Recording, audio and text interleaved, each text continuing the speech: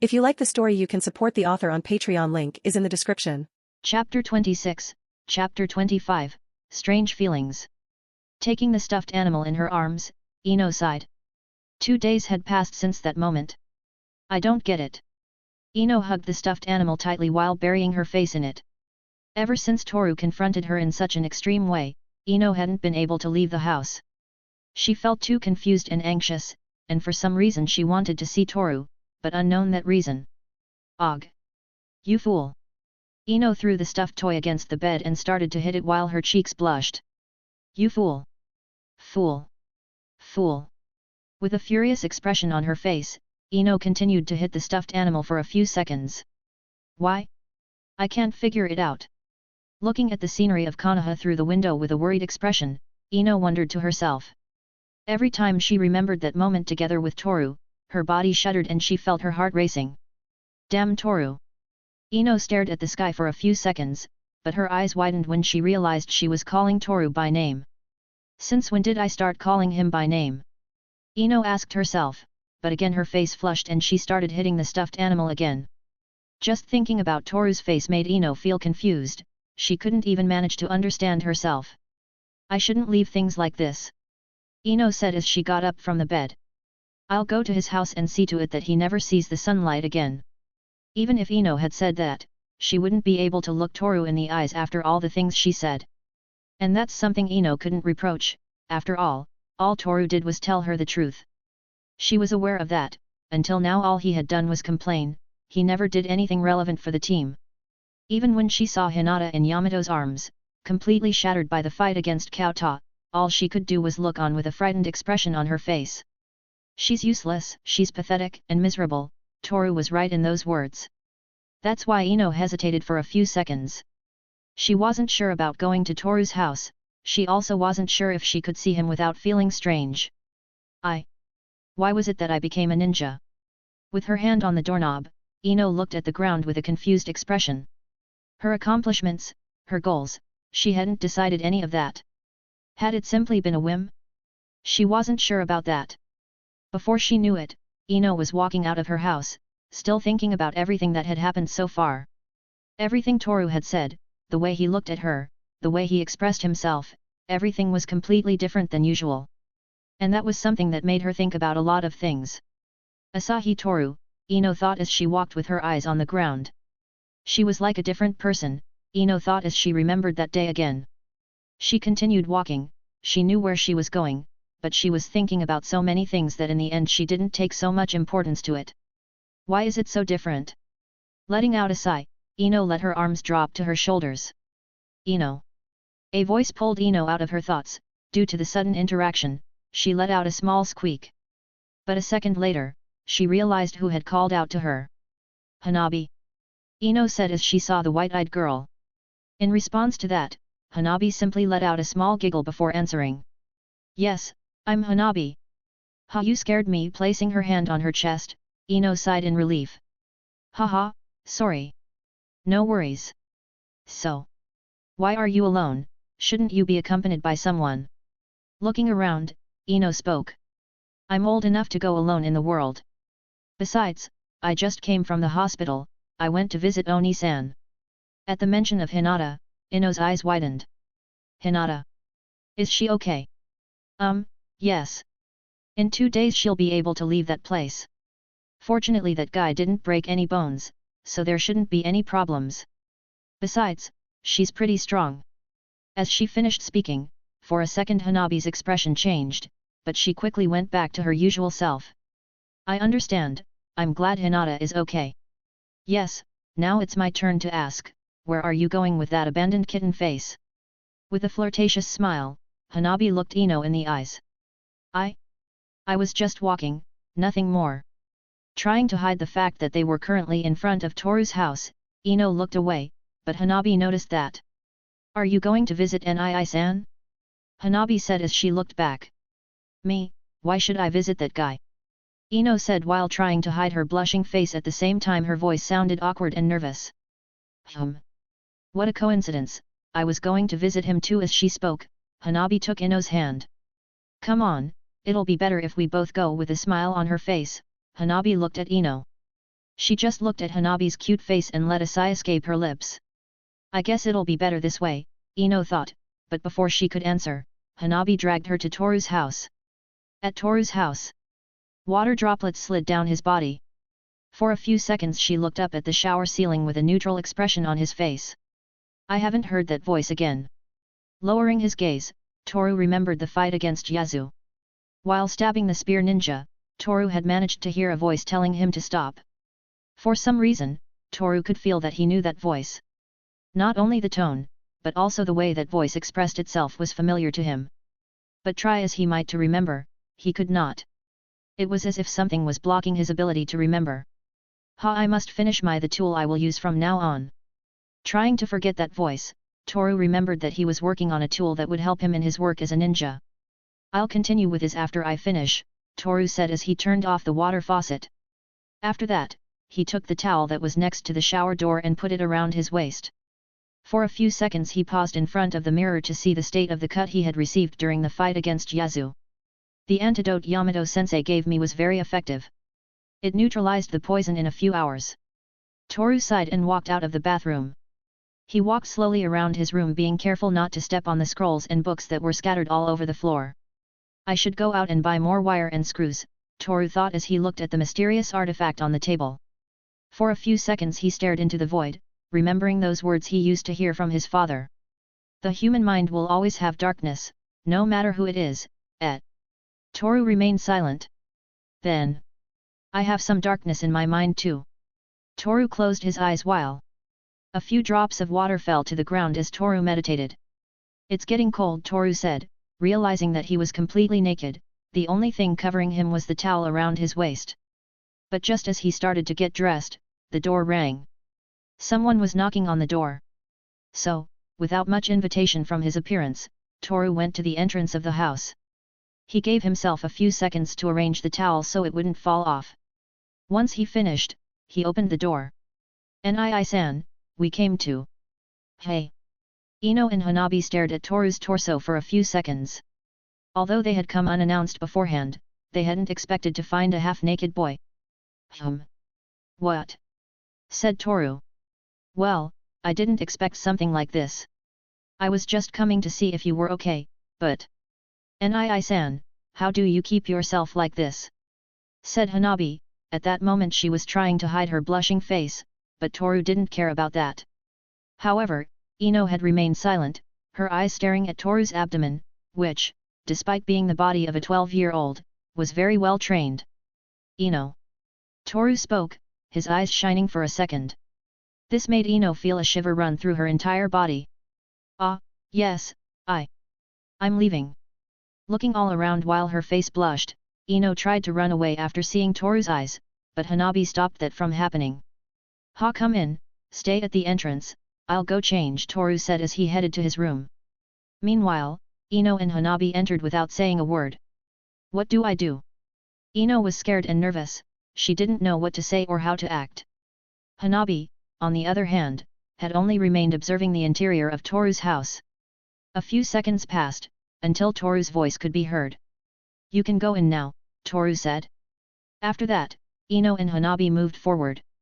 As they went deeper into the house, they could tell that the whole place was a mess. There were different kinds of scrolls and books lying everywhere. Metal think, screws and different tools were lying around as well. Should I prepare something? Stepping out from between some books that were piled up, Toru spoke, causing Ino to jump a little due to the shock she received. I don't think it's necessary, Nii-san, Hanabi said while looking at Toru's clothes. I understand. Then why are you guys here? I just came to make sure you were okay. Also to tell you that Oni-san will be released from the hospital in 2 days. On the other hand, I don't know why Ino came, Hanabi said, making Ino flinch. Cough fake. Well, I also came for the same thing. Since we both belong to the same team, I wanted to make sure you were okay. Crossing her arms and looking away to hide her flushed face, Ino spoke. This made Toru narrow his eyes. Really, you didn't come for other reasons? Asked Ino. But suddenly, he looked at Toru with a haughty expression, though she was still blushing, and replied. What? Why are you asking that? You should be thankful that I decided to waste my valuable time with you, Ino said. Hanabi simply remained silent as she looked at Ino. Something had changed and that was evident. Well, now that I've made sure Nii-san isn't dead, I'll be going. Ino should stay a while longer. As if she knew what Ino was going through, Hanabi left without a trace. Don't leave me alone with him. Ino shouted inside her mind. After that everything was silent until Toru decided to speak. If you want to leave, go ahead, Toru said while closing his eyes. After listening to the grey-eyed boy, Ino opened her eyes. She thought Toru would try to do something weird again, but apparently that wasn't the case. Seriously, this place is a mess. Ino scratched her head and changed the subject as she started to pick up the books that were on the floor. Just because you're a man doesn't mean you can keep everything messy. After seeing Ino act so meek, Toru narrowed his eyes a little. I guess it'll be better this way, Toru thought.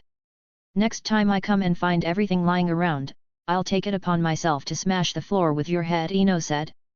For some reason Toru felt strange seeing Ino like that, but she guessed it was because of the confusion she felt. I didn't ask you to do that, Toru said as he closed his eyes. That doesn't matter to me, besides, if you don't do it no one will. Ino opened her eyes, she realized what she was doing. Instantly, her face turned as red as a tomato. I think I should go now. After that, Ino walked out of Toru's house. A strange attitude, no doubt, Toru thought as he didn't understand Ino's strange way of acting. Chapter 27, Chapter 26, Chunin Examinations. Shouts behind the door began to be heard, however, that boy ignored it completely. His eyes lit up as he looked at that shelf full of books. He paused in front of it for a few seconds, until one of the books fell. The boy looked at the book with an emotionless expression as he picked it up from the floor. He looked at the cover curiously. After that, the boy walked over to the desk and placed the book on the table. He took a few seconds to thoroughly check the cover of that book. This is... The boy opened the book, looked at it. Every letter, every little detail and every sentence written in the book itself made the boy's eyes widen with curiosity. Slowly, as the screams were heard behind the door, the boy began to read the book. The expressions on his face changed as he read. Until Nikola Tesla, Albert Einstein, Charles Darwin, said the boy in a low tone of voice. After that, he continued reading. Every single thing that the people in that book had done left a great impact on the boy. Those people who were still recognized even if hundreds of years had passed, those people who used their intelligence so that mankind could move forward. After reading much of the book, the boy's eyes lit up as he remembered the meaning of the name he was given. Humanity's helper, hey. After saying that, the door behind the boy opened, revealing a mysterious woman, who was carrying a whip in her hands. And when that woman raised the whip to strike the boy, Toru opened his eyes. His breathing was heavy and a few beads of sweat trickled down his face. What was that? He wondered, but could not find an answer to that question. For a few seconds, Toru kept his gaze on the ceiling of the room. He didn't know the boy in that dream, much less that woman, but for some reason, the names in that mysterious book seemed strangely familiar. What time is it? As a sigh escaped his lips, Toru glanced at the clock beside the bed. Today we can resume the missions, Toru thought. It had already been a week since Team 11 completed their first A-ranked mission. During that time Hinata had been able to fully recover and Toru had already been able to regain his mobility. After all, Yasu's poison managed to paralyze much of his body, but after a long day of rest, Toru was able to regain his ability to move. Ino, on the other hand, was completely fine. She only had a small cut on her cheek, but thanks to the medical ninja, the wound was able to heal without leaving any scars. I'm still missing materials, Toru thought while looking at that artifact that was on the table. I won't think about that anymore, for now I must get ready to leave, Toru said while trying to forget that strange dream. A few minutes later, somewhere in Konoha. Looking at the sky with a neutral expression, Yamato crossed his arms and closed his eyes. At that moment he was waiting for his students and as always, he was the one who arrived first. She has Jounin class skills, Yamato thought as he recalled the interrogation he had with Moroku. That woman, strangely enough, was the same age as Yamato, they were both 22.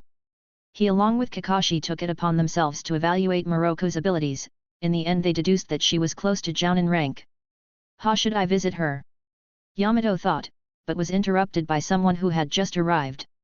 It was easy for Yamato to tell who it was, as he was always the second to arrive. "Good morning, Yamato-sensei," Toru said as he adjusted his scarf. "Toru, you're early, as usual." "Yes, it's normal for a ninja to be punctual," Toru said as he looked Yamato in the eyes. "You're right about that," Yamato replied. At that very moment, he remembered that night and some questions came up. Now, taking advantage of the fact that Hinata and Ino haven't arrived, Yamato said. "Yes. Are you all right?" "It's the first person you kill." Looking at Toru with a sharp look, Yamato asked. This made Toru look at the sky to seconds later answer.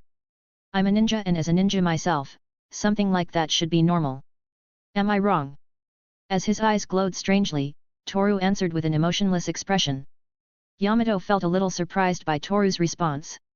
And as he looked at Toru, some memories from his past came back to his mind. For some reason, Yamato saw himself reflected in Toru.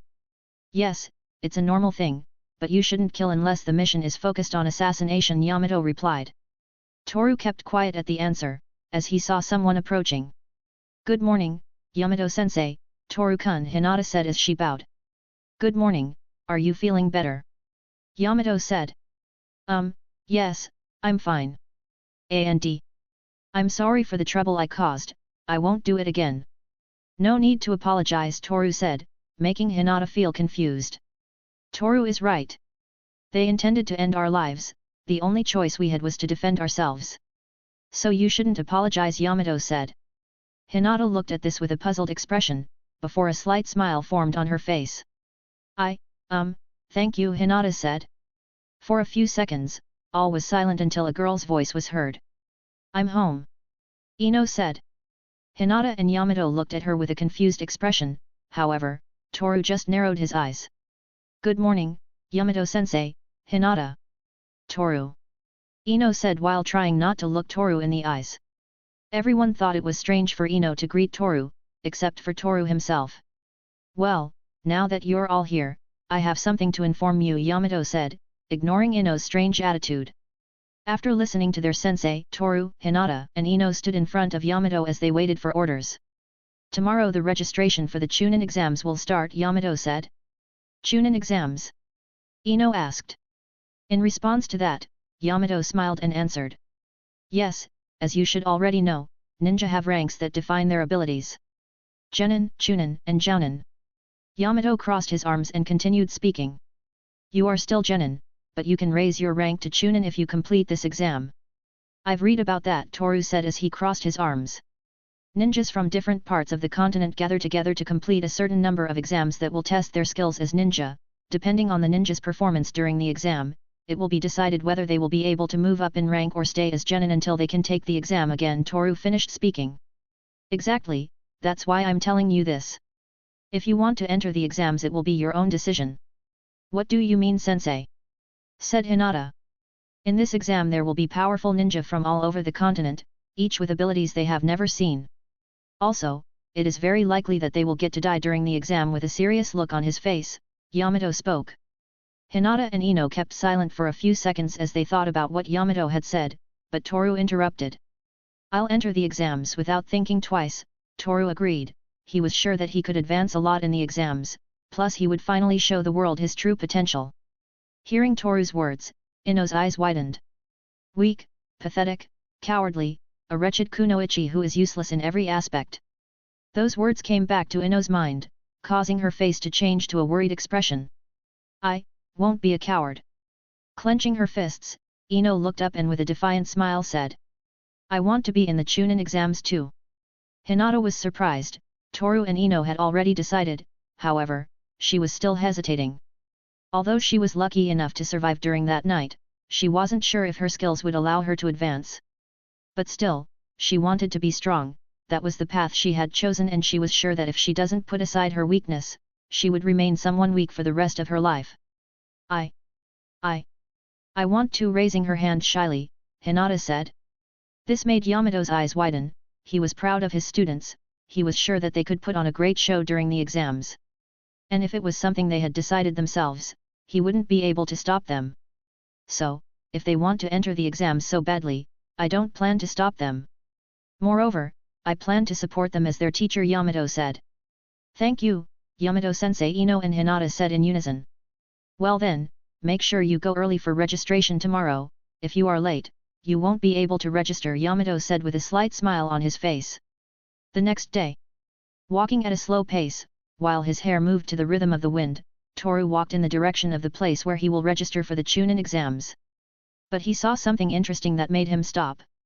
There were 3 people, 1 girl and 2 boys. The protectors are not from Konoha, Toru thought when he saw that the protectors of those people had a different symbol from Konoha. Their way of dressing was also very different from the clothing normally worn in Konoha. The one that attracted the most attention was that boy with the giant bottle on his back. His hair was red and he had a strange tattoo on his forehead. The second was the boy who seemed to have a mummy strapped to his back. His clothes were black, and he had the forehead protector stuck on his clothes. The last one was a girl with blonde hair tied in 4 pigtails, she has blue-green eyes, as well as carrying a large fan tied to the obi of her clothes. They are not from Konoha, I guess they also come to the Chunin exams. Toru narrowed her eyes and came out of her hiding place. The fangirl noticed that, but just kept quiet as she looked at him. After that, Toru disappeared, causing the fangirl and the mummy boy to be surprised. However, the red-haired guy kept quiet and without changing the serious expression on his face. The guy with the bottle, he's dangerous, Toru's eyes glowed in the darkness of the trees as he looked at the red-haired man. I'm getting late, seeing the sun in the sky, Toru realized the time, so he disappeared from the place without a trace. But before disappearing, the red-haired boy looked up, and let out a small grunt. Somewhere else. He's taking his time looking around, Ino spoke. Maybe something happened to him, Hinata said. But suddenly, a big breeze appeared in front of them. And then, when the breeze stopped, Toru appeared. Just seeing him for a second, Ino's face turned red as a tomato. Hey, how dare you make us wait? Ino said, but Toru looked her in the eyes, and immediately fell silent. Sorry, I got lost in my thoughts, Toru replied with the typical poker face she always tends to have. No problem, for now we should hurry, registration closes in 30 minutes, Hinata said while looking at Toru. Okay, let's go then. Toru said as he entered that building, followed by Ino and Hinata. After that, with his hands in his pockets, Toru walked to the front of the group. But when he entered the building, Suzuki shot out as if someone had hit him. Toru watched Suzuki fall beside him and then a voice was heard. I thought the Sharingan was stronger, said that big eyebrow boy. I guess I was in for a disappointment, shaking his head, the boy sighed. But his eyes widened when he looked at the emblem on Toru's sweater. But what do we have here? Not only do I meet an Uchiha, but also an Asahi, said the boy as he smiled. It seemed like a flame was lit in the pupil of his eyes, the flame of youth. Chapter 28, Chapter 27, The 11 Rookies. Suzuki and Toru's eyes met, while the Sharingan boy was still lying on the ground. Toru? He asked himself. Suzuki was very surprised to see his childhood friend in that place. Hello. With an emotionless look, Toru looked at Suzuki and spoke. But a voice interrupted the meeting. In front of Suzuki and Toru, stood a boy whose haircut resembled that of a mushroom. Toru. Naruto said quietly. It had been quite some time since he last saw the Asahi clan boy. He still considered him his friend, even if Toru ended up ignoring him for over 4 years. At the same time, Sakura just looked at everything with a worried expression on her face. After all, she had just gotten her ass kicked at Suzuki. Seriously, I expected more from the Uchiha clan, the boy said as he looked at Suzuki with disappointment in his eyes. Even if you used the Sharingan to be able to read my movements, in the end none of it helped. It's like I said before, pure effort is able to beat natural talent. The boy closed his eyes and sighed. Meanwhile, Suzuki and Toru just looked at each other in silence. Do you want help? Extending his hand so that Suzuki could stand up, Toru spoke. But Suzuki clicked his tongue and slapped Toru's hand. I don't need your help, Suzuki said. At that, Toru's eyes flashed, but again, the voice of the big eyebrow boy was heard. You are, said the boy as he looked at the emblem that was on Toru's sweater. This is a surprise, not only was I lucky enough to meet an Uchiha, but also an Asahi. With a slight smile on his face, the boy spoke. This made everyone look at Toru curiously as they wondered, does he know him? What do you mean? Toru said. Are you seriously asking that? My sensei told me that I should watch out for a boy who wears the emblem of the rising sun on his back. And judging by your clothes, that boy is you, pointing his finger at Toru, the boy smiled. So, since you're in front of me. My name is Rock Lee and I want to fight you, Lee said with a serious expression on his face. After listening to the boy with the big eyebrows, everyone's eyes widened. I refuse. Toru said, making Lee feel confused. Meanwhile, Sakura wondered again and again what was so special about Toru. The weird kid? Is he serious? I don't think he can last even 5 seconds. Lee managed to defeat Sasuke. There's no way a loser like Toru can do anything, Sakura thought, but as she looked at everything, she could realize who was next to Toru. Ino. Sakura said, but Ino seemed to ignore her completely, as the golden-haired girl found herself staring at Toru. This was something that caused Sakura confusion. Normally Ino would have jumped on top of Sasuke, but that didn't happen. What's more, she didn't seem to have seen Sasuke. On the other side, there was Naruto, who had noticed Hinata's presence in the place. He wanted to go and greet her, but someone's voice prevented him. Do you refuse?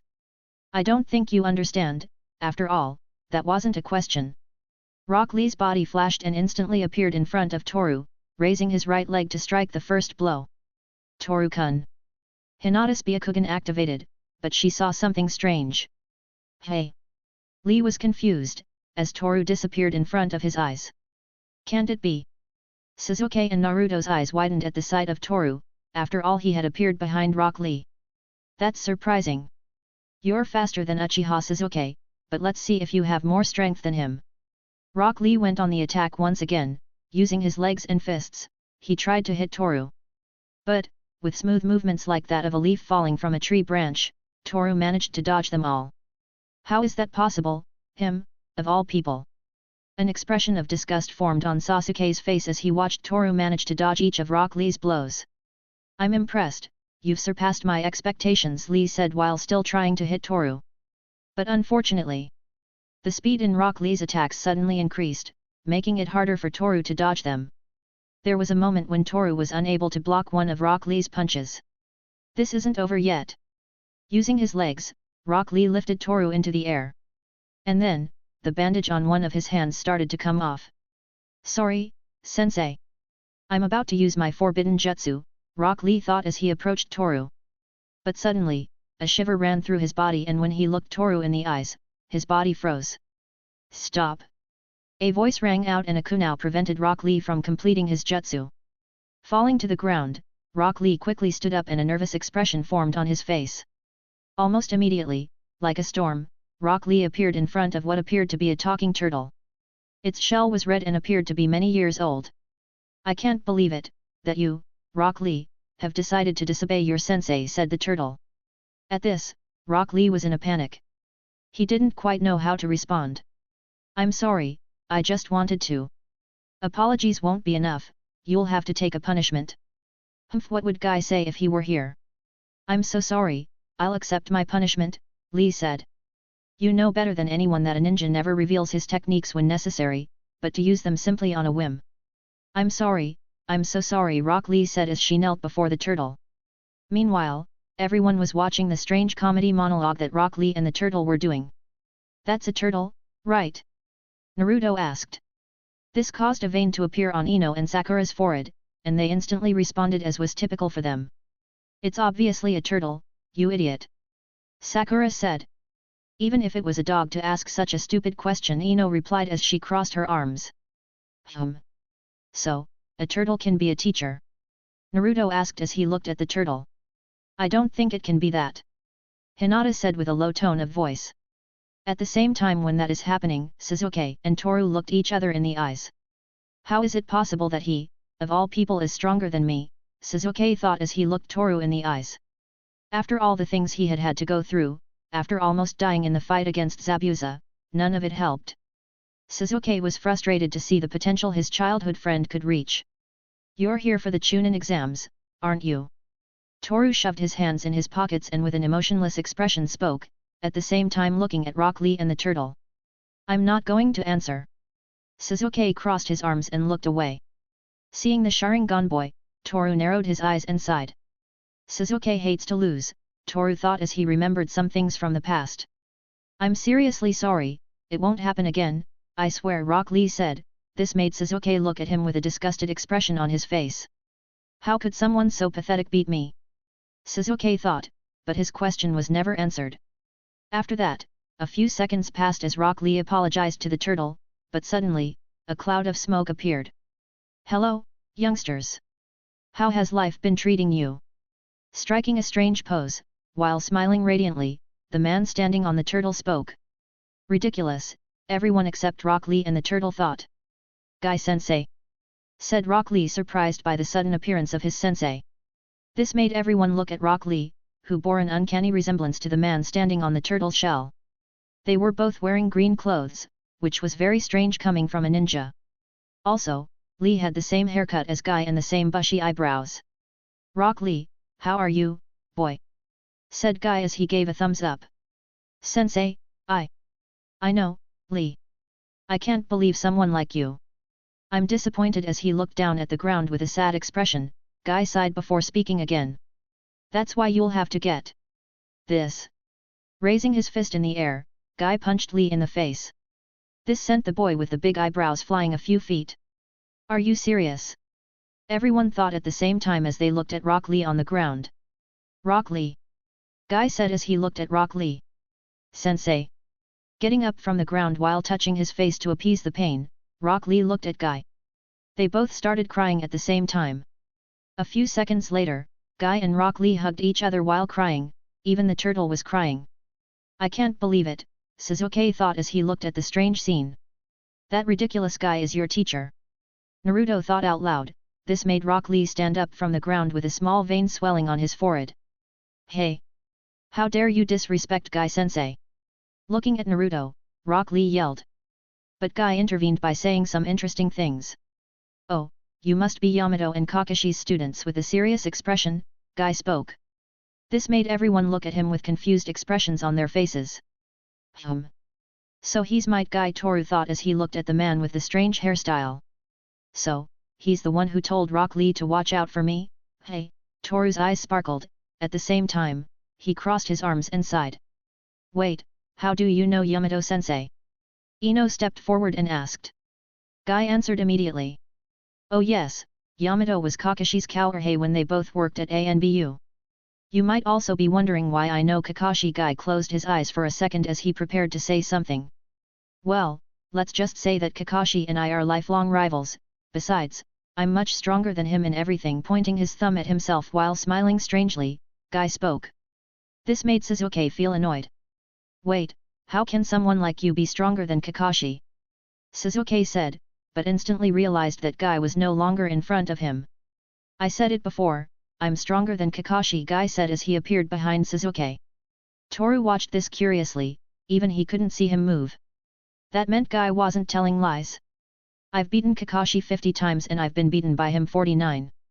That means I'm stronger. Proud of himself, Guy spoke with a smile on his face. No way, he's faster than Kakashi. I couldn't even see him move. Sasuke trembled, he was surprised and scared by the strange strength Guy has. Yeah, that's it. Sensei is the best. Raising his fist high, Rock Lee shouted. Guy approached him with a smile as he put his hand on Lee's shoulder. Well said, Lee. But I think we're running out of time, on account of you disobeying my orders. How about 500 laps of Konoha? Shouted Guy as he pointed to the exit. Yes, Sensei. That would be great, Rock Lee said, but the moment was interrupted as Sakura spoke up. But what about the Chunin exam registrations? With a poker face, Sakura asked. That's right, if you send Rock Lee to do something so crazy he wouldn't have time to sign up for the exams, Ino said. This made a small bead of sweat slide down Guy's forehead. That's right, then Lee, your punishment will have to be later. Guy said. Yes, Sensei. Lee replied. After that, the turtle and Guy disappeared enveloped in a cloud of smoke. Now that I remember. Sasuke, Rock Lee said. I must say that I lied to you. It's true that I wanted to test my strength with you, but, it's not you I want to defeat. In fact, that person I want to defeat with all my strength is in my own team. He is much stronger than me, his name is Niji Hyuga. Hearing that name, Hinata's eyes widened and her body froze. And you? What was your name? Lee asked while looking at Toru. The latter just sighed and answered right away. Asahi Toru. Toru said. Yes, Toru. I will show you no mercy, I hope you won't lose so easily, Rock Lee said while looking Toru in the eyes. Do whatever you want. Toru said. Well, then, I'll be going now, said Rock Lee, to seconds later disappear. After that, everyone stared at Toru. He was feeling a bit overwhelmed by all those stares, but Sasuke's words got him out of that predicament. This will be interesting, Sasuke said as he headed to the registration place. Toru. Sasuke spoke again, he had a smile on his mouth. I'm not going to lose to you. Hearing that, Hinata and Ino looked at Toru, before he answered. Same here, Toru replied in an emotionless tone of voice. Minutes later, Toru, Hinata, and Ino were walking in one direction. They were approaching a door, but lumber sound. From the ground several branches came out, which joined together to form Yamato's body. Hinata and Ino were impressed by this, but with Toru it was quite the opposite. Sensei. Yamato smiled as he crossed his arms. They're here, that's what I see. No one understood Yamato's words. Before they go through this door, I'll ask you one thing, Yamato said. Everyone remained silent. Are you sure you want to enter? With a serious look, Yamato spoke. However, his students only put serious looks on their faces before answering. Yes. Yamato was proud, so he stepped aside and the door opened. Come in, Yamato said. The three passed through the door, and were met with the stares of dozens of ninja. That many? Ino asked, but no one gave her an answer. Maybe they couldn't pass the previous exam, Hinata said. So, this is what we will have to face. Toru thought, but he was interrupted by different people standing in front of his team. Those people were his classmates. With all of them together, the teachers decided to give them a nickname. They were the 11 Rookies. Chapter 29, Chapter 28, The Written Examination. This is a bummer, Shikamaru said as he watched Toru and his team walk through the door. At once, everyone in the room gave a dismissive look towards Team 11. Took you guys long enough to get here? Naruto appeared next to his team, he had a smile on his face. Yes, we had to talk to Yamato-sensei. With an emotionless voice, Toru spoke. But the loud voice of a girl made everyone look at a specific place. Hello everyone. Hello.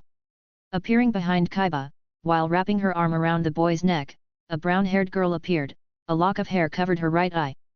The clothes she was wearing resembled the military uniform of the ninjas, only this one had slight modifications, such as the vest, which was replaced by a white blouse with black bandages wrapped around her arms. This girl's name is Oniguma Inko. There are a lot of losers in this place, aren't there, Akamaru? Said Kaiba as he looked at the small puppy on top of his head. This made Toru squint his eyes as a sigh escaped his lips. This is getting boring. Good thing I brought some snacks. With a bag of fried food in his hands, Chuji spoke as he threw the fried food inside his throat. Slowly, the 11 rookies began to gather in the same place. The next to appear was Hoki Hakuto, who was hiding behind Shikamaru. There are a lot of people here. I don't think I can resist this. Hakuto said while trying not to look people in the eyes. Stop being such a coward, Hakuto. Ha, this is annoying. While looking at the girl hiding behind him, Shikamaru spat out some words. But this only made Hakuto bury himself deeper into Shikamaru's back. Everyone is different in their own way. I wonder if I can control myself, Toru thought as he touched his head. Since that day, in the fight against Yazu, Toru has been having strange dreams and visions. Dreams where he sees a brown-haired man in a lab coat. Since that day, Toru felt uncomfortable, he couldn't control his strength very well. Even when Rock Lee tried to hit him, he was trying his best not to attack him. But when Rock Lee threw him into the air, Toru felt he had to defend himself. That's why Rock Lee froze when he saw Toru's eyes. Are you okay, Toru-kun? Hinata said, bringing Toru back to reality. Yeah. It's nothing. With a sigh, Toru just scanned his surroundings. It didn't take him long to find some people he was interested in. The boy with the bottle, the guy with the mummy and the girl with the fan. They were all interesting to Toru, as he could sense that those ninjas in front of him are too dangerous. What do we have here? The 11 rookies, ninjas fresh out of the academy. That's amazing, a boy's voice was heard. At that instant, the 11 rookies looked in one direction only. In front of them, a silver-haired boy stood. He had round glasses covering his eyes and a somewhat peculiar outfit. Who are you? Naruto asked. The boy was quick to put a smile on his face and answered. I'm Yakushi Kabuto, it's a pleasure. As you may know, I'm here for the Chunin exams. Mind you, it's not my first time. Kabuto spoke while looking at the kids in front of him. A full-fledged veteran, Sakura said. Yeah, something like that. The truth is this is my 7th time in the Chunin exams, Kabuto said as he scratched his head. So the rumors that this exam is extremely difficult were true, said Kaiba as he looked at the ninjas in front of him. Yeah, and it looks like this year will be the hardest. Closing his eyes as he let out sigh, Kabuto spoke. Is it really that hard? Chuji asked. This made Kabuto's eyes sparkle dangerously before answering. Yes, but thanks to this, I'm sure it won't be that hard, Kabuto said as he pulled out some strange cards from his pocket. Everyone looked at the cards curiously, before Naruto's voice was heard. What are they? Naruto asked. Kabuto simply bent down and placed one of the cards on the ground. These are ninja information cards, they are very useful. I guess having failed so many times turned out not to be so bad, Kabuto said as he twirled the card with his finger. Everyone watched intently, until a small cloud of smoke covered the card and the information was revealed. These are the 5 great shinobi nations. Letting the card show, a map of the continent could be seen. As you can see, on this card is the number of people from each country who decided to come for the Chunin exams. Kabuto pushed the card forward a little so that the rookies could see it. Most of them are from here, from Konoha. But that doesn't mean that ninja from other nations are wimps. I suggest you be careful with the rain ninja, you might say they are somewhat sensitive. Adjusting his glasses, Kabuto raised his head to look at the faces of the rookies. A smile formed on his face. But, not only do I have basic information, but also information on some of the ninja here. Fiddling with the cards a bit, Kabuto looked at Sasuke, who stepped forward. So, if you have the information of the ninja that will be in this exam, I would like to know about 2 of them, Sasuke spoke arrogantly while looking at Kabuto. Who do you want to know about? Kabuto said as he adjusted his glasses. Rock Lee and Gaara. With a serious expression on his face, Sasuke spoke. Everyone looked at the Uchiha clan boy for a few moments before turning their gaze on Kabuto. So Gaara and Rock Lee. The bespectacled boy sighed as he pulled 2 cards from the deck. Here they are. Kabuto's glasses glowed as he placed one of the cards on the ground. Hey! The first one, Rock Lee.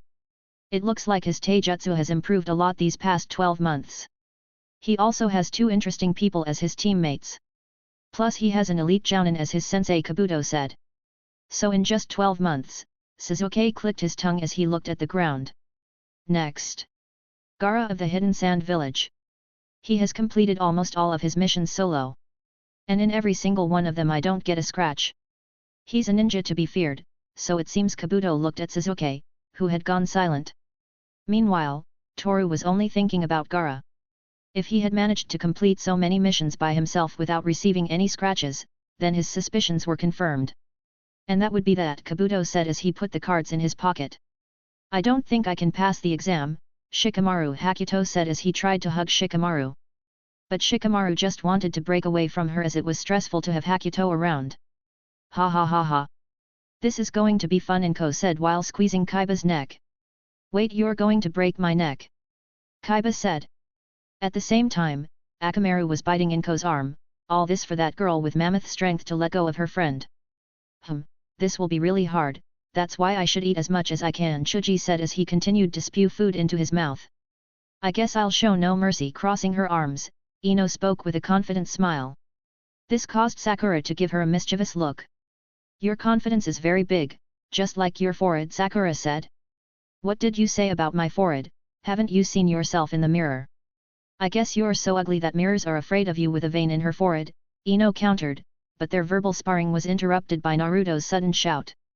Ah, I'm going to beat them all. Raising his fist, Naruto shouted. There was a defiant smile on his face. But all this made everyone in the place cast death glares at the rookies. You idiot! Do you want us to get killed? Wrapping her arms around Naruto's neck and doing an arm lock, Sakura spoke. Sorry, this fool didn't mean it. You know, he fell out of bed when he was a baby, so that justifies his mental retardation, Sakura said with a nervous smile on her face. While that was happening, Hinata and Toru watched everything in silence. Someone is approaching, Toru could feel someone moving quickly through the crowd. It didn't take long for those entities to appear. Toru quickly pulled out one of the daggers and parried the blow of one of the ninja who rushed to attack. Kabuto was not as lucky, however, as one of them managed to do something strange to him. "Calm down, buddy. Are you getting emotional over the words of a child?"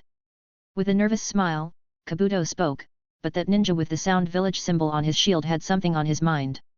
"This is just a little punishment to some brats for disrespecting their elders," said the Sound Ninja. Almost immediately, Kabuto fell to the ground, vomiting as if he had been hit hard in the stomach. The rookies looked at this with different expressions on their faces. But they also saw something that surprised them. For Toru was grappling his dagger with the kunao of one of the attackers. "Seriously, you are very strong," the kunoichi spoke. "I don't think you should cause trouble if you are not in your village." With a poker expression on his face, Toru narrowed his eyes as he looked at the girl in front of him. "How can that be?" Ino was confused. Toru jumped to the defense right away. She didn't have a chance to see him and she was sure that most of the rookies shared the same feelings. They, who had known Toru for so long, were surprised. They were confused, but still praised Toru's skill secretly. "Now, go on you brats," the Sound Ninja, who had his face covered with bandages, spoke. Everyone felt a chill at that moment, but they were saved by someone speaking. "Hey! What do you think you're doing?" A grown man's voice echoed in the room, causing everyone to return their gaze to the front.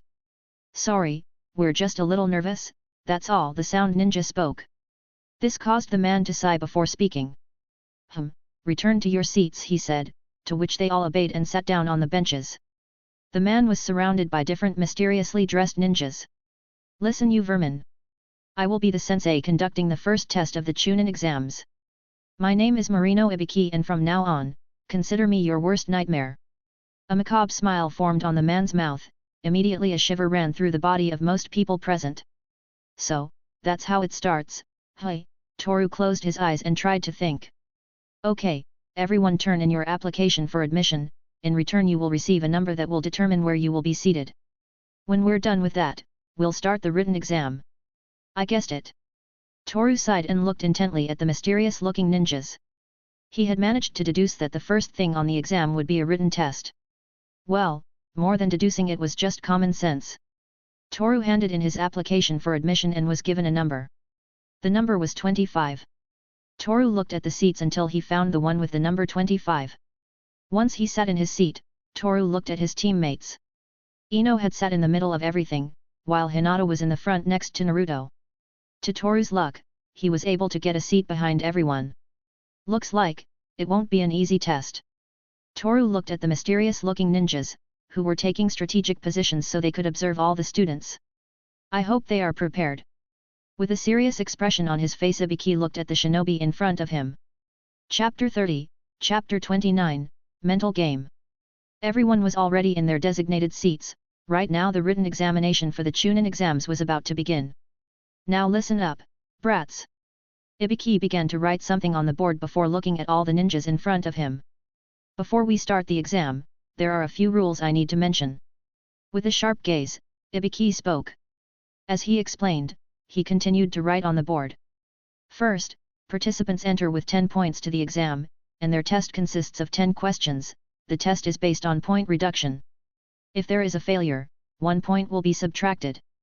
For example, if all questions are answered correctly, the participant will have 10 points. If one fails on 3, the participant will then have 7 points. The success or failure of the team will be determined by the number of points the team has. Second, if an examiner realizes that one of the participants is cheating, he/she will be penalized by deducting 2 points from his/her exam for each attempt. Third, if a team member gets a 0, the whole team will fail. Ibiki finished speaking. At this point, Naruto had buried his face in the table. If his grade was 0, his whole team would fail. Sakura and Sasuke looked at Naruto with blank expressions. They were almost certain that Naruto would get a 0 on the exam. Not only Sasuke and Sakura thought so, but almost everyone who knew Naruto. Meanwhile, Toru looked at the sensei with a poker expression on his face. "By the way, I'll give you the last question 15 minutes before the end of the exam." Ibiki crossed his arms as a smile formed on his mouth. "And remember that the sentries will be watching your every move. Anyone foolish enough to cheat will be caught. So, Prove your worth as ninja. After saying that, the exam began.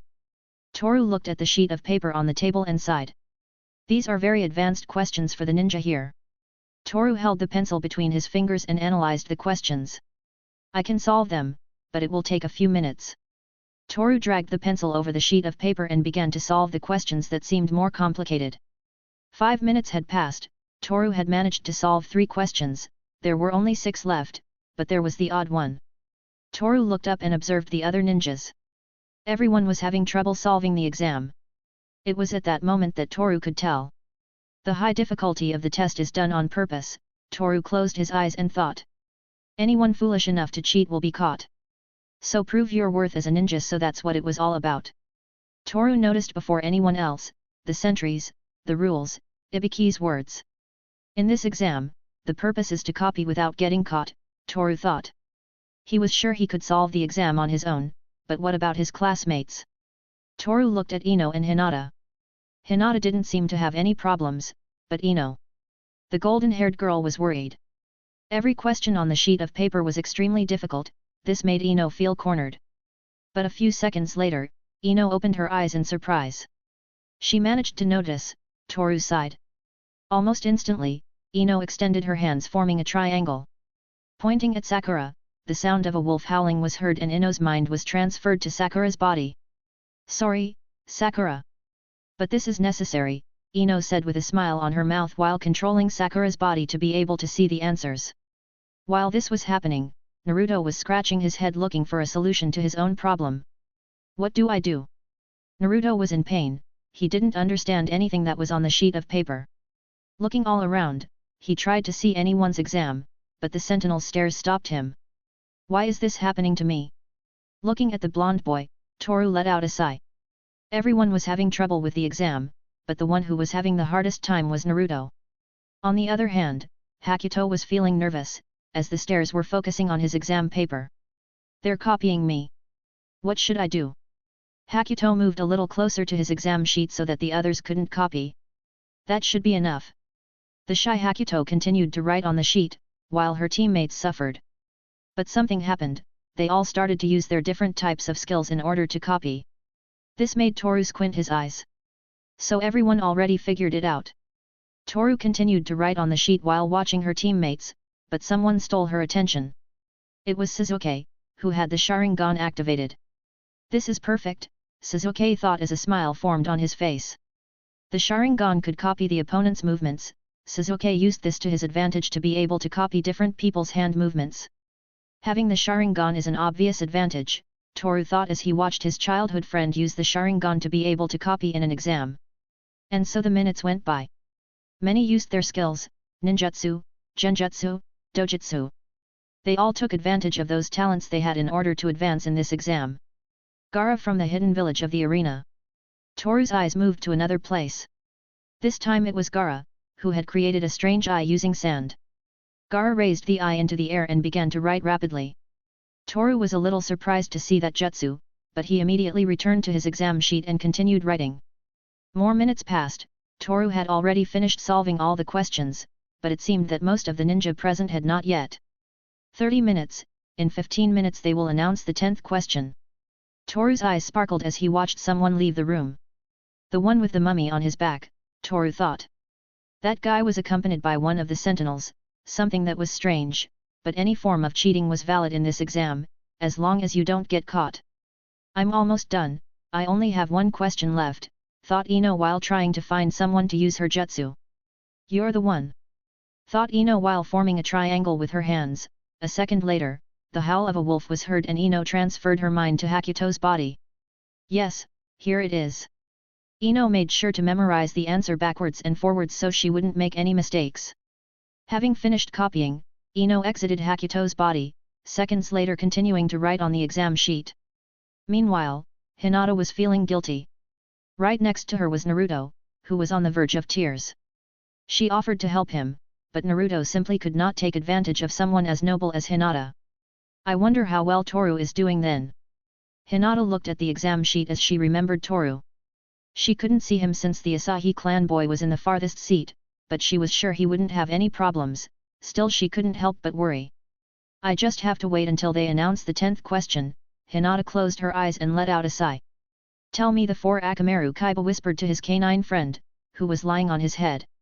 At once, the pup began to look at the different test sheets, comparing the answers so as not to give wrong information. Good boy. The puppy growled silently so as not to be heard. At once, a smile formed on Kaiba's mouth before continuing to write. Let's see, I must find a way to copy, but I can't summon Kumagoro here. If I do I'll be caught, Inko thought as she tried to find a solution to the problem she had been presented with. If she summoned her little bear friend, she would be caught instantly, so performing a summon was out of the question. It's going to hurt, but... Inko bit her finger, causing small drops of blood to start coming out. I hope I don't bleed to death, Inko thought as she threw a small drop of blood into the air. Good. It worked. Inko said as she saw the reflection of the exam sheets in the drop of blood. After all, she has excellent vision, like the eyesight of a hawk. Looks like most of them are finishing copying, Toru thought as he saw that most of the ninjas were no longer dragging the pencil over the sheet of paper. I must admit, this is a very creative way to measure our ability to gather information. Toru's eyes flashed dangerously as he looked at the sensei. Ibiki noticed this, and a smile formed on his face. 5 minutes left before the 10th question was revealed. Tick, tick, tick, tick, tick. I've had enough. Why the hell don't they put up a digital clock? Naruto shouted internally. It was less than 10 minutes until the 10th question was revealed, but he hadn't managed to solve any of the exam questions. Damn. I'm going to fail. And then Sasuke and Sakura are going to kill me. Naruto scratched his head with despair on his face. It won't be long now, Toru thought, looking at the wall clock. It was 3 minutes before the 10th question would be revealed. Toru was ready. What kind of question will it be? Toru asked himself as the gears in his mind began to turn. Almost everyone had finished copying, but... wouldn't sound. They all looked at one spot, just the seat behind Naruto. A kunao buried itself in the table. Hey, what the hell? The purple-haired boy stood up from his seat completely freaked out. You and your team, get out of here, said one of the sentries. Why? The boy asked. To which the sentry, with a smile on his mouth, said. I could see you, more than 5 times, you copied more than 5 times, do you know what that means? Said the sentry with a smile on his mouth. The boy knew he had been found out, however, he didn't want to admit it. But when he saw his teammates leave with a disappointed expression on their faces, he gave up, and left the room as well. Everyone was shocked, but that was only the beginning. One by one, more than 15 people were caught copying. Many refused to leave, but the sentries showed no mercy and used force. I didn't cheat. Damn it. I didn't cheat. Said one of the ninja who were caught, who was being dragged out of the room by 2 sentries. More than half. Hey, Toru looked at the empty seats, many ninja had been caught. This showed that this test was for real. So, it's about time. Toru's eyes sparkled for a second as he prepared for the 10th question. Everyone kept silent, no one wants to be expelled, but what they were going to hear next would ruin everyone's mood. Okay, get ready for the 10th question, Ibiki said. Ibiki stood at the front and with a serious expression on his face, he spoke. First of all, you guys will decide whether to answer this question or not, Ibiki said. What do you mean, sensei? Sakura asked. This made Ibiki smile mischievously. I'll explain it in a way that everyone will understand. Ibiki placed his hands behind his back and with a dangerous glint in his eyes, he answered. The 10th question consists of the following. If you decide to withdraw, you will get a 0, even if you have managed to answer everything perfectly and your whole team will be expelled, Ibiki said.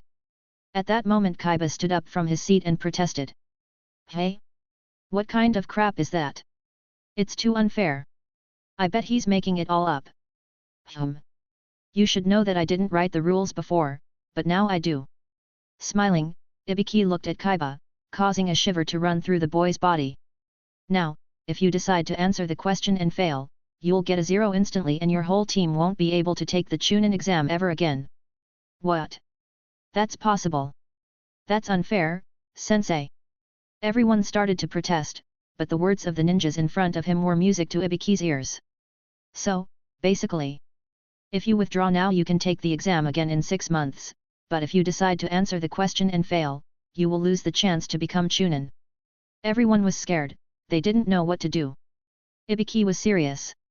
Little by little, the ninjas were losing their fighting spirit. Why? If this is going to be like this, I quit. Raising his hand, one of the shinobi present spoke. I don't want to lose the chance to become Chunin, he said. After that, many of the other shinobi began to leave the room. This only made those who still wanted to answer the question lose motivation. Many left, Toru thought, but his eyes widened when he saw Naruto raise his hand. Him? Really? Even Toru couldn't believe it. Someone like Naruto quitting was interesting. But instantly, his thoughts were tucked away in the deepest part of his mind as he saw Naruto slam his hand on the table before speaking. I'm not going to give up, said Naruto. Someday I'm going to become Hokage, and this is a challenge I'm willing to overcome. With a serious expression on his face, Naruto spoke, causing everyone to regain their spirits. Ha ha ha. Ibiki started laughing. This made everyone freak out. All of you passed, Ibiki said. At that moment, Naruto could feel his soul leaving his body due to the feeling of surprise and relief. So that was it, with a dangerous gleam in his eyes, Toru sighed. Chapter 31, Chapter 30, The Survival Exam. Everyone's eyes widened, they were surprised and also confused. Ibiki repeatedly approved of everyone who had stayed in the room. At that, Toru's eyes narrowed. Even he didn't expect something like that. So that's what it was all about. Toru knew that the exam was centered on information gathering, but the latter he didn't see coming. Wait a section. What do you mean we passed? Where's the 10th question? Sakura stood up from her seat and looked at Sensei as he spoke. But Ibiki only burst out laughing before answering. Ha ha ha, there is no such thing as the 10th question, at least not written. In fact, your decision to stay was the answer to the 10th question. With a smile on his face, Ibiki spoke. Basically, it was all a mind game. I'm surprised. It even makes me want to laugh, with the flattest expression in the world, Toru thought. Seriously, so the other 9 questions only served to waste our time, said the girl with the giant fan as she stood up from her seat. At this, Ibiki sighed before answering. It's quite the opposite. Those 9 questions served a very important purpose in this exam. Ibiki crossed his arms and continued speaking. That objective was the gathering of information in the least favorable situations. Ah, well, that explains a lot, the fangirl sighed as she sat back down. I'll explain it simply. My main goal was to test both their individual work and their teamwork. Basically, I wanted them to keep an eye on each other. That's why I set that rule. If one got a 0, the whole team would be eliminated from the Chunin exams. Ibiki looked at the ninjas in front of him before continuing with the explanation. The high difficulty of the exam is done on purpose. That's why everyone was forced to use trickery to get the answers to the questions on the exam sheet. Of course, none of you would have been able to answer the questions if it wasn't for the 2 Chunin infiltrators among you, Ibiki said while looking at 2 specific people. Those people raised their hands with a smile on their face. Ha ha ha, I knew it. No one can fool me, I knew it from the beginning. With a nervous laugh, Naruto spoke. It's obvious that he had no idea about anything, Sasuke thought as he looked at Naruto. This exam was very difficult for you guys, I can tell that just by looking at your faces. Information gathering is an important thing in the shinobi world. But, it's better to be uninformed than to have wrong information. Ibiki sighed and crossed his arms. A single mistake can lead them to death, I'm sure a few have been able to experience it firsthand. What he said is true. During the research mission, our team is almost wiped out due to lack of information. In a way, no information is better than being misinformed. As Konoha ninja that we are, we have to give our all for our village. There will be many moments when we will have to make difficult decisions. Ibiki brought his hands to his head, removing the protector covering him. Everyone's eyes widened in surprise. That man had several types of scars on his head. Burns, cuts, blows, among others. That showed that the life of a ninja was not easy, you always had to sacrifice something to keep something. That is something that stayed in the minds of most of the ninjas in that room. Now, having said that, I wish you the best of luck during this exam. You've passed, that's something I can't deny, but, you won't just have this exam, so show why it was that you passed the written exam. And try your hardest to achieve your dreams. A slight smile was on the man's face. This made everyone in the room feel calm and happy that they had passed. But this was only the beginning, because... Okay, I've finished my speech, so you can. Ibiki fell silent as a bundle of cloth appeared in front of him. That bundle circled all over the place, throwing 4 kunaos in different directions. Seriously, it always does these things. With a tired face, Ibiki sighed. After all, he knew the identity of the person behind it all. Hello worms, are you ready for the next exam? As a woman's voice was heard, the bundle of cloth opened, revealing a woman with blue-black hair. Her eyes were brown and she had 2 large boobs that bounced as she emerged from between the maw of the savannah. Anko, it's not your turn yet, Ibiki said. This made Anko's face turn a pale red color due to the embarrassment of the moment. Yes, I know, Anko said. You should have waited a bit, I was just finishing up. Well, it's not like you're going to listen to me, after all you're such an idiot. Hey. Well. Anko gave up and looked at the ninjas sitting on the benches. There's a lot of them, hey. You seem to be mellowing out, Ibiki. Humph, it's quite the opposite. There seem to be very capable ninjas this year, Ibiki said, making Anko sigh. Well, whatever you say. After that talk, Anko stepped forward and with a smile on her mouth said. Listen, scumbags. Everything you had to go through today was just child's play compared to what I'm going to do to you. Crossing her arms and making her breasts look bigger, Anko grinned mischievously as she looked at the Konoharukis. It was to be expected, Toru dropped her hands on the table as a sigh came out of her mouth.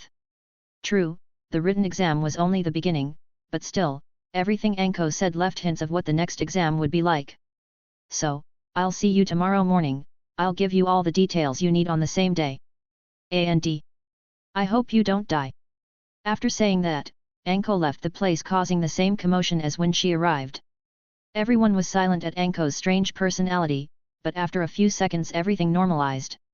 Hours later. On top of the monument of the 4 Hokages, stood Toru. He was eating a sweet bread while looking at the scenery of the village. Again.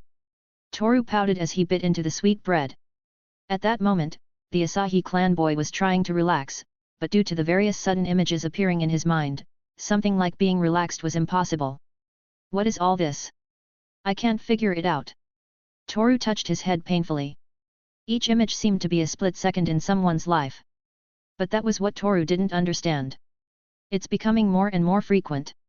No matter what I do, it keeps happening. Toru sighed and threw a piece of bread into his throat. Who is that person? Why does he appear in my mind? Trying to search for an explanation in the images that had remained in his mind, Toru took another bite of bread and sighed. Brown hair, square glasses, lab coat, and this feeling of guilt. Toru looked at his hands and once again, images of a sea of blood came to his mind with a great pain and a feeling of dizziness. Blood. When the pain subsided, Toru remembered the day of his confrontation against Yazu. The blood on his hands, the voice in his head, the image of that man and the dream of that child. Nothing made sense, and this made Toru uncomfortable. I killed a person. I wonder if I left a wound in my mind. Toru took a deep breath as he thought. True, he had killed a person, but after that he didn't feel anything out of the ordinary. Although something like that is easy to explain, Toru was already upset from the day he saw his mother's lifeless body. From that moment on, Toru's way of thinking had completely changed. He became colder, quieter, and the empathy he once had was now nil. He knew he had a serious problem, but those images, sensations, and voices he heard in his mind were changing Toru. He felt like a different person, but still, he wanted to believe he was something different. Everything is so familiar. Toru looked up at the sky with an emotionless face. He felt like garbage. Every time he tried to look for an answer to those strange images of people he didn't know, a feeling of guilt flooded his heart and all he could see was blood. I should go to sleep. Toru sighed and cleared all the thoughts in his mind. A second later, his body flashed before disappearing into the darkness of the night. The next day at Ino's house. The sound of the alarm clock echoed in the place. Shut up already. Ino slammed the clock, which made a metallic noise as it hit the floor due to the force of the blow. What time is it? She rubbed her eyes as a yawn escaped her lips. It was still a full hour before the next exam would start, but Ino decided she should get up earlier so she wouldn't be late. Ah! Toru. Ino's eyes instantly widened at the mention of the Asahi clan boy's name. Followed by that, Ino's face was as red as a tomato, plus she was now hitting the innocent teddy bear lying on her bed. After a few seconds, the bear seemed to say kill me already, but still, Ino showed no mercy. Why do I always have to think about that jerk? Red-faced with embarrassment, Ino got out of bed and headed for the shower. After a few minutes, Ino was fully prepared for the Chunin exams. Well, I don't have to mess this up. I'm sure Toru will try to do something weird to me if he messed everything up during the exam. Giving herself encouragement, Ino left the house with a serious expression on her face. Forest of Death. The bustle of people could be heard a kilometer away. After all, the next Chunin exam was about to begin. In the place, there were different types of ninjas. Among all of them stood out 11 ninjas. After all, they were known as the 11 rookies. Come on, let's get this thing started already. The voice of a girl whose name is Onokuma Inko echoed in the place. After seeing that, Kaiba just made a poker face to hide his embarrassment. Inko, shut up, Kaiba said, but the girl only felt offended by Kaiba's words, so she wrapped her arms around the boy's neck. Why are you so boring? No girl is going to fall in love with you if you act like a fool, Inko said while hugging Kaiba's neck. I'm not interested in such things. Really? Calm down you two, you can do your lovey-dovey stuff when the exams are over, Shino said, making Inko and Kaiba's face turn a fiery red. She's not my girlfriend. He's not my boyfriend. Kaiba and Inko reacted nervously, to which Shino could only sigh and ignore his teammates. Meanwhile, Toru, Ino and Hinata had just arrived on the scene. Aren't there more people than yesterday? Ino asked. Yes, I noticed that too, Toru answered right away. This surprised Ino and Hinata.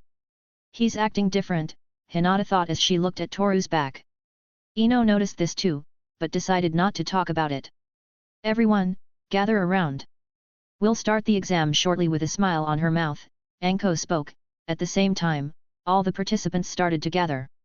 Okay, now that everyone is together, how about we start with the rules?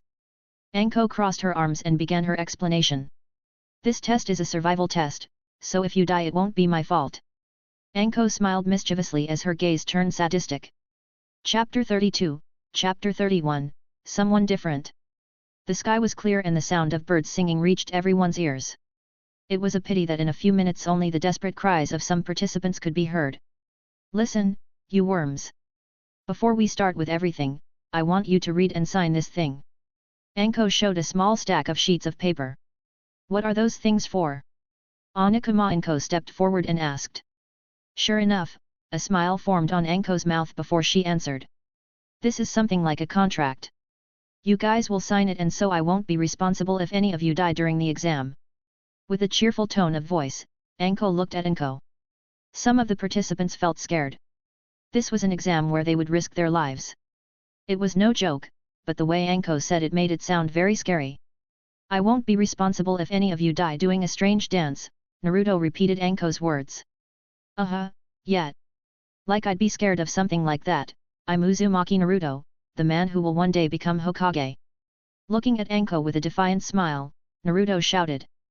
But apparently, Anko interpreted the boy's words as something different.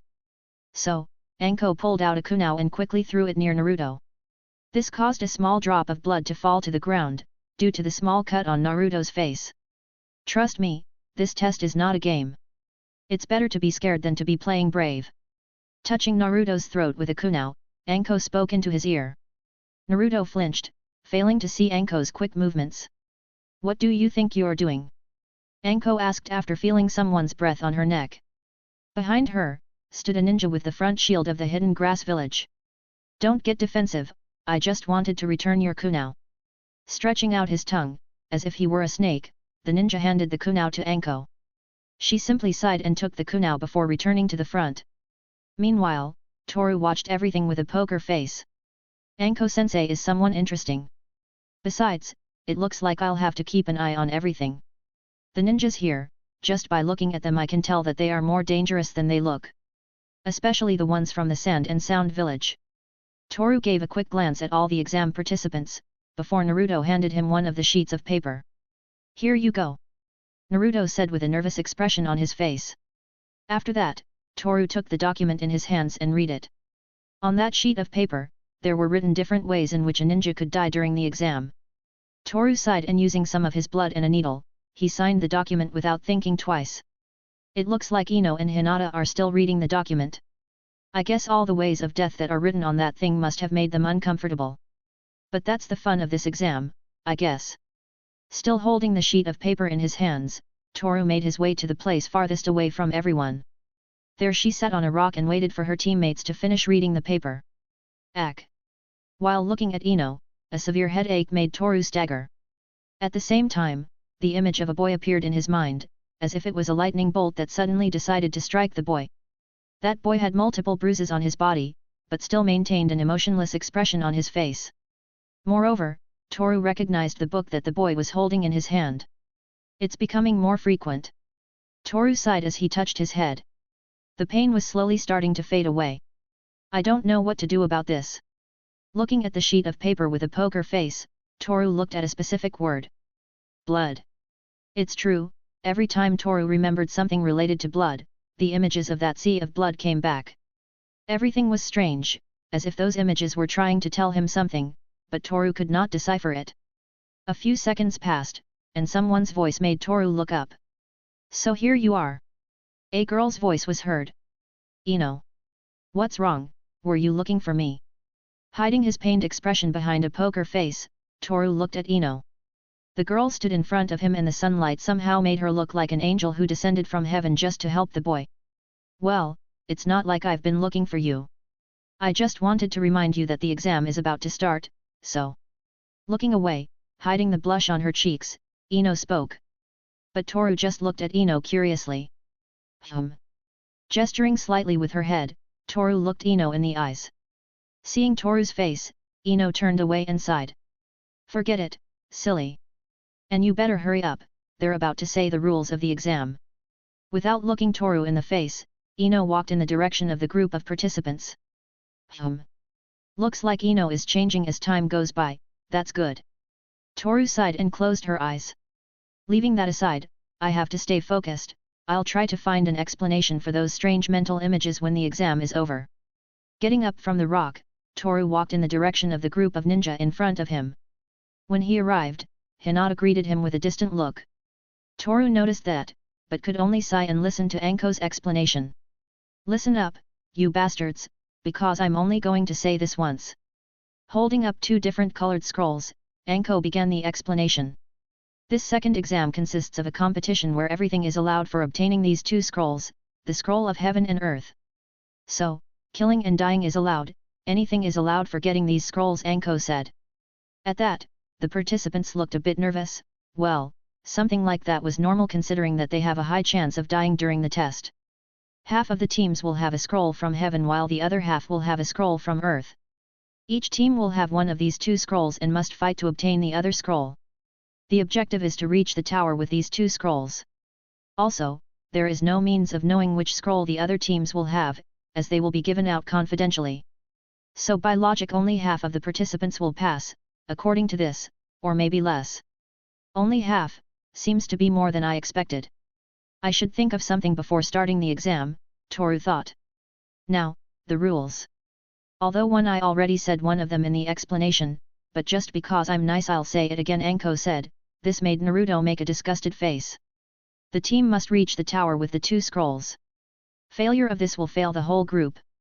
If a team loses a member of the group, the team fails. Participants may not look at the contents of the scrolls until they reach the tower. So that's it. This will be easy, won't it, Kaiba? Looking at his teammate, Inko spoke. Kaiba smiled and affirmed with a slight nod.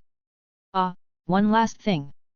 You're not allowed to open the scrolls, for any reason, I know I already said that, but I'm sure there will be some idiot who will do it. Saying that, Anko looked at everyone with a grim expression on her face. What if we open them? Said Naruto in a nonchalant manner. This made Anko look at him with a smile. Trust me, you don't want to know what will happen.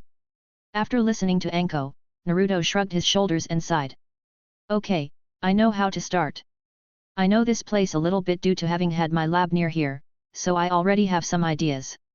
Crossing his arms, Toru looked at the vast forest in front of him.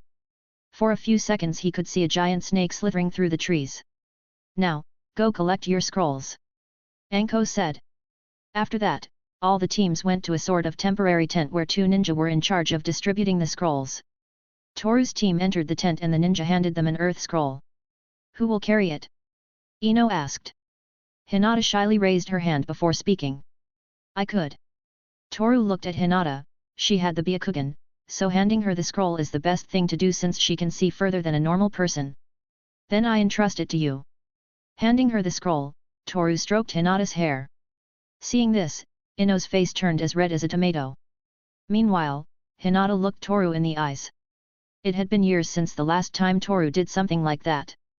Well, he usually did it to shut Hinata up, since in the past she always asked questions that Toru didn't know how to answer. I wonder. Why do I feel like this? While stroking Hinata's head, Toru thought, but unfortunately he couldn't find an answer to his question. Next, said the ninja in front of Toru. This made Toru's team leave the tent. Doing something like that, there's definitely something strange with him. Ino was confused. For a moment she could feel a knot in her chest, but she didn't know the reason for it. At the same time, Hinata started to remember certain things from the past. It's different from anyone else. Hinata touched her head, right where Toru put his hand. It felt warm. This made Hinata feel at peace, but while she was thinking, Anko's voice was heard. Time's up, cockroaches. Now that you all received your scrolls, pick a door, the exam is about to begin. Positioning herself in front of everyone, Anko spoke. In response to that, everyone chose a door and waited for further instructions. Here it begins. Toru narrowed his eyes and approached the door. The best option to start this examination was to run with all his might and thus find a place which can be used as a temporary base. Ino, Hinata. Toru thought about his words for a bit before speaking. Let's give it our best. Toru said, but Ino felt uneasy. There's definitely something wrong with him. Ino screamed internally. She didn't know what was going on anymore. Toru was different than the day before. Meanwhile, Hinata only felt curious. Toru-kun, he's different, but why? Scoria. The exam starts. Now. Without giving them time to think, the exam began. As quickly as the door opened, Toru and Hinata started running, heading deeper into the forest. At the same time, Ino was lagging behind. After all, her physical performance is less than her teammates. In the end, Toru and Hinata were going so fast that it was hard to keep up with them. Hinata, your eyes as they ran, Toru spoke. Yes. Hearing Toru's words, Hinata clasped her hands together, at the same time the veins around her eyes began to swell and Byakugan. Everything was visible to her. She could clearly see the other participants moving through the trees. There's a team nearby. The others seem to be moving away, Hinata said. Then, Toru thought. Well, if it's just one team we should make sure to keep the advantage. While moving at a superhuman speed next to Hinata, Toru noticed Ino, who was breathing heavily. She's falling behind, that's a problem. Toru disappeared in front of Ino and Hinata, and then... Hey! Ino felt the warmth of Toru's chest. What are you doing? Toru was carrying Ino in his arms like she was a princess. She couldn't help but blush, but she immediately reacted. What are you doing, you idiot? Get off me! Pervert! Stalker! Dead fish face! Flailing in Toru's arms, Ino tried to break free, but Toru's arms were too strong. You were hanging back, that's a problem. You want to cause trouble for me? Toru said with a dangerous look on his face. This made Ino flinch strangely. I take my words back, he's still the same jerk. Ino wrapped her arms around Toru's neck as she tried to hide the blush on her face. Humph, you should be thankful that I allow this, Ino said. Toru simply sighed and continued to stare straight ahead. Toru-kun and Ino are getting along very well. Using Byakugan, Hinata watched Toru carry Ino in his arms. For some reason, this made her feel uneasy. Chapter 33, Chapter 32, Bloody Sand. The sound of their footsteps echoed on the ground. At this moment the whole team was trying to get as far away as possible. One of them was using the Byakugan in order to analyze the surroundings. There are no teams nearby, Toru-kun.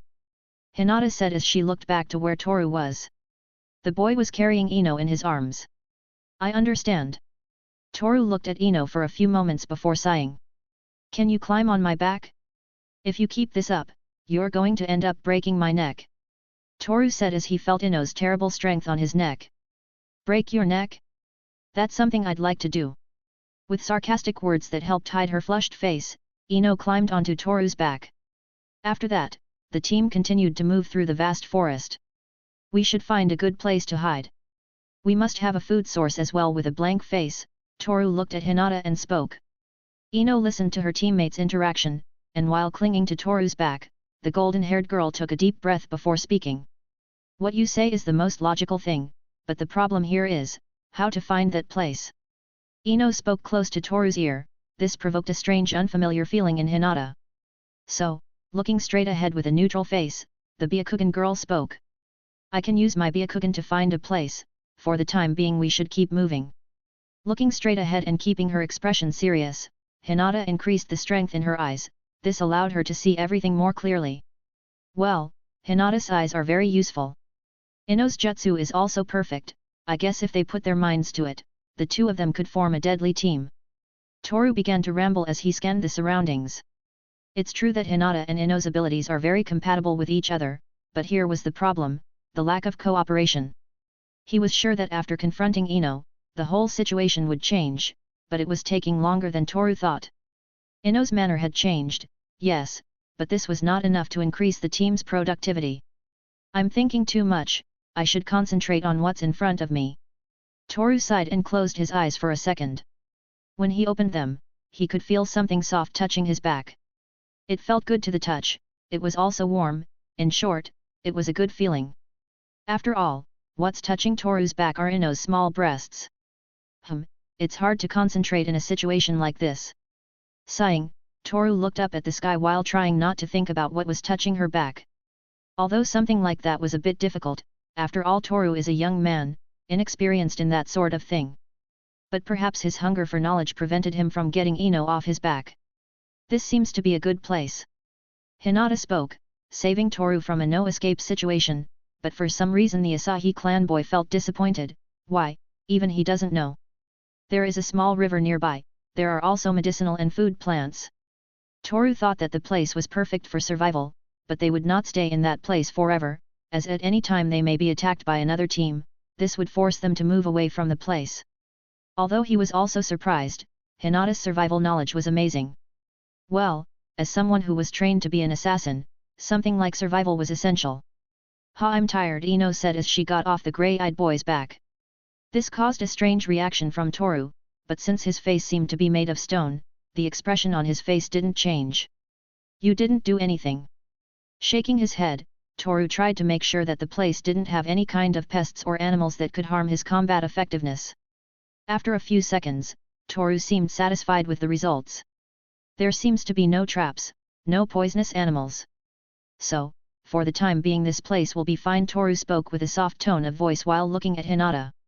You're really good at this kind of thing, I didn't expect it at all, Ino said while looking at Hinata with a smile. This made the Hyuga clan girl feel embarrassed, after all it was very few times that she received praise. Thanks, I just tried to look for what.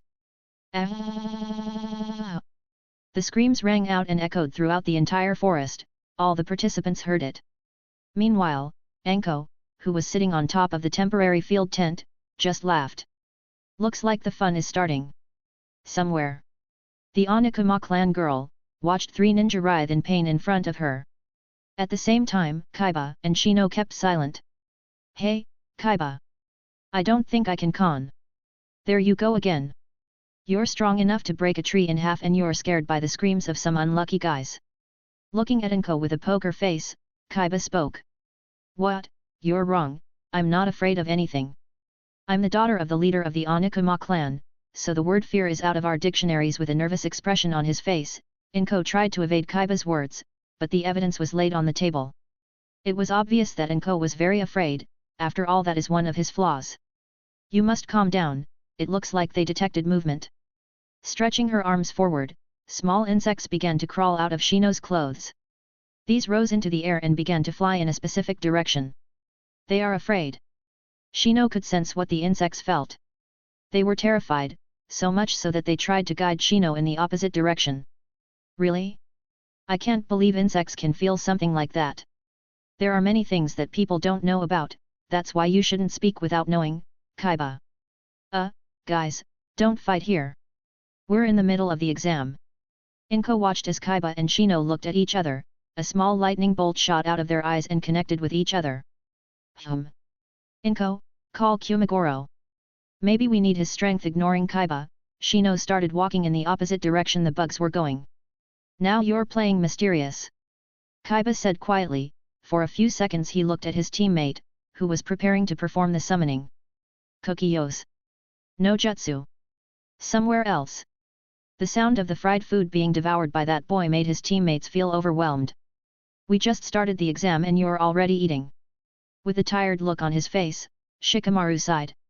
Of course, haven't you heard the saying, food is strength? Well, if I don't eat I lose strength, said Chuji as he shoved some fried food into his mouth. That's stupid, if you keep eating like that it won't be long before they find us. While his teammates were talking, Hakuto couldn't help but feel scared. They were in a test where they risked their lives, it's obvious that most participants feel uncomfortable or scared. I believe that, what Shikamaru says is true. If we are found, it's very possible that we will end up dying. With every word he said, his voice sounded more shaky, as if he had just realized what he was saying. Yes, we will be killed if we are found, that's why Chuji should stop eating. I don't want to, it's important to me. Hide. Interrupting Chuji, Shikamaru grabbed Hakuto by the waist and launched himself at his teammate. All three fell into the bushes. With Toru's team. Ino looked up at the tall trees as she tried to forget the screams from a few seconds ago. After all, those screams reminded her of something unpleasant that she didn't want to remember. I'll set traps all over this area, Hinata. Ino, climb the trees. Without looking away from the trees, Toru spoke. At once, Hinata and Ino climbed the trees and waited. A few seconds later, their eyes widened in shock. Toru pulled out a large number of kunai with wires. Placing the wires at a height of 2 meters 45, it will help me detect vibrations in the air.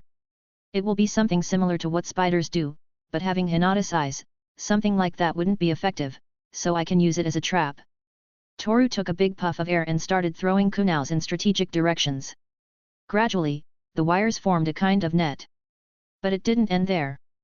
Hinata and Ino looked at Toru, doing little jumps and spins as he threw the kunais into the trees. They were surprised. So far the only one who had seen Toru's true potential was Ino, although that was not all, as the boy from the Asahi clan still hid many things. After a few minutes, while holding the ends of the wires with his hands, Toru climbed the tree where Hinata was. What are you doing all that for? Ino asked. Spiders. The boy answered, but Ino and Hinata were left confused by his words. Spiders. Spiders have a peculiar hunting style. There are different types of spiders, so hunting styles vary by species. Use some references to do this. Spiders use webs to hunt for food, well this is somewhat similar, only this time it will be a trap to hunt ninjas. Without looking away from the wires, Toru kept a relaxed expression and spoke. Hinata and Ino understood everything easily, so they couldn't say anything against it. I hate to admit it, but it's something I wouldn't have thought of. Shaking her head, Ino looked away. This made Hinata look at her with a neutral expression. Toru-kun. 2 teams are close. Hinata's eyes activated, instantly seeing 6 people gathered one place. But a few seconds later, 2 more teams appeared. We'll go see, Hinata, help us with your Byakugan, Toru said. Hey? Wait. We shouldn't be so reckless, if something happens No, we won't get involved with those teams unless it's necessary. For the time being, we'll observe and decide later, Toru said before following Hinata. Seeing this, Ino sighed and followed Toru. In the bushes somewhere. Inko seemed to be nervous, as a few seconds ago Shino led his team straight to a group of ninjas. They tried to hide in the bushes so as not to attract attention, something that worked very well. But now they were caught in the middle of a battle between ninjas and they were not the only ones, as in front of them there was another team hiding in the bushes. One of the people in that team was trembling with fear at the sight of the impending battle that was about to take place. Calm down, Hakuto. You'll make them find us, Shikamaru said in a low tone of voice. Though he couldn't say the same for Chuji, who was about to see a real battle for the first time. At the same time, Toru's team had just arrived, they were hiding in the leaves of the trees. It's Gara from the Hidden Sand Village. Toru narrowed her eyes and silently watched along with her teammates. What do we have here? One of the ninja in front of Gaara spoke. There was a cocky smile on his face, which showed how confident he is. Looks like this will be pretty easy, I mean, they're just brats, said another one of the ninja. At the same time, Gaara narrowed his eyes as he looked at the scum in front of him. He took a few seconds to think about the way he will kill the cattle. After a long 5 seconds of silence, Gaara opened his mouth and words came out of it. You annoy me, die. The cork in the gourd bottle hanging from Gaara's back shot upwards. From there, small grains of sand came out. After a few seconds, sand had taken over the ground. What are you doing? Let go of me. Let me go. The ninjas shouted, but the boy carrying the mummy on his back and the girl holding the fan could only watch the scene without doing anything about it. At the same time, sand began to envelop the bodies of the ninjas, leaving their heads exposed. Sand coffin. Gaara clenched his fist, and balls of blood-covered sand began to shoot out in assorted directions. Inko, Hakuto, and Ino's eyes widened like saucers at the sight of such a scene. Ino felt she had to scream, but luckily, Toru managed to place his hand over Ino's mouth. Meanwhile, Hinata tried not to see what was going on. He didn't hesitate to kill Gaara. I hope it won't cause me trouble in the future. Toru's eyes looked at Gaara. For some reason he felt empathy for the people who ended up being lifeless sacks of meat, but a few seconds later. The weak eats the strong, Toru remembered his father's words. Those words that left him with a mental scar. Chapter 34, Chapter 33, Serpent. The tired sighs of Team 11 could be heard in that place full of metal cables. What the heck was that? Ino clutched her head as she screamed. A few minutes had passed since the survival test began. Right now Toru's team had returned to the place they chose as a temporary base. For someone to have that kind of jutsu is.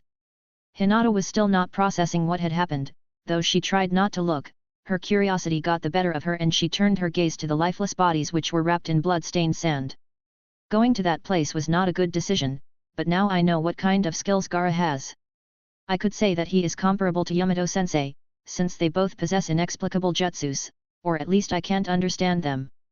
Toru took a breath, leaning his back against the tree. When he saw Gaara murdering in such a ruthless way, Toru grabbed Ino and Hinata by the hand and ran as far away as possible. It was obvious that if he stayed in that place, and was discovered by Gaara's team, they would be killed in a matter of seconds. We must stay hidden. If we come across them, we won't return unharmed. Toru looked at Hinata and Ino as he spoke. Those words made Ino look at Toru with a confused expression on her face.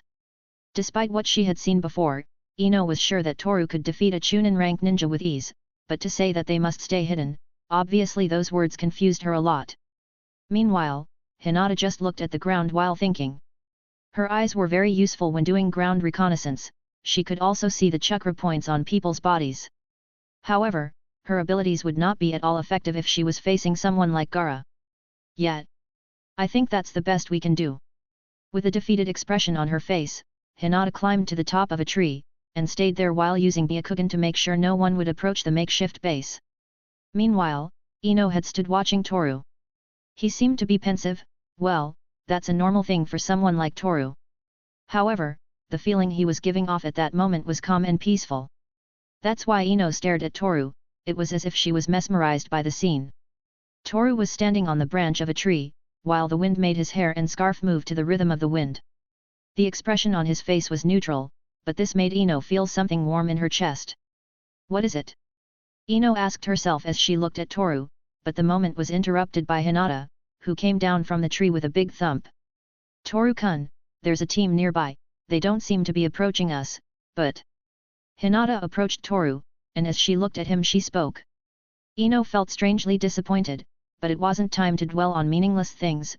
Besides, why would she stare at a dead fish-faced fool who does strange things behind everyone's back? Just no, that was impossible. Looking into his eyes made Ino's blood run hot from the anger she felt. It looks like they're getting close to another team. But for some reason they're too close to our base. Hinata finished speaking. By this time, Toru was thinking that choosing this place had not been a good decision.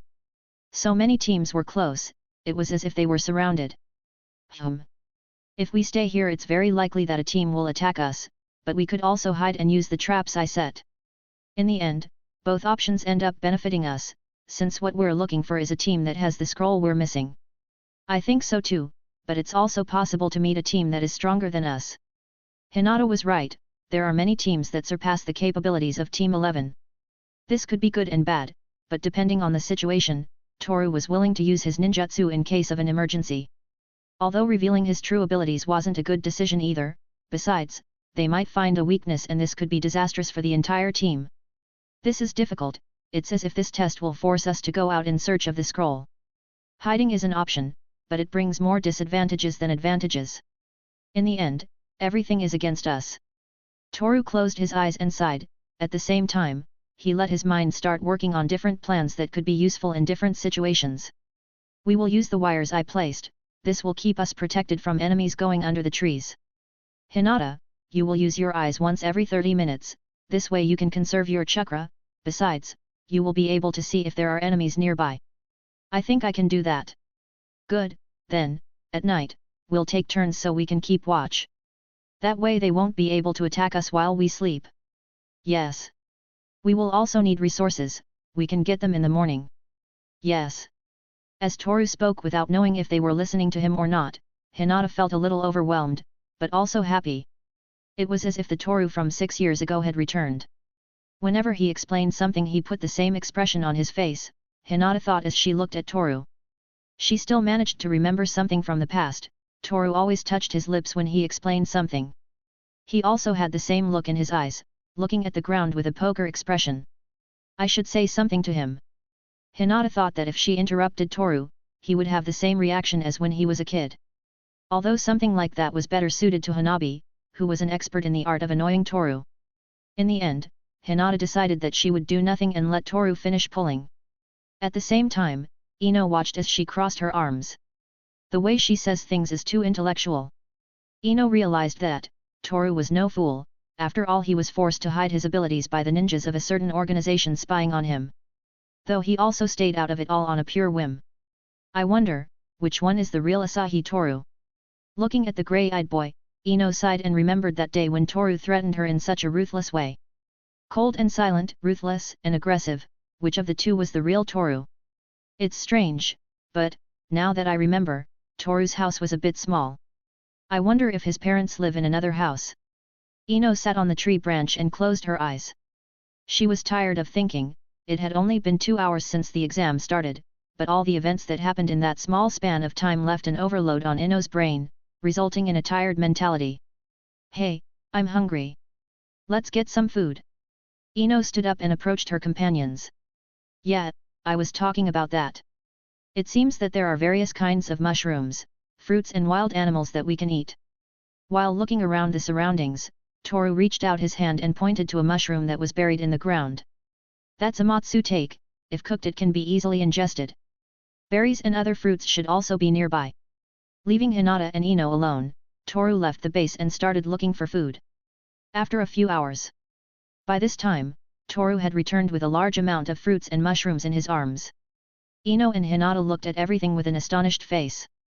Well, it seemed that the place they chose wasn't so bad after all. I think you brought too much. Ino walked over to Toru and grabbed a sweet blackberry, she looked at it for a few seconds before speaking again. It's like the ones they sell in the village.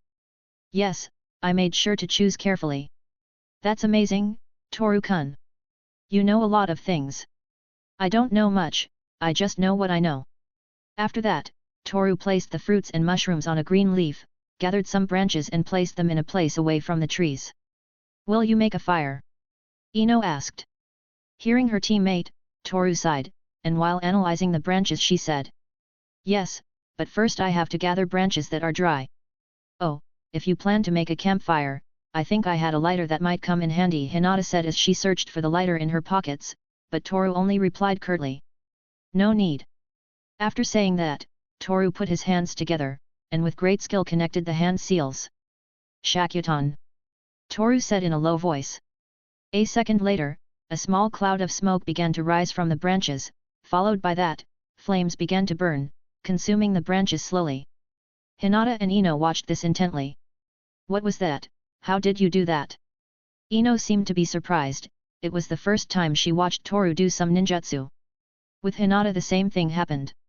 Until now, Just like Ino, she had only seen Toru's taijutsu, so seeing this left her shocked. It was just something basic we learned at the academy.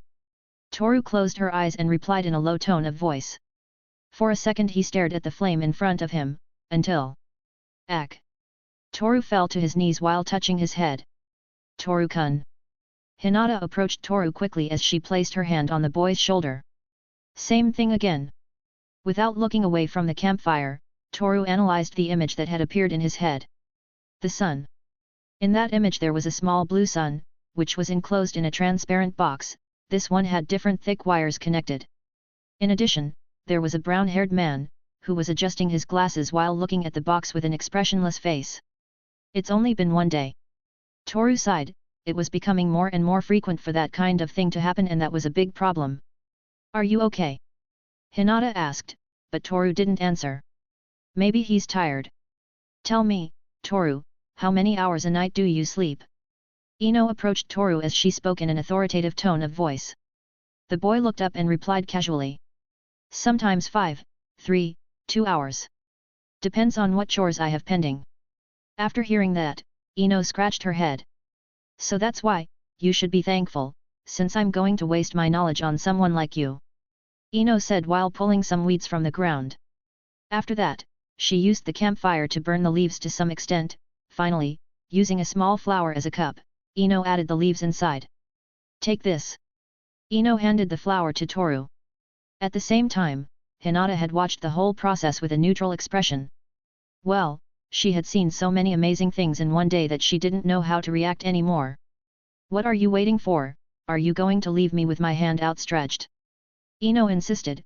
Because of this, Toru had no choice but to put the image that appeared in his mind aside and drink the liquid that was in the flower.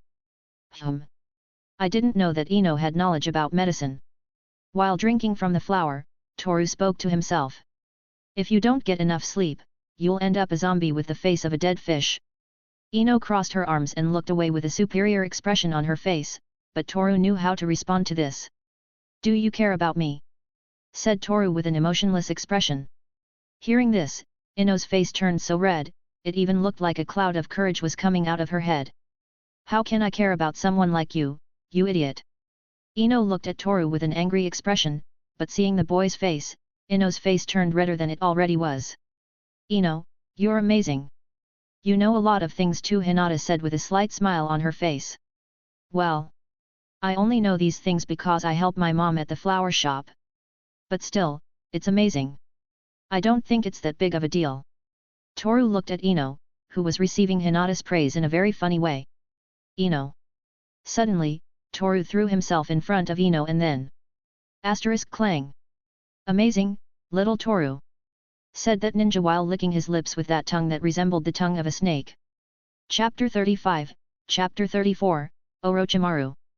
The sound of metal weapons echoed in that sea of trees. Impressive, little Toru. Said that man whose forehead protector had the emblem of the grass village carved into the metal plate. That's the guy who returned the kunao to Anko-sensei. Toru recoiled from the force of the impact. That man had enormous strength. Ino, Hinata. Without looking away from that man, Toru spoke. Instantly, Hinata and Ino positioned themselves behind Toru.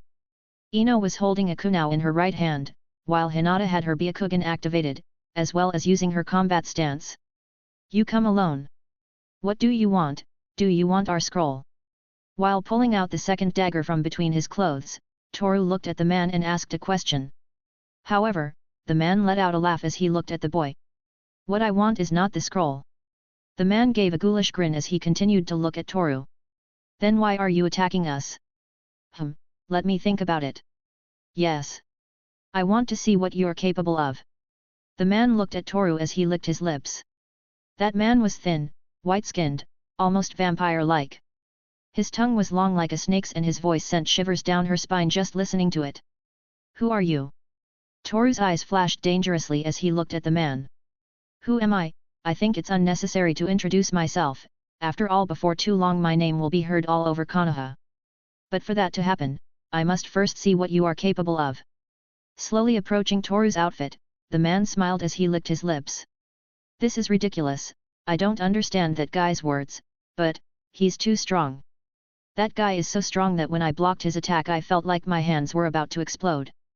Toru held his daggers tightly while trying to think of something. The man suddenly appeared, even Hinata couldn't detect him. I could use Ino's skills to immobilize the target, but it wouldn't be as effective. Toru had already seen that Ino's jutsu can eventually fail, and that's a problem. Who is that guy? Does he even know Toru? Ino's body trembled with fear as she held the kunai. It seemed that she still didn't get over what happened that day. Give me a little demonstration of your taijutsu, Toru. The man lunged forward. Quickly, Toru blocked the kunai strike with his daggers. Why? But it wasn't enough. Toru was thrown against a tree. The blow was so hard that some drops of blood came out of the boy's mouth. I will have to fight, there is no other choice. Toru got up from the ground while wiping the blood with his hand. After that, he raised the daggers and took his fighting stance. Oh, this will be entertaining. Toru looked at the man before speaking. Odoru Gyakuzatsu, 3 Teki no Mizu Dancing Massacre, 3 drops of water. The man opened his eyes, he was shocked. Toru disappeared and in an instant reappeared in front of him. Asterisk clang. Clang. Clang. The man parried Toru's blows easily, as if they were nothing. Amazing, said the man before delivering a strong punch to Toru's stomach. Ack. Toru fell to his knees while touching his abdomen, there was a bit of blood on his lips. Toru-kun. Without thinking twice, Hinata went on the attack. Using taijutsu and the dojutsu of her eyes, she tried to hit the man, but the man dodged the attacks with smooth and relaxed movements. I have to do something. Ino shouted within her thoughts before forming a triangle with her hands. It's going to hurt a lot, but if I don't do something it will end like last time. Staring at the man, Ino took a breath of air before speaking. Shinten Shin no Jutsu. After saying that, the howl of a wolf was heard. Only a second had passed. At that moment, Ino opened her eyes and realized that she was in that man's body. Ino. Hinata stopped as she realized that Ino had used the mind transfer jutsu. Hit me fast, I can't hold my jutsu, this guy is too strong. Ino was trying to hold the jutsu no matter what, but everything got complicated when the man started laughing. How long has it been since I saw this jutsu? The man laughed before punching Hinata in the stomach. The blow was so hard that the white-eyed girl fell to the ground unable to move. No way. It was as if Ino's jutsu had no effect whatsoever, for, the man began to move freely as he approached Toru. You have good teammates. The man smiled as he bent down to look at Toru's face. No. I can't control it. Damn it. Ino tried to stop the man, but all her efforts were in vain, she failed to do anything. Toru, run away. Ino ended up giving up, but she heard something that brought her back to reality. Poor Toru, no mother, no father, no one to care about him. Hey! You feel angry, sad, and lonely. Don't you want to take revenge on the man who took everything from you? The man smiled as he looked at the boy. What is he talking about? Ino got out of the man's body. A second later she stood up and looked at Hinata. She quickly approached her to check if she was conscious, and to her good fortune Hinata was fine. The blow she received only immobilized her for a few seconds. Toru-kun. Hinata looked at Toru. Ino did the same. Tell me, little Toru. Have you ever wished you could rip the life out of the man who took what you love most? The man spoke, but Toru kept his gaze on the ground without saying a word. Won't you answer? I thought this would be easier. The man put his hand to his face, and as if he were a reptile, he tore off his skin, revealing a new face. Toru could hear the skin peeling off the man's face, so he looked up. Impossible. Toru recognized that face right away, after all that man was. Orochimaru. After hearing the mention of his name, a smile formed on Orochimaru's mouth. So you know me. Orochimaru moved a little closer to Toru and looked him straight in the eyes. At the same time, Ino and Hinata watched everything helplessly. Orochimaru, is that man's name? Helping Hinata to stand up, Ino spoke to herself. Those words were heard by Hinata, who could only lower her gaze. She felt useless for not helping Toru. I couldn't do anything to help Toru. I thought I could change my way of being, that I could become strong, maybe I just had false illusions. Hinata clung to Ino's clothes while looking at the ground. Ino understood how Hinata felt, but it was true that they couldn't do anything, even Toru couldn't give Orochimaru a scratch. And right now, Orochimaru would possibly end the Asahi clan boy's life, or so Hinata and Ino thought until they heard Toru's voice. You're an S-ranked criminal in the bingo books, what do you gain by attacking a team of rookie genin? Ino and Hinata's eyes widened in disbelief at what they heard. The bingo books are books that contain all the information of every missing ninja or given by the respective kage of the main shinobi villages and that all Jounin and ANBU members have, with the purpose of hunting and assassinating whoever they find in it.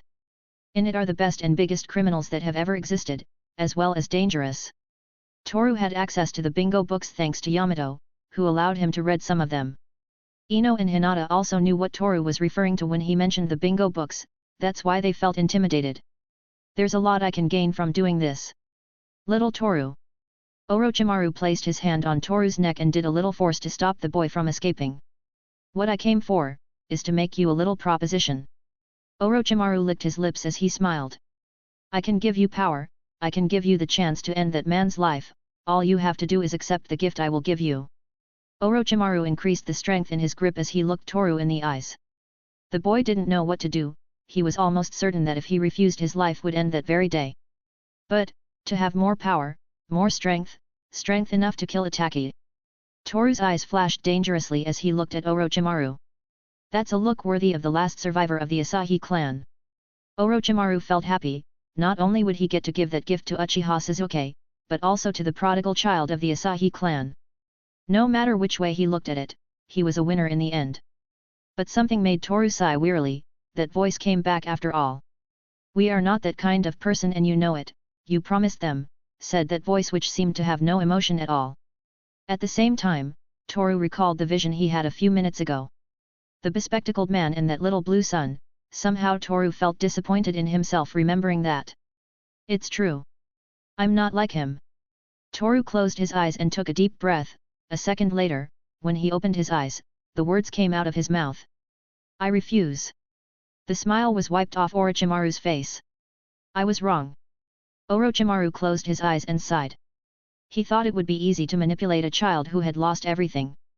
After all, Toru is just a child, weak in body and soul. Children are beings that don't know how to control their emotions.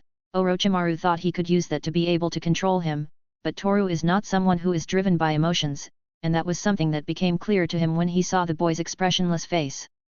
Well, I tried. Still, this doesn't affect my plans at all. Ha ha ha, you're interesting, little Toru. I didn't think you'd be able to refuse. I offered you the chance to take revenge, but you still refused my proposal. Orochimaru let go of Toru's collar and while smiling grimly, he looked at Toru and spoke. If you change your mind, I will be waiting for you, my dear Asahi Toru.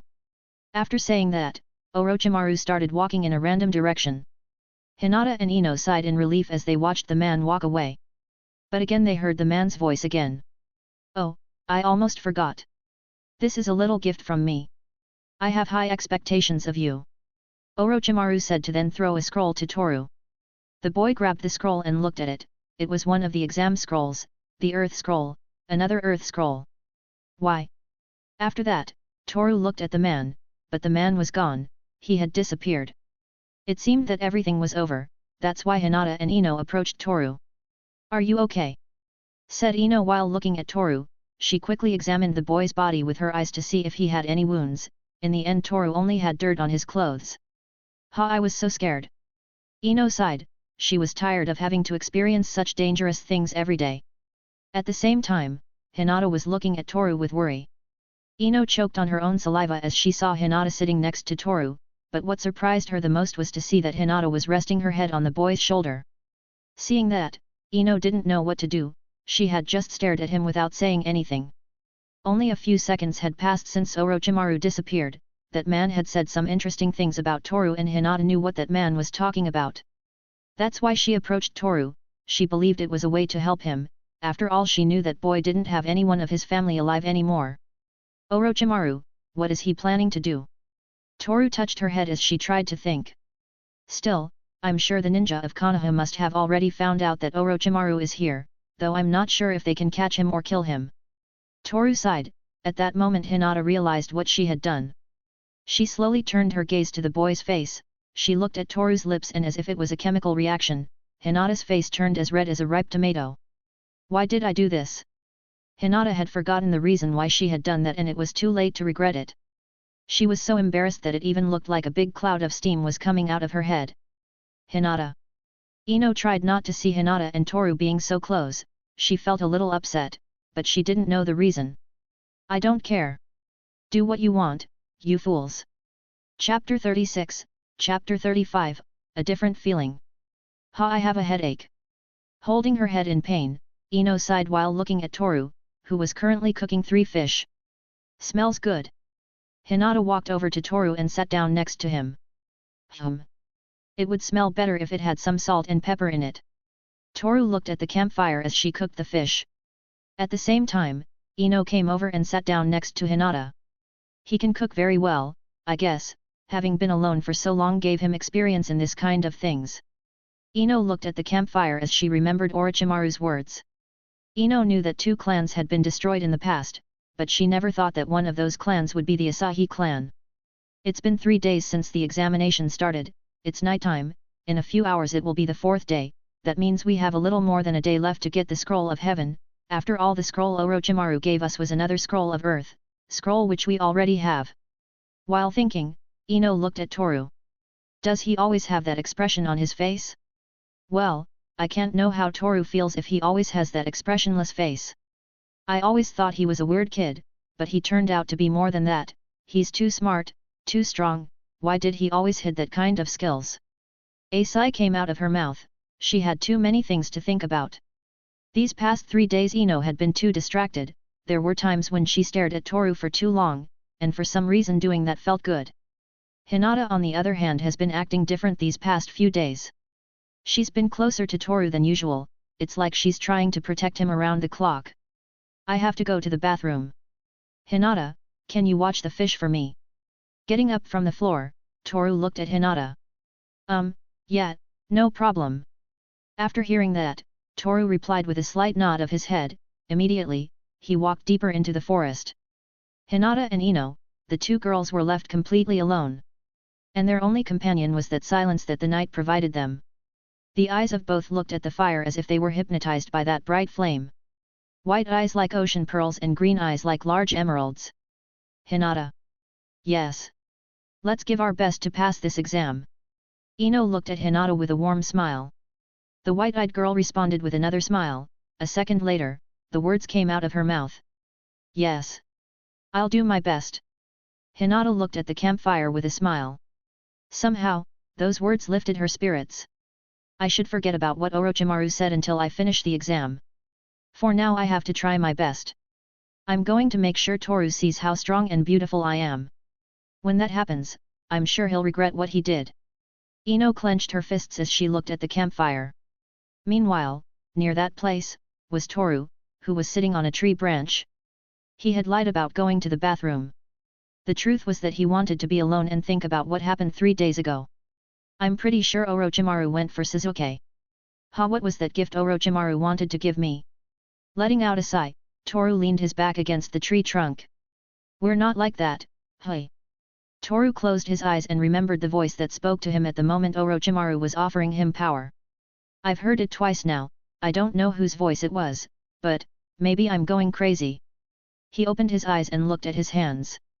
He felt strange, as if at times he was not himself, as if someone else was controlling his body. But even if he got that strange feeling, he was still the same as always. I should sleep more often, possibly that is affecting me mentally. As he let the things in his mind disappear like smoke from a campfire, Toru climbed down from the tree, put his hands in his pockets and returned to the temporary base. The next day, Hinata and Ino's light breaths were heard. At the same time, Toru was eating some wild berries. Where am I? A girl's voice was heard. It was Ino, who had just woken up. Toru? Is it dawn already? The girl looked at the boy, who was sitting with his back leaning against a tree. He had some sweet berries in his right hand. No, it's still dark. In fact, it hasn't even been 10 seconds since you fell asleep. Toru popped some berries into his mouth as he replied sarcastically. Just seeing the rays of sunlight piercing through the leaves of the trees answered Ino's question. You're such a liar. Well, I couldn't expect anything less from you.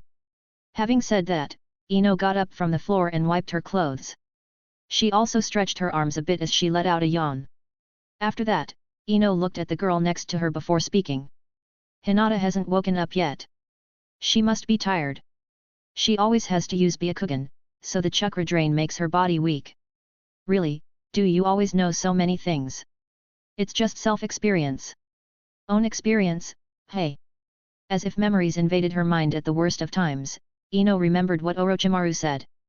Someone killed Toru's family. Orochimaru offered him power to take revenge, but he refused. Ino let out a sigh. Lately this kind of thoughts were always present in her mind. And even more so when dangerous things happened, like what happened in the research mission or with Orochimaru. Good morning, Hinata, Toru said while looking at the white-eyed girl.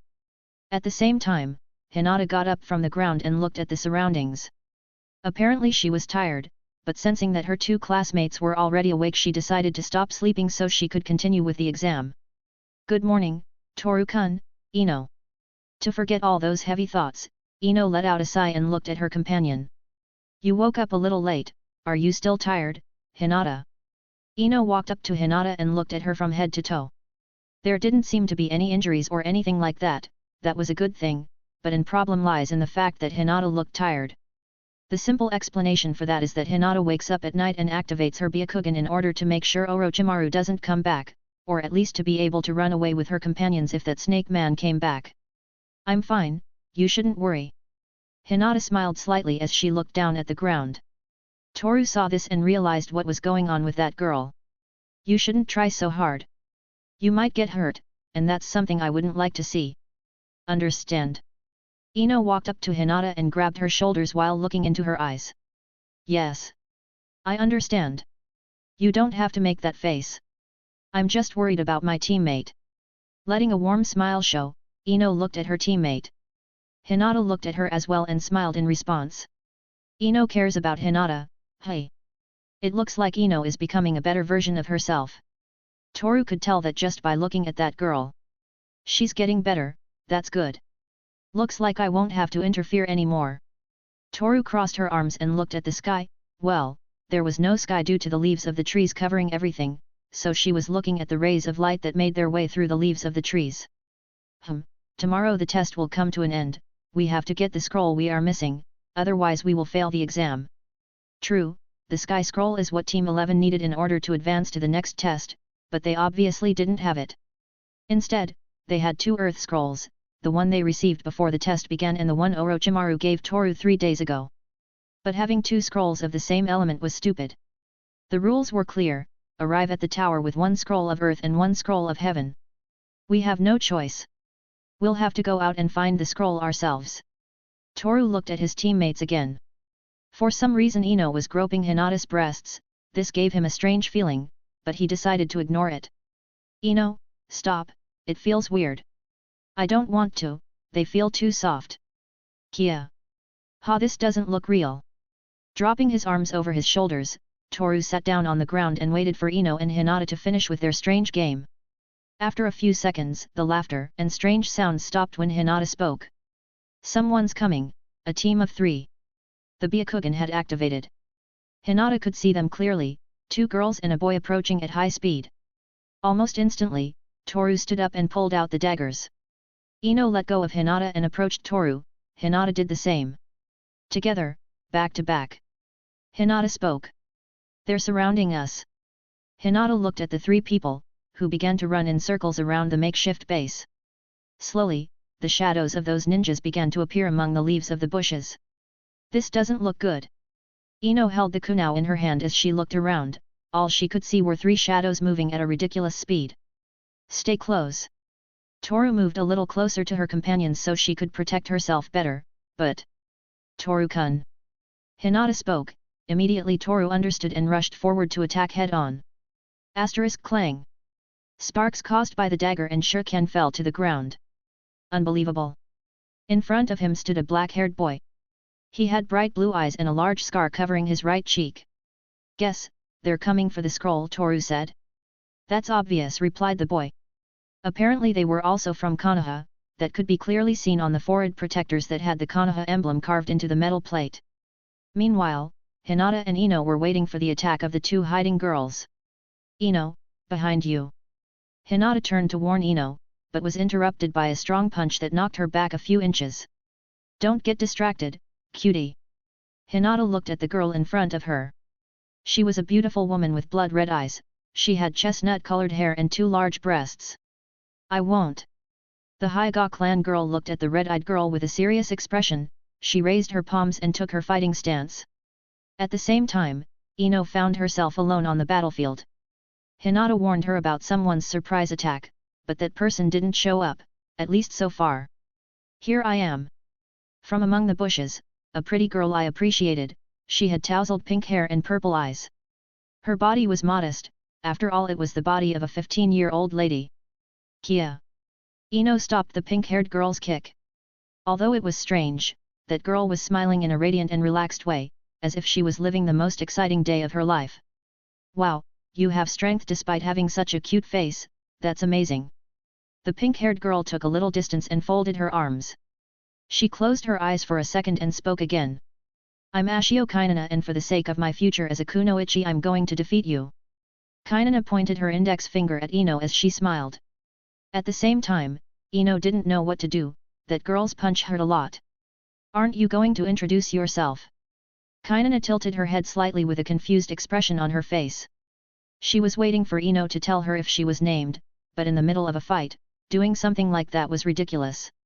I'm Yamanaka Ino and. Ino looked down at the ground, her body trembling for a second as she remembered that day. Blood, more blood, that was what her mind was showing her, but she clenched her fists and looked at Kainana. And I'm going to defeat you. With a nervous smile and me behind her body trembled a little, Ino looked at the pink-haired girl before starting the fight.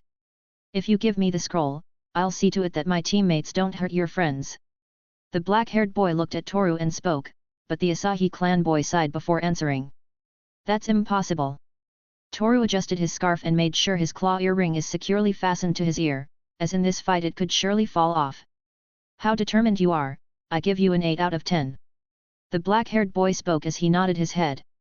Well, before we start this massacre. My name is Arataka Koenji, we are from the same village, so don't hold back. Koenji knelt down a little and pounded the ground with his fist. Are you ready, Asahi Toru? Koenji looked at Toru as he said his name. Toru's eyes widened after hearing that, apparently, this boy knew Toru, somehow. I guess I have no choice. Toru sighed and put the daggers away, after all his opponent would use his fists to settle this. Here I come. Koenji disappeared into thin air, a second later, he appeared behind Toru, but... Strike. Koenji and Toru looked at Hinata and the big-breasted girl. They were having a wild battle, the brown-haired girl's quick strikes were hard to follow with their eyes. Not enough. Hinata increased the force exerted on her eyes, this helped her to see the battlefield better. Be surprised, cutie. My name is NYU, you can call me for a date anytime. NYU stepped back a little as she realized that Hinata would be serious about this fight. I still don't know what tricks she keeps up her sleeve, I hope I can do something if the situation turns against me. Hinata felt a little intimidated. NYU apparently used taijutsu to fight, so far she hadn't used ninjutsu. Moreover, apparently the whole team used taijutsu to fight. Jokenpo. Art of the soft fist. The veins around Hinata's eyes swelled a little, at the same time, her hands were covered by a pale blue chakra. Amazing, you're from the Hyga clan. NYU was excited to see Hinata's power, her excitement was so much that she couldn't help but launch herself into an attack. Meanwhile, Toru and Koenji had resumed their fight. I won't be distracted again. Koenji let a defiant smile form on his mouth, a second later it disappeared again. I thought it would be faster. Toru closed his eyes as he realized that his opponent's speed was slower than his. I can see you. When Koenji appeared behind Toru, the Asahi clan boy turned and looked him in the eyes. Ugh! Koenji crashed into a tree after receiving a punch from Toru. Is he dead? But realizing that Koenji was no longer moving, Toru thought he was dead.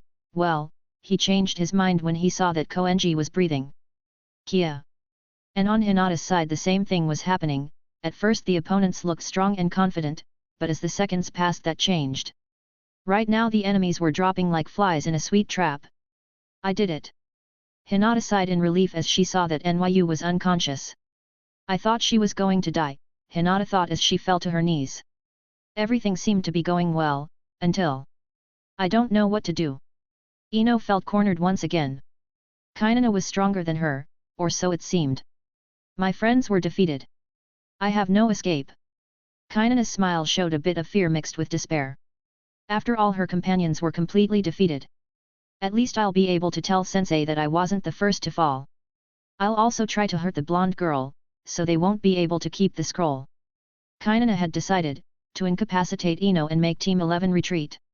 If her team was going to lose, why not take the enemy with her? Gotcha. Taking advantage of Ino's discomfort, Kainena went on the attack. Using only her legs, as if she was dancing strangely, Kainena tried to hit Ino. Ack!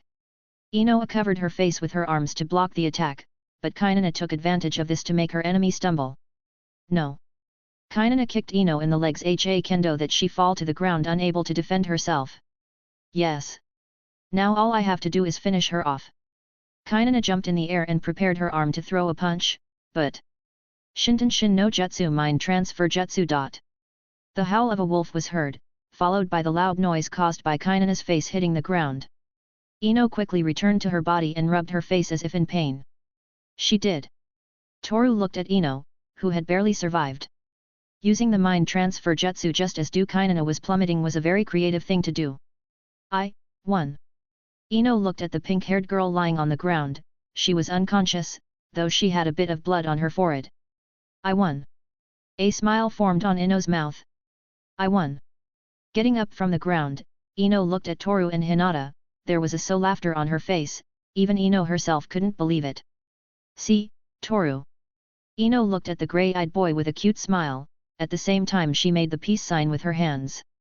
Hey? What's this? Seeing Ino, Toru felt something strange. A strange feeling that was born from deep inside his heart.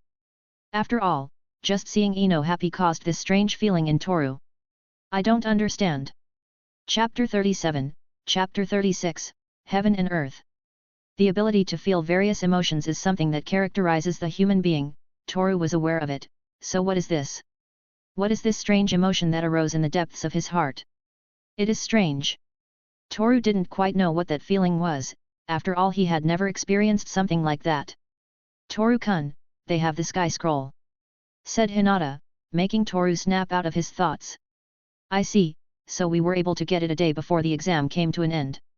Pushing her thoughts aside, Toru took the sky scroll and looked at it for a few seconds. So it's real. Now all that's left is to get to the tower without being found, Toru thought as he put the scroll away in the hidden pockets of his clothes. See, Toru. Why did I say that? Meanwhile, a few meters away from where Hinata and Toru were standing, was Ino, who was currently having a small mental argument with herself. It looks like we already have the scroll we were missing. Still. Why did you have to stare at me like that? That's right. A few minutes ago, when Ino was celebrating her victory, she took the trouble to give her best smile to Toru, but what Ino didn't expect was that boy's reaction. Somehow, the expression on Toru's face softened and that made Ino feel embarrassed, but she also felt strangely happy. Ah! Why do I feel so strange? Ino scratched her head as she searched for an answer to her questions. In the end she found nothing. Wait! I mustn't let this distract me. Surely that fool did it on purpose. Yes. That must be it, there's no way Toru could feel anything when he sees me. Although I'm beautiful, it'd be weird if Toru doesn't feel anything for me. What am I thinking? After a few seconds of strange thoughts, Ino joined the conversation between Hinata and Toru. Now that we have the two scrolls, we'll head to the tower. We must be careful, as we might be ambushed. If that happens, we might have to fight again. Toru crossed her arms while looking at the team they defeated a few minutes ago. I will use my Byakugan so we can avoid the other teams, Hinata said. If the hard part was getting the scroll, getting to the tower is at a much higher level.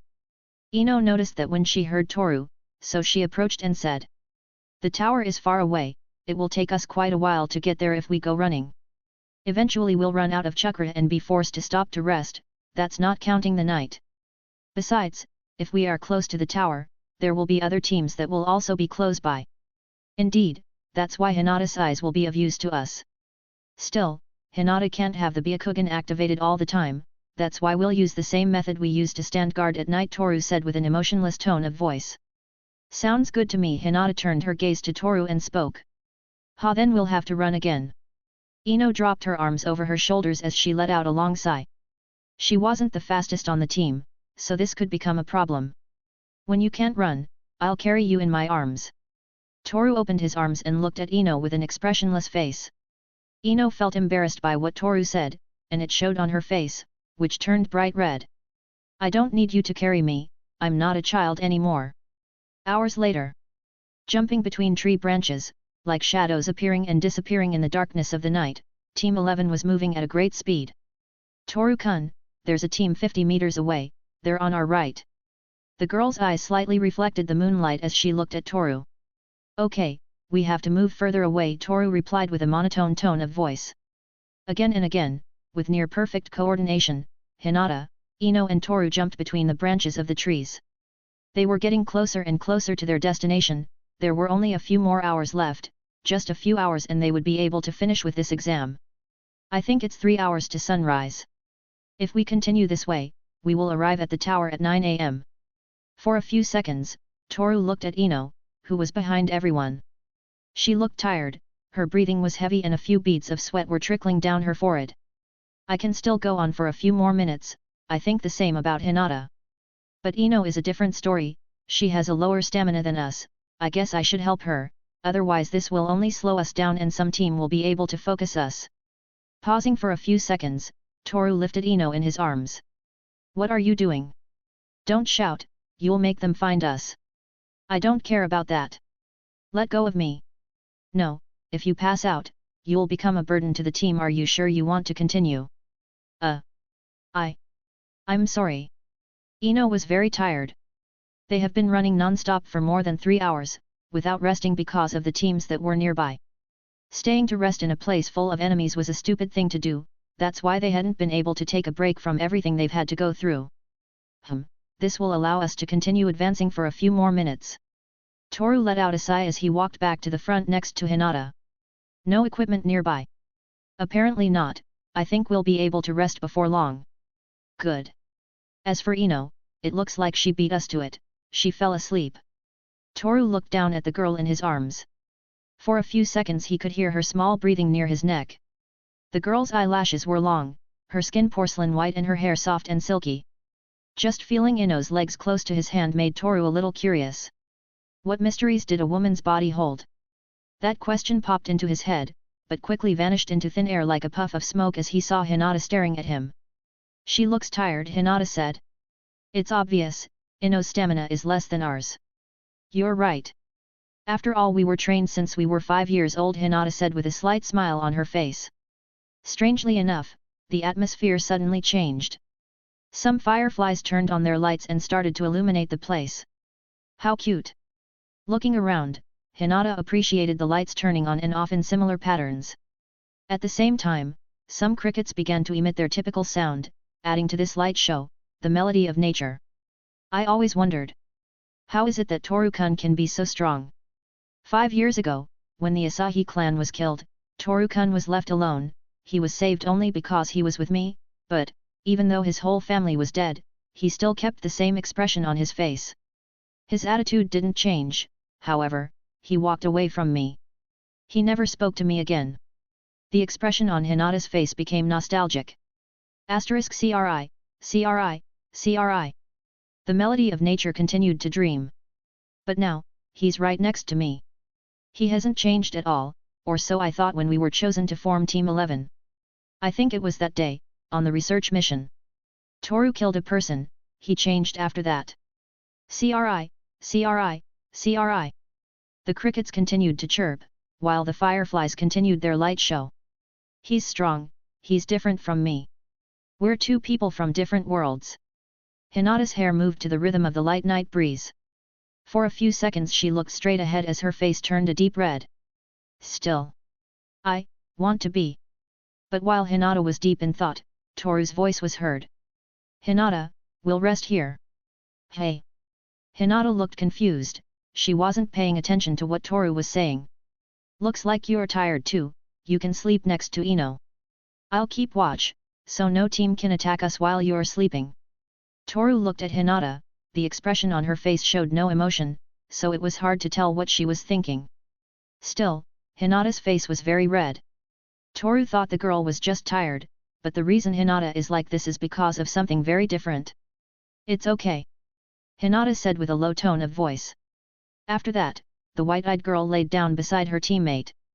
She looked at Ino for a few seconds before a small smile formed on her mouth. I can think about those things later, for now, I'll have to do my best to be able to pass this exam. Hinata looked at Toru before closing her eyes. At the same time, on that tree branch, was Toru, who was so married that his whole body felt as heavy as that giant rock he uses to train. I should eat a little, some water will also do. I should make sure to leave plenty of food and water for Hinata and Ino. I feel like they eat too much. He was tired, it was the most obvious thing. But eating some sweet berries and mushrooms made his chakra slowly return to his body. Water was also a major factor in chakra recovery. Ninjas tend to eat large amounts of food, since in their work as shinobi they consume large amounts of chakra, more than any average person. The image from that day, I'm still trying to find meaning in it. That's 4 images that pop into my mind already. The boy with the book, the man in glasses and lab coat, the endless sea of blood, and the same man in glasses and lab coat, but with a blue sun in front of him. Popping a sweet berry into his mouth, Toru squinted his eyes and continued to think. I think 3 of those images have some relationship. First, the boy has a face very similar to that of the man in the robe. So I can tell that image was a childhood memory of that man. But, the image that I can't find any relation to is the image of that place full of blood. Somehow, that image just gives me a feeling of sadness and pain. Toru sighed, lately he had too many things to think about. There wasn't a day when he had his mind free of complicated thoughts. Hours later. Toru-kun, watch out! Hinata looked at Toru. The latter reacted at once and leapt into the air, dodging the shuriken kwekwe thrown with murderous intent. Damn it! Why did they have to find us just when we're about to reach the tower? Ino said as she ran for her life. I don't know, it's only a few meters away, Toru replied with a neutral tone of voice. Cling, clang. Toru blocked 2 kunais that were thrown. There's a door right in front. Using Byakugan, Hinata could see a door. There were only a few meters left, so this was the last effort to end this hell. Oh! Ino increased the speed, she was desperate. It was so close, but the bastards that were following us ruin everything. Only 50 meters to go. Hinata used the Byakugan again to make sure the distance left between the door and them. At the same time, Toru narrowed his eyes and had an idea. So. What are you doing? Hinata and Ino were surprised to see Toru carrying the 2 of them with ease. I plan to open the door with a tackle. If you guys stay behind, you'll be captured. That doesn't Mikia. Ignoring Ino's complaints, Toru lunged at the door. Using his own back, the grey-eyed boy broke the paper seal along with the door. Ack! Toru fell to the ground with a loud thud, at the same time cushioning the fall of his teammates. Blan! The door closed, causing a loud noise throughout the room. It hurts. Ino got up from the floor and wiped her clothes. Hinata did the same. Seriously, this exam is hell, Ino said. We made it in time, I think we did. We passed the second exam. Hinata was relieved, so much had happened in this exam and they still lived to tell the tale. It looks like it, but look at this, on the wall. Toru looked up. On the wall was a large inscription that read. If you do not possess heaven, gain knowledge and be prepared. If you do not possess the earth, run through the fields and seek strength. If you open heaven and earth, the dangerous paths will become safe. This is the secret of a chunin. Heaven, earth, paths. Ino was trying to understand what the writing said. I think it's trying to tell us to open the scrolls. Hinata said. Yes, that's what he's trying to tell us. Toru looked relaxed, he took the sky scroll and gave the earth scroll to Ino. Together they will open the scroll at the same time, and that's what they did, but it all turned out to be a trap when they saw what was written on the scroll. It's a summoning seal. Chapter 38, Chapter 37, a little bit of the past. If you do not possess heaven, gain knowledge and be prepared. If you do not possess the earth, run through the fields and seek strength. If you open heaven and earth, dangerous paths will become safe. Underscore underscore underscore underscore underscore that is the secret of a Chunin. Ino, Hinata, and Toru looked at each other. They knew it was time to open the scrolls, so that's what they did. Taking the scroll in his hands, Toru squinted his eyes as he slowly opened it, but when he saw inside, he realized that there was something strange. It's a summoning seal. Ino, throw the scroll away. Toru said as he saw the strange manuscript on the scroll. Hearing her grey-eyed teammate, Ino wasted no time and threw the scroll. Toru did the same. What's that? Hinata could see chakra dots in the large cloud of smoke began to come out of the scrolls. In the end, the smoke took the shape of a person. As the smoke began to fade, the figure of a man wearing a boar mask and the white robes that characterized a team leader of the ANBU organization appeared. They caught on instantly. That surprises me. They seem to be more cunning than Senpai was saying. Hinata and Ino's eyes widened when they saw him. This man was the one who was standing next to Yamato when the research mission ended. It was the same guy in the boar mask who escorted Hyuga Hayashi to the hospital where Hinata was when she was seriously injured by Kauta. It's you, said Ino. The man let out a small laugh before speaking. Yep, it's me. And before you start bombarding me with questions, let me give you my congratulations. You have passed the second test of the Chunin exams. Senpai is proud of you. As he looked at the children with a smile under his mask, the man clapped his hands. He also had a better impression of them, as the first time he saw these children was after one of them killed a man in a brutal way and the white-eyed girl will end up in a pitiful state after an intense battle. I still remember the first time I killed a person. I was so scared. The man in the mask remembered a bit of his past after seeing Toru's face. After all, ANBU ninjas are living weapons. I don't understand, why are you here? Aren't you supposed to be an ANBU ninja? Ino stepped forward and looked at the masked man while spitting out some words. The man laughed again under his mask before replying in the same tone of voice he used when he took care of the trash during the fact-finding mission. Ha ha ha, that was something I was going to explain later, but since you asked. Basically, I took these last 6 days off for this moment. Yamato-sensei asked me if I wanted to have a bit of a vacation, so I agreed and here I am now. Ino raised her eyebrows in doubt. Wasn't it easier to come to himself in person? Why did Yamato-sensei send someone instead? She asked herself, since doing something like this wasn't something Yamato would do. Well, aside from congratulating you, I'm also here to explain that thing on the wall. I'm sure you must have already read it, after all you opened the scrolls. The man approached the children a little before Toru's voice was heard. I read the brief and already have some ideas of what it might mean. But I guess explaining it myself would ruin what you are going to say, am I wrong? No, you are correct. One of the reasons I'm here is because Senpai told me to tell you this. The man in the mask sat down on the ground and took a big breath of air before speaking. Come on, take a seat. You'd better and you can rest before you hear what I have to tell you. I don't think it's a bad idea. Ino sat on the floor next to Hinata, as did Toru, who was also next to Hinata. Good. I hope they won't take it the wrong way, after all it's Senpai's words. The man took off his mask and placed it on the ground, revealing the face of a tired man. He had a large scar that started at the top of his forehead and ended on his right cheek. One of his eyes was a strange white color, showing that this eye could no longer see anything. Her hair was auburn in color and her one healthy eye was a nice yellow-amber color. Her skin was a bit tanned as well. Hinata and Ino felt a little bad for the man. Even if he looked very young, that man had had to live through horrible things. Senpai, he has observed each of you. Each of your virtues and faults, he has managed to understand you even if you don't understand him. To you, Hyuga Hinata.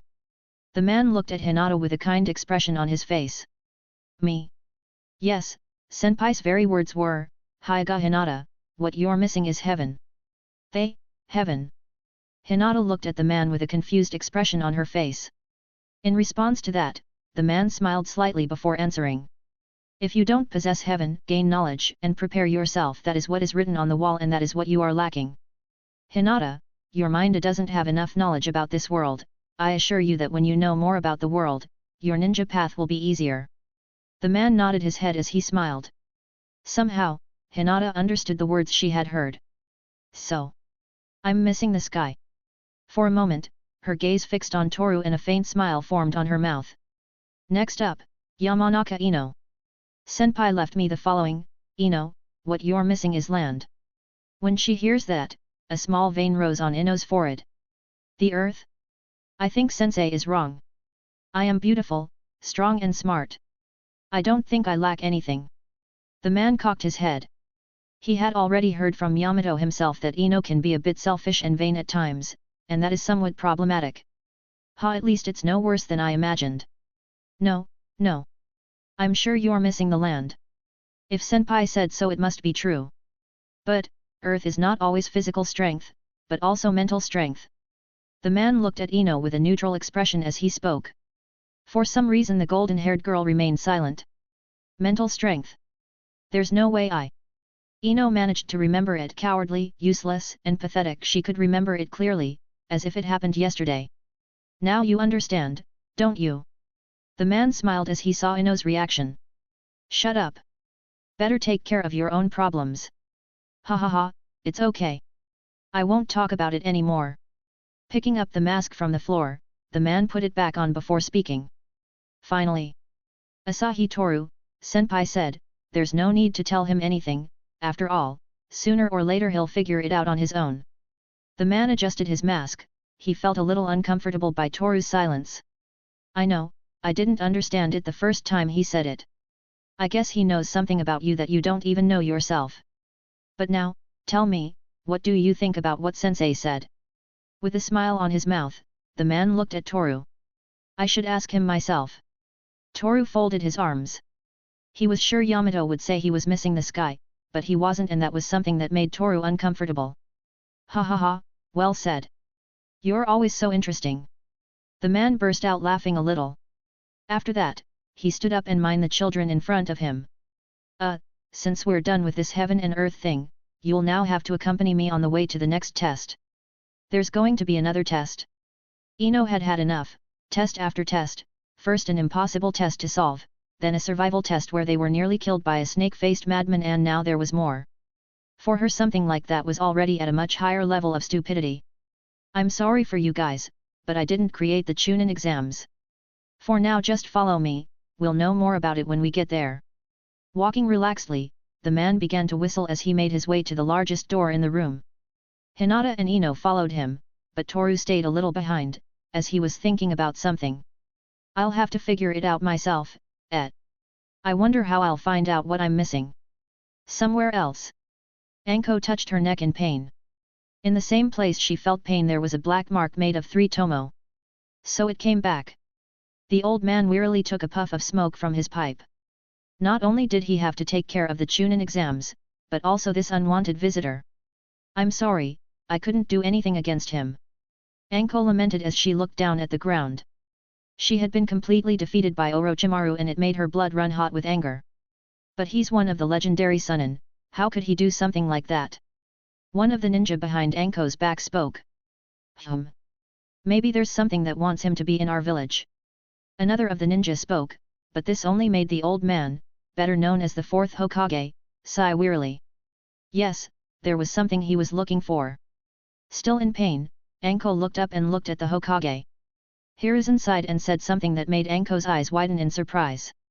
He was looking for someone, wasn't he? That's right, he was looking for 2 children, the first one was Uchiha Sasuke. Hiruzen closed his eyes as he placed one of his hands behind his back. He could already imagine who the second boy Orochimaru was looking for was, but that was something Anko didn't know. You all remember the Asahi clan, am I wrong? Hiruzen looked at the people present as they spoke. They all nodded in response. I think it's the clan that was exterminated along with the Uchiha clan, Anko said. Indeed, just like the Uchiha clan, the Asahi clan also had a survivor. His name is Asahi Toru, he is in this Chunin exam. Hiruzen took another puff of smoke. At the same time, Anko didn't know what to say. As far as she remembered, the Asahi clan was a clan of blacksmiths, they were in charge of Konoha's weapon supply, but why was the Hokage mentioning the Asahi clan all of a sudden? That boy, he's the second thing Orochimaru was looking for. When she heard that, Anko stood up from her seat and looked at the Hokage. What? But if the Asahi clan is nothing special, they were just a clan of blacksmiths who contributed to Konoha's military strength. Why would Orochimaru try to do something with a child who has nothing special compared to an Uchiha? Hiruzen narrowed his eyes and spoke with seriousness in his voice. You're wrong, Anko. Hey! Although this is something few of us know, the truth is that the Asahi clan was formed by a small group of members of the Uchiha clan. These were ninja with no talent for ninjutsu, plus none of them were able to develop the Sharingan. Basically, Asahi Toru is a descendant of the Uchiha. What? That's ridiculous, so that kid can have the Sharingan. It seems you didn't hear right. The members of the Asahi clan are descendants of the Uchiha clan, yes, but these do not have the ability to awaken the Sharingan. From the beginning they never could, however, as time went by, although their blood relationship with the Uchiha was disappearing, they gained surprising abilities.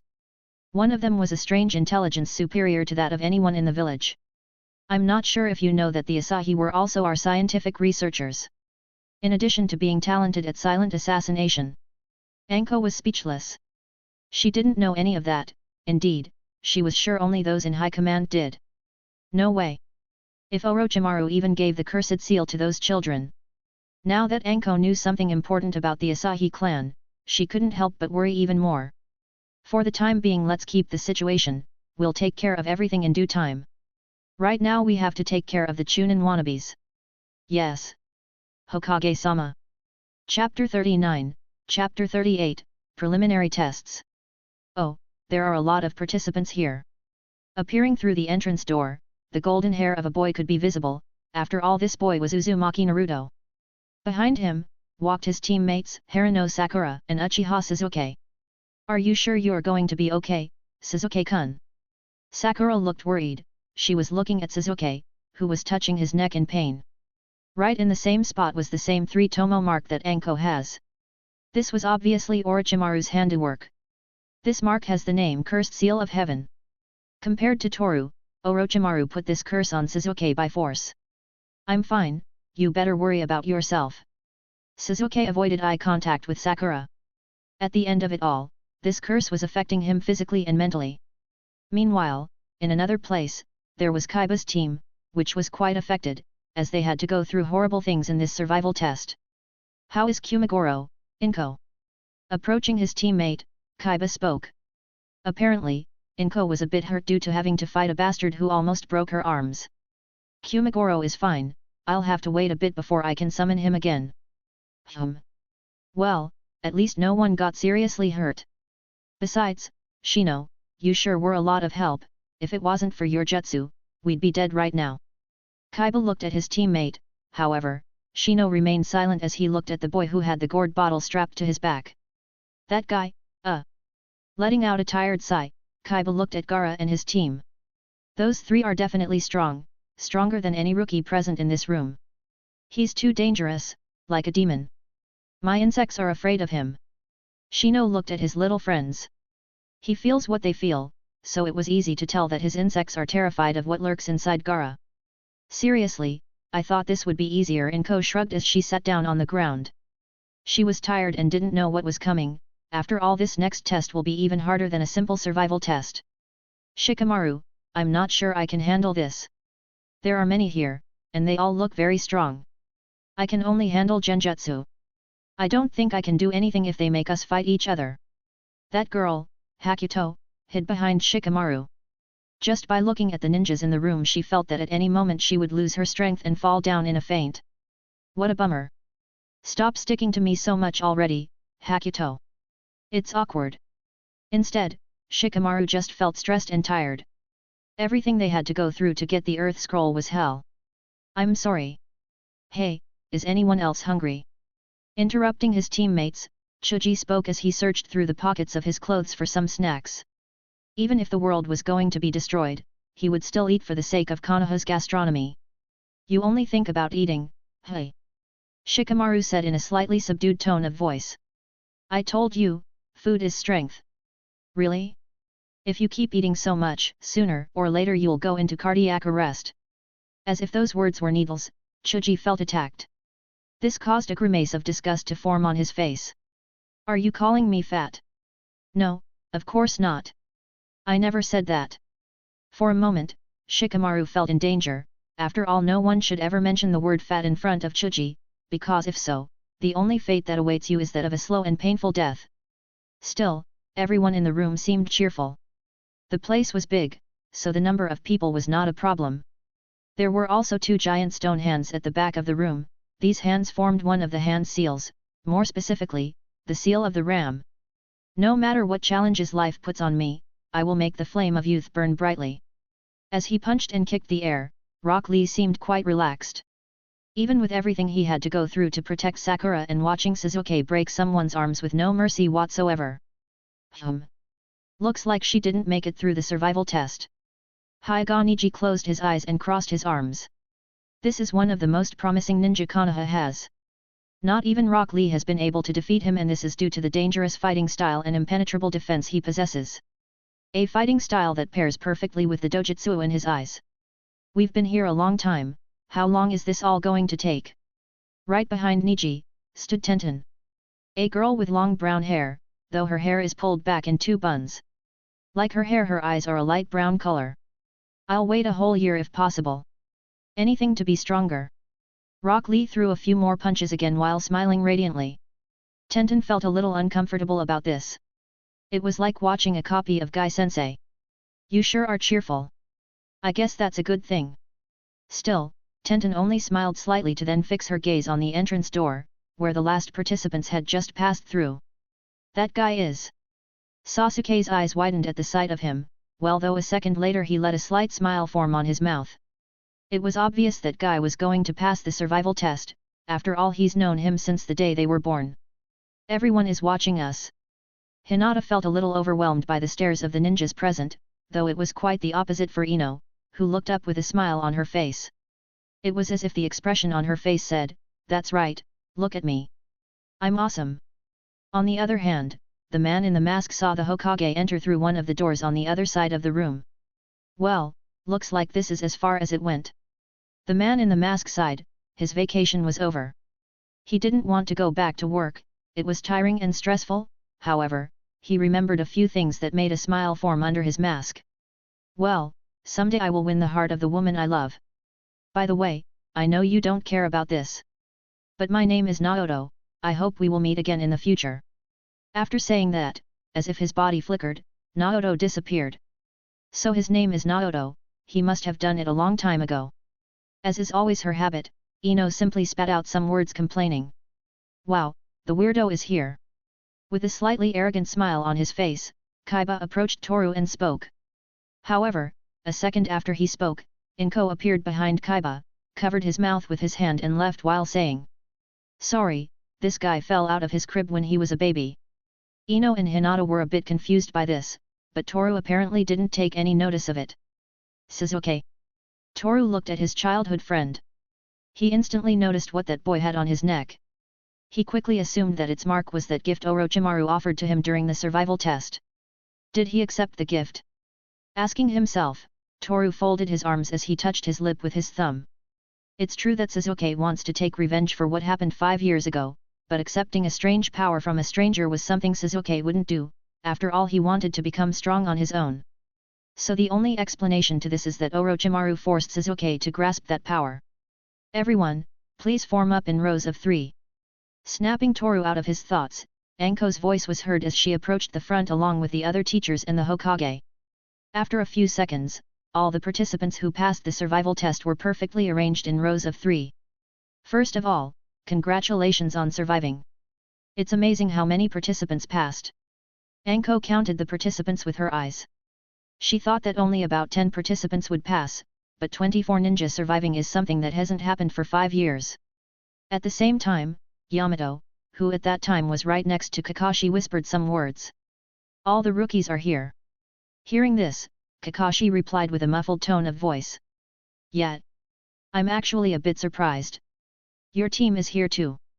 Haha, they've grown up a bit since they became ninja. I can say the same for your team, Kakashi-senpai.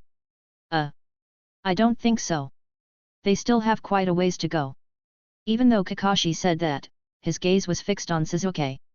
More specifically, on the mark that was on the neck of the Uchiha clan boy. Now Hokage-sama will explain to you what this next test consists of. So listen carefully, maggots. Taking a puff of smoke, Hiruzen stepped forward and looked at the aspiring Chunin. He took a few seconds of silence before speaking. Before I tell you what this third test will consist of, I would like to explain something about the exam itself. Listen carefully, this is something you need to understand. I'm going to tell you the real purpose of these tests. The Hokage spoke, and everyone maintained their silence. However, some looked confused by this sudden revelation. The true objective, if I'm not mistaken, the Chunin exams are basically a war between the allied nations. Toru was right, the Chunin exams themselves are a competition between nations. To understand this you have to go back in time a bit, when the nations near Konoha were in constant conflict. At that time there were quite a few casualties in terms of military strength, so at the end of the Third Ninja World War, the nations reached an agreement. They would choose different champions from their villages and send them to these Chunin selection exams. These ninja who are selected, bear the burden and honor of representing their respective nation. Although at first they were told that these exams were focused on strengthening their ninja and strengthening friendly ties with allied nations. In short, the Chunin selection exams are a friendly war. Each nation shows its military power by sending its best shinobi to the selection exams. If the representatives of one nation show that they have more power than any other nation, that nation will be flooded with missions, which generates money and increases the power and renown of that nation. This is a custom that is preserved by fighting and dying. In the shinobi world, it means friendship. Hiruzen looked at everyone in the room, some looked a little concerned, others just took it lightly. But what caught his attention the most were three ninja in specific. Uchiha Sasuke, Asahi Toru, Uzumaki Naruto. I hope they understood that they carry the honor of our nation. After a long sigh, the Hokage would look at everyone with a relaxed expression. The third exam is a fight with life for the pride of your village and your own dreams in jeopardy. Hearing this, a smile signed on Naruto's mouth. Now that convinces me. At the same time, Gaara began to say some things a bit arrogant. I can overcome anything, just tell me the details of this test and I'll be sure to crush you all. The Hokage felt a bit interested in Gaara, so with a slight smile on his face, the Hokage spoke. So. With a small gust of wind, a shinobi appeared in front of the Hokage, interrupting the Hokage's words. Hokage-sama, allow me to explain. The shinobi was kneeling before the Hokage, this made the Hokage sigh tiredly. Well, after all you are the presenter of this third test. Thank you very much, cough, cough. Hokage-sama. After that, the shinobi stood up and turned around looking at the participants. Most of them had a rather strange reaction when they saw the shinobi's face. He had big dark circles under his eyes and looked very tired. This guy's name is Hayate Gecko. We should do a preliminary examination before we continue with the real thing. Preliminary exam? What's that? Feeling confused by the sudden statement, Inko looked at Hayate and asked a question. Well, apparently the first two exams were very easy. The fact is, we didn't expect so many students to continue here. So, according to the official rules of the Chunin exams, a preliminary round can be helpful, as it is meant to reduce the number of remaining participants. But, is that fair? Said Sakura. I don't know if you heard Hokage-sama's words, but this is a duel between nations, so for the last exam, very important guests from each nation will come to see the best shinobi. So, whoever doesn't feel in excellent physical condition, you can cough, cough, cough. I'm sorry. So, whoever is not feeling optimal, this is the best time to withdraw, as the preliminaries will begin immediately. Are you kidding me? We just survived a fucking hellhole, won't there even be a break? Inko said with an obvious expression of disgust on his face. Ha! This is a bummer. Even Shikamaru lost the will to go on living after listening to Hayate. Well, you must decide now. If you don't think you can handle this, it's time to retire. After that, some participants looked at each other. They were tired, but this was the chance to become Chunin. So, after a long silence, some few raised their hands and left the place silently. These were the few who remained. Oniguma Inko, Shino Aberame, Inyazuka Kaiba. Hoki Hakuto, Shikamaru Nara, Akimichi Chuji. Uzumaki Naruto, Uchiha Sasuke, Harano Sakura. Yamanaka Ino, Hyuga Hinata, Asahi Toru. Hyuga Niji, Tenten, Rock Lee. Gaara, Kankuro, Temari. Mizuji Tsurugi, Yaroi Akadu, Yakushi Kabuto. Kinyata Dosu, Abumizaku, Sukakin. Well then, we will begin with the preliminary round. This test will consist of individual bouts, one-on-one, with all your strength. This is not a simple training. As for rules, there are none. They will fight until the other dies or surrenders. The fight may also end if one of the participants is deemed physically incapacitated. Although, I also possess some free will when it comes to judging fights, so I can stop a fight if I deem that one of the parties can no longer continue. This is for the purpose of saving as many lives as possible. Hayate closed his eyes for a few seconds, feeling a little dizzy. So cough, cough, cough, let's see who will be first, Hayate said while looking at Anko. She reacted instantly and looked at one of the walls, which seemed to have some kind of gate. Open the hatch, Anko said. At once, the door opened and a screen could be seen. Before each match, the participants will be chosen randomly. Now, since there is nothing more to add, let's begin. The names of the first two opponents will appear on this screen. Hayate looked at the screen, it turned on and began to display all the names of the shinobi who were participating in the examination. After a few seconds, the names started to scroll at a regular speed, until it stopped on two names. These names were Uchiha Suzuki vs Yaroi Akadu. Everyone looked at Suzuki and his opponent, who had his mouth covered with a black scarf. Okay, these are the first ones. Now everyone go to the top, only the two participants can stay, Hayate said. Already after a few seconds, only Suzuki and Akado were in the battle arena. So Suzuki is the first one. Toru, who had kept quiet until now, turned his full attention to his childhood friend.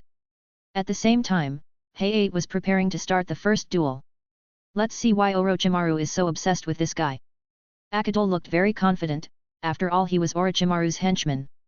Alright, there's nothing more to say, so. Are you ready? Yes. Good, then, begin. Battle summary. Time, 3.47 minutes. Winner, Suzuki Uchiha. Decisive blow, Shishi Renden, Lion Burst. Chapter 40, Chapter 39, Toru vs Kabuto. Even though the fight had not yet begun, the winner was already decided.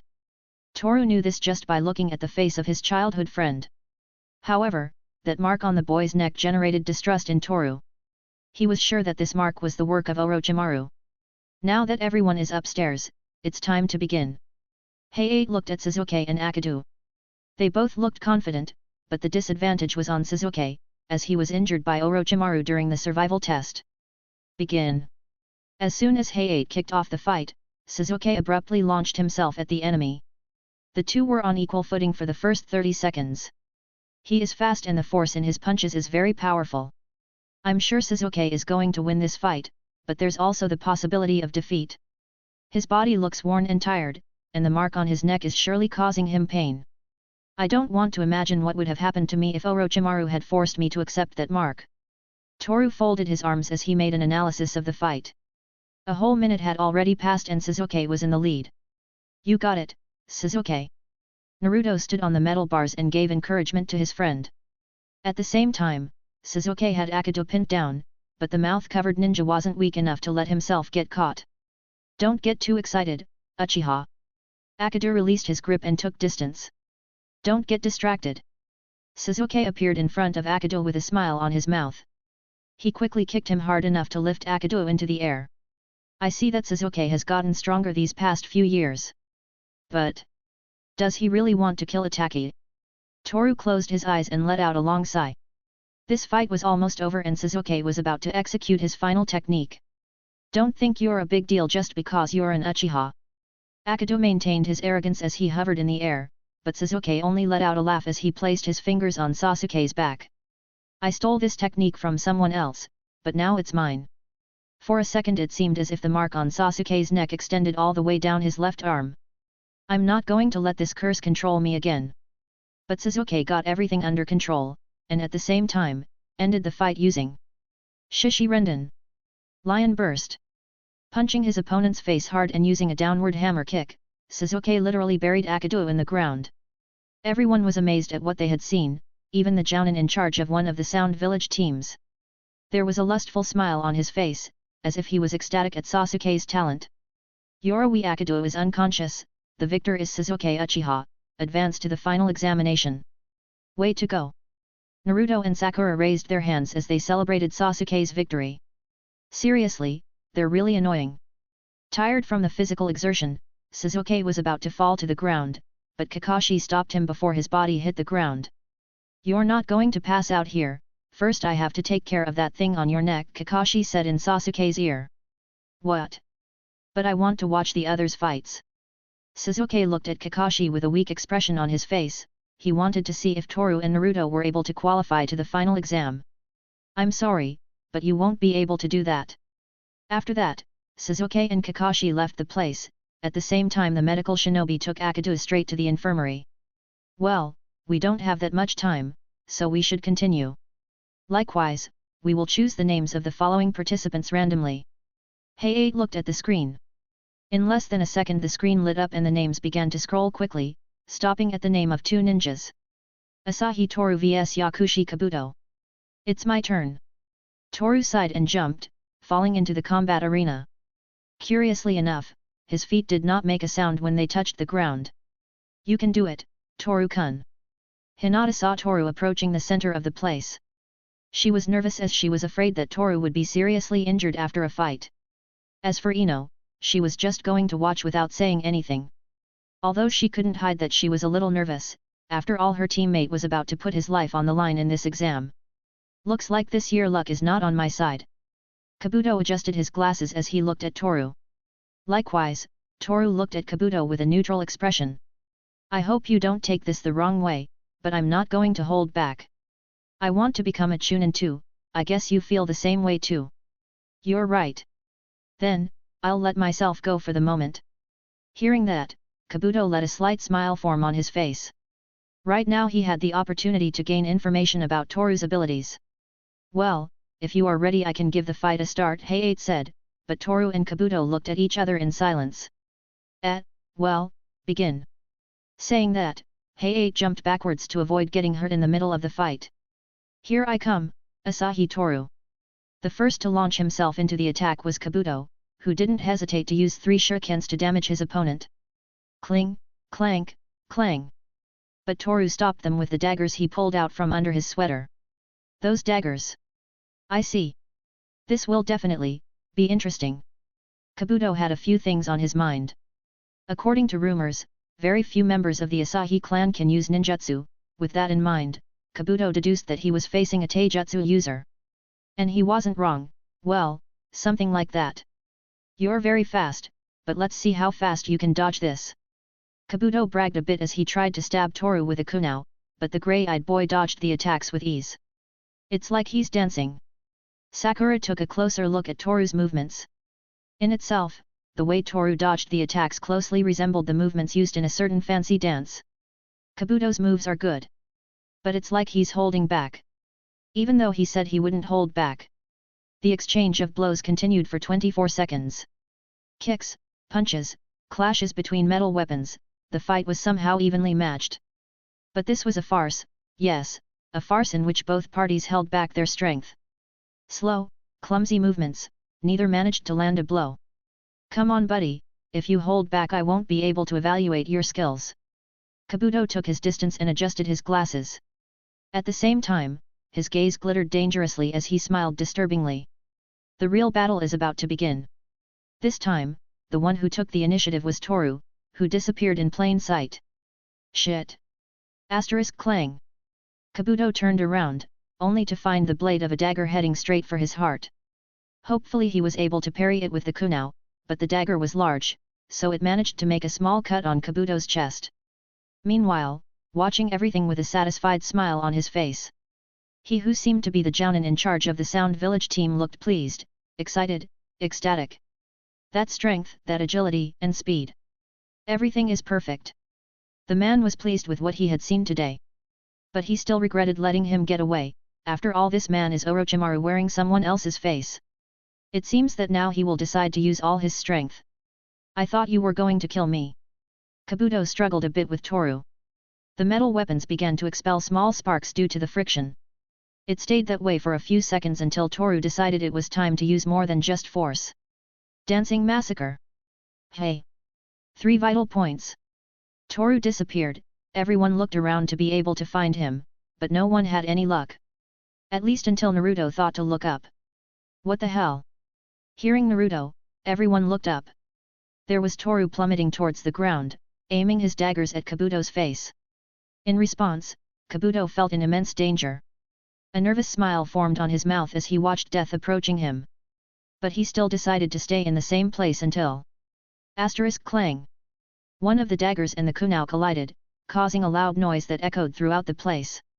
For a single second everything was silent, everything was quiet as Toru continued to hover in the air. At the same time Kabuto felt as if his feet were about to sink into the ground, the recoil of the blow caused him to fall back a few centimeters. But this was only the beginning of Toru's technique, for after that second Kabuto was hit through the air 3 times, followed by that, Kabuto shot backwards. He spun around a few times on the ground until he finally stopped. Kabuto tried to get up, but he felt that his body was as heavy as a stone. So that was. Although few saw it, Toru's daggers for a millisecond ignited into fire and using the hilt, he struck Kabuto in the heart, liver, and forehead. This technique was named by Toru himself. Dancing Massacre, 3 vital points. As the name suggested, Toru attacked 3 vital points in the same second, although the reason why the daggers were lit on fire was still unknown. That was surprising. I actually thought I was going to die. Kabuto got up from the ground. By this time, all the rookies in Konoha had their jaws on the floor. They never imagined that the weird, quiet Asahi Toru would be so strong. Shit, if that taijutsu ever hit me, I sure wouldn't make it out alive.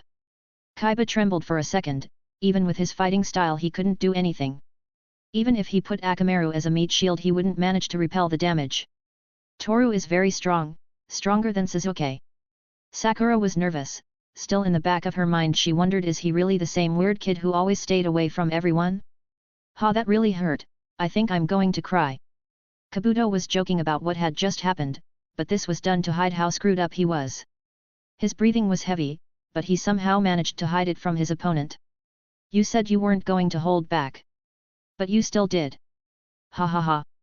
I thought I could win without trying too hard. But I see that when you're the opponent, holding back is a stupid thing to do. Thinking back on his past decisions, Kabuto held the kunai up again, preparing for what was next. Just a few more seconds and I'll finish measuring Toru's skills. Kabuto smiled, took a breath of air as he tried to endure the pain of Toru's attack and then charged in with everything he had. At first, Toru received the attacks by blocking them with the daggers. Again the exchange of blows became external, but this time you could clearly see the power in each clash of strength. Dude, I've heard rumors about the Asahi. They are strong, intelligent, and above all, experts at killing. Right next to Gaara was Kankuro, who tried to follow the movements of the two in front of him. No doubt they were strong, but... Do you think I'm going to fall for this charade? I'm sure Gaara noticed it too. That's right, Kankuro noticed that both participants were holding back. But the one who was holding back his strength the most was Asahi Toru. He's definitely dangerous. A nervous laughter was heard in the battle arena. It was Kabuto. He has strength unbecoming of a ninja his age. The speed he can reach and the taijutsu he's never seen before, all that makes him dangerous. It is too unpredictable, but... I think I'm done with my work. Kabuto jumped back and looked at Toru with a smile. Haha. I give up. What? The rookies shouted in unison. Kabuto simply ran away and gave up. It was ridiculous. You're a coward, Kabuto. Naruto's irritated voice echoed. Kabuto returned his gaze and looked at the boy. I'm sorry, but he's too strong. I can't do anything, in the whole fight I didn't manage to hit him. However, he managed to leave me like this. Kabuto sighed and walked out of the arena, leaving everyone with a strange taste in their mouths. This is unexpected, it seems. Asahi Toru is the victor, advanced to the final exam. Results of the second fight. Asahi Toru vs Yakushi Kabuto. Time, 5.23 minutes. Winner, Asahi Toru. Decisive blow, Kabuto gave up. Chapter 41, Chapter 40, Nightmare vs Strength. Naruto dropped his arms over his shoulders as he let out a long sigh. Toru was too strong, of that there was no doubt. But was he really strong enough to make Kabuto give up? It doesn't make sense. Naruto scratched his head in thought. He had seen Kabuto's true strength, he was sure he could have put up a better fight. Although it's not like he's upset either, Toru has advanced to the final exam and that's somewhat surprising. Still, he was able to beat Kabuto. I'm sure if there's a fight between Sasuke and Toru it would be a complete massacre. With some heavy thoughts in his mind, Naruto leaned his arms on the metal bar and looked at Toru. Yakushi Kabuto has surrendered. Asahi Toru is the victor, advance to the final exam. Heiei raised his hand high, making the winner clear. Toru-kun, well done. Hinata said, but when she realized that she had literally shouted, her face was painted a deep red. Even though she was embarrassed, she wanted to see Toru's reaction. At the same time, Toru raised her hand, looked at Hinata with a neutral expression and said, "Thank you." It was simply that, a single word and a small hand gesture. But that was enough to make Hinata's heart warm up nicely. In response to that, a small smile formed on Hinata's mouth. Her face was still flushed, but this only made her look cuter than she already was. There they go again. Just a meter away from Hinata, stood Ino. For some reason she was feeling annoyed, but her discomfort disappeared when Toru took a leap and landed on the metal bar, right in front of her. "Humph, what do you want, a kiss on the forehead?" "No, definitely not." Ino was still annoyed for no reason. Still, Toru kept the serene expression on his face and replied, "No need." After saying that, Toru stepped down from the metal bar and walked a little closer to Hinata. She was still embarrassed about a few seconds ago, so she kept quiet. Well, since the second fight ended quickly, it's time to move on. I don't have to explain how the names will be chosen, so let's just look at the screen. He looked tired, the dark circles under his eyes on his face could be seen with quality, moreover, his voice sounded muffled. But Heiei's health is something that others don't care a bit about. Following the above, everyone looked at the screen and the names began to move randomly. Just a second step, the names of the following participants have been chosen. Hoki Hakuto vs Oniguma Inko. Yes. It's my turn. Inko was excited, only 15 minutes passed, but it was already her turn. In the end she didn't have to wait long. Meanwhile, Hakuto hid behind Shikamaru. She knew that Inko has tremendous strength and is very skilled when it comes to hand-to-hand combat, this made him feel afraid. Using genjutsu against someone who uses only physical strength could bring advantages, but likewise, for Hakuto the disadvantage was in his physical strength. Even if he managed to make Inko fall into genjutsu, he would not be able to do anything to her if he tried to hit her. The only option he would have is to use a sharp weapon to end his opponent's life, but doing something like that is something Hakuto could not afford. I think I'm going to give up. Hakuto looked at the ground sadly, but Shikamaru just let out a sigh and with a tired tone of voice replied. Hakuto, I think this is your chance to stop being such a coward. If you get through this it could be said that you would be the strongest of the team. Although they were just empty words, Hakuto felt motivated enough to be able to go to the fight. But there was something else that motivated her to go through with it. Hakuto is in love with Shikamaru, but unfortunately, her feelings will never be reciprocated. I still have to try. Patting his cheeks, Hakuto slowly walked down the stairs until he reached the fighting arena. She's going to lose, isn't she? Choji said as he shoveled some food into his mouth. It's possible, yes, but I don't know. They knew, if Hakuto wasn't able to use her skills properly, she would most likely be defeated pathetically. That girl is undoubtedly strong, however. It's hard to talk to her. Right next to Shikamaru, a man sighed as he placed his arms on the metal bar. This man's name is Asuma, the jounin in charge of Shikamaru's team. Don't worry, Hakuto-chan. I'll make sure not to hurt you. With a beaming smile on her face, Inko looked at Hakuto.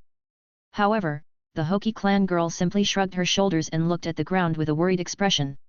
Let's not waste any more time, it's time to start the third fight of the preliminary trials. Heiei moved a little closer to the two participants. He looked them in the eyes, and then started the fight. Begin. Having said that, Heiei jumped backwards away from the participants. At the same time, Inko launched into the attack. Wow, how agile you are! While throwing meaningless punches, Inko looked at her opponent with a smile. She was a little impressed by the way he dodged her punches, but that was all it was. Let's increase the speed, Inko thought as she increased the force and speed of her punches. Hakuto had no time to react, all he could do was to receive the strong blows while covering his face with his arms. Og! The girl recoiled due to the strong punch she received in the stomach. She remained silent for a few seconds before falling to her knees on the ground. Seeing this, Shikamaru's face changed to an expression of disgust. Likewise, everyone in the place had different reactions except for Toru, who just kept watching silently. Having a body like Hakuto's, dodging Inko's attacks should be easy. If what I've seen in these past 10 seconds is correct, Inko's speed is very low. So it shouldn't be a problem, but... Drib. Tears fell, to seconds later dissolve on the ground. These tears belong to Hakuto. I think I used more force than I should have. Inko looked at the girl in front of her. Hakuto was touching his abdomen while tears were sliding down his cheeks. It hurts a lot. Many of the ninjas in the place looked at Hakuto with disappointment, especially the Hokage, who only closed his eyes while letting out a small cloud of smoke from his mouth. Ha! Hakuto is too weak, it's obvious that the victory is Inko's, Kaiba said. It's a pitiful result. At the end of it all, he had the bad luck. Like Kaiba, Shino had already accepted his teammate's victory. But with Shikamaru and Chuji it was different, as they knew something about Hakuto that no one else knows. On the other hand, Team Kakashi had a different opinion than Kaiba's team. That's unfair. Yeah, I think so too. It's like pitting a bunny against a tiger. It was undoubtedly a pitiful fight. Hakuto was crying in the middle of the fighting arena, that was something uncomfortable for everyone. Also, Hay-8 felt that he had to stop this fight, but what Inko did next prevented that. Hakuto, you should give up. I don't want you to get hurt. Inko smiled as she extended her hand. Hakuto looked up and extended his hand as well, but this caused a grim look to form on Shikamaru's face after all. You fell. As he held Inko's hand, the look in Hakuto's eyes changed, for some reason in his gaze there was darkness. It was getting late. No one else knew this except for Shikamaru's team. The truth is that between Hakuto and Inko, there is something that those two girls have in common, and that is the way they can change their personalities. It's like they are two sides of the same coin. Hey! Kia! Taking advantage of their hands being clasped together, Hakuto pushed Inko, causing her to fall to the ground. Just a second later, her lips moved, forming words. Namut iru akumu, kaifu no kashumi, sleeping nightmare, mist of terror. As if those words had ripped out his eyes, Inko lost the ability to see completely. All he could perceive was a vast fog and an overwhelming silence that sent shivers down his spine. I can't see anything. Inko tried to regain his vision. He rubbed his eyes and blinked a few times, however, nothing happened, his vision remained the same. No matter what she did, if she ran as far as her legs would let her, if she screamed for help, nothing worked, there was only her and the fog that prevented her from seeing. What is this? Inko scratched her head. She was sure that a moment ago she was fighting Hakuto, but now, she was in this strange place. Hey? Red. Feeling something wet touching her feet, Inko looked down at the ground. Crimson red, that's what he saw. Like a small stream, the crimson red was coming from one place. Inko walked slowly until he reached the source of this crimson red that was watering on the ground. But what he found? Old man. Inko's eyes widened in horror.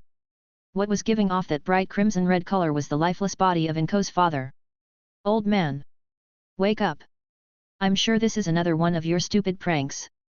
Tears ran down Inko's cheeks, as he tried to find a small glimmer of hope in his father's corpse.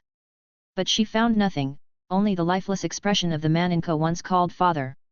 Ah! Otto-chan! Please! Help me! Inko screamed and cried. She didn't know what to do, the crimson red had stuck to her clothes, the tears evened her face. This is not real. It's not real. You old fool, there's no way you can die. Hugging his father's corpse, a few last tears fell to the ground. Meanwhile, everyone watched the scene with shocked faces on their faces. The expression on Hakuto's face was as cold as ice. His hands were clasped together as he formed the seal of the ram with his fingers. And in front of her, was Inko, kneeling on the ground as tears streamed down her cheeks. He finally did it, hey! A nervous smile formed on Shikamaru's mouth, after all he had already seen that jutsu. I think I lost my appetite. Like Shikamaru, Chuji felt nervous when he saw Hakuto use the Hoki clan's genjutsu. After all, he was one of the lucky ones who had the chance to be in that genjutsu. Shikamaru, Chuji. You should know by now, that because of that genjutsu Hakuto could become one of the best kunoichi. Asuma said. Yeah, I don't want her to ever use that genjutsu on me. Chuji said. But this made a small smile form on Shikamaru's mouth. Why, is it because you peed your pants when Hakuto showed you your nightmare? I told you that's a secret. Namut Iru Akumu Sleeping Nightmare, the quintessential jutsu of the Hoki clan. This genjutsu is something special, as it is able to show the enemy their worst fears. That is what is happening with Inko at the moment. But this genjutsu has a flaw. Only someone with a strong will or sense of reality could free himself from this genjutsu. Kokiyos no Jutsu. The voice in Inko was heard on the spot. At the same time, a small drop of blood fell to the ground, forming a circle of black ink. A second later, a cloud of smoke covered Inko. Kuma. When the smoke vanished, a small bear appeared. Its fur was shiny and brownish, its claws were a little sharp, and its eyes glowed a pretty amber color. A little bear. Hakuto's cold personality disappeared when he saw a small bear on the battlefield. Kuma. The little bear kept repeating the same words until he realized that Inko was acting weird. Kuma. The teddy bear looked at Inko. She had her eyes closed, some tears on her cheeks, and was apparently trembling with fear. The teddy bear looked at the ground with a neutral expression, then climbed on the girl's head and covered her eyes with its little paws. Kuma. Everything that was happening was very strange, but Kaiba and Shino didn't seem to be affected by this. That's the famous summoning jutsu. Being able to summon an allied beast later anywhere can be very useful. Despite everything he had seen, the only things Toru took into account were Hakuto's genjutsu and Inko's summoning jutsu. Hey? What's going on? Inko had apparently managed to get out of the genjutsu, but the teddy bear was still covering her eyes. Kuma. Kumagoro. Hearing her friend's voice, a smile formed on Inko's mouth. Her friend had saved her once again. Kuma. Haha, thank you, friend. Kuma. Yeah, I know. You saved me again, we'll eat a lot of meat when we get home. Kuma. She had a slight smile on her face, her body still trembling with fear, but she still got up from the ground as her friend covered her eyes. Kumagoro, you will be my eyes in this fight. Kuma. Hakuto opened her eyes not knowing what to do. She knew the conditions that had to be met in order to get out of the Hoki clan's genjutsu, but that Inko was able to get out easily was something that left her shocked. Shikamaru. You told me that I'm strong. But I can only be strong when I'm afraid, even so. I'll give my best. Seeing the girl with the bear on her head approaching, Hakuto took the fighting stance he hadn't used a few months ago and prepared for the real fight. Fight time, 4.36 minutes. Who has the upper hand, Hoki Hakuto? _ The battle arena was in complete silence, everyone kept quiet as they looked closely at the two kunoichi. Kumagoro, you will be my eyes in this fight. Hakuto looked at Inko, she didn't understand how that girl had managed to get out of the genjutsu. But now, she didn't have to overthink things too much. Let yourself be carried away by the moment, close your eyes and think about the things that terrify you. Then, only then will you be able to be strong. Clenching his fists tightly, Hakuto closed his eyes. He thought about the different outcomes this fight would have. He could no longer use his genjutsu, since Inko has his eyes covered, so the only thing he could do was to use taijutsu. What you did to me scared me quite a bit. I never thought you were so cruel, Hakuto-chan. Kuma. The bear on top of Inko's head raised its paw and let out a small growl. Now that I can't see, it will be harder to fight. So I guess you have the advantage. Having her eyes completely covered, it was difficult for Inko to be able to see, but that didn't make her any less dangerous. At the end of it all, she trained herself to use brute force. Returning to the above, Inko went on the attack. Here I come, Hakuto-chan. Kuma. Without a second thought, Inko started throwing punches. Thanks to Kumagoro, who was directing her friend's head, Inko was able to move more freely. One after another, Inko's punches were charged with power and strength. Still, for Hakuto it was not so much of a problem to dodge them. Because Inko was a bit slow and her punches were a bit clumsy due to the fact that her eyes were covered. Using the bear for guidance is a good technique. When the enemy is a ninja who uses genjutsu as a weapon, keeping the eyes closed may be the best option. But this is where the disadvantage comes in, you won't be able to perform your attacks well. Unless someone else guides you in the course of the fight. Toru kept quiet and his arms folded. He was carefully analyzing the movements of the kunoichi in front of him. At the same time, Hinata and Ino looked at Toru, who seemed to have a somewhat dangerous look. Ino was sure that Toru was planning shady things in his mind. Although that was far from reality. But with Hinata it was different, who just watched Toru's face as she tried to guess what her teammate was thinking. Kuma. Kia. Taking advantage of his enemy's weakness, Hakuto kicked Inko's feet, causing him to fall to the ground. Shit. This is too hard, I can't predict where he'll be. Inko seemed to be in trouble. Because Hakuto was trained as a silent assassin, her feet didn't make noises when she moved, and this was only going to get worse the further the fight progressed. Kumagoro, if the fight continues like this, we'll have no choice but to use the jutsu. Kuma. Hearing that Kaiba and Shino were surprised. But a second later, their faces changed to a nervous expression. I don't think it's a good idea to use that jutsu. A bead of sweat slid down Kaiba's forehead. Just thinking about what would happen if Inko uses that mysterious jutsu made chills run down his spine.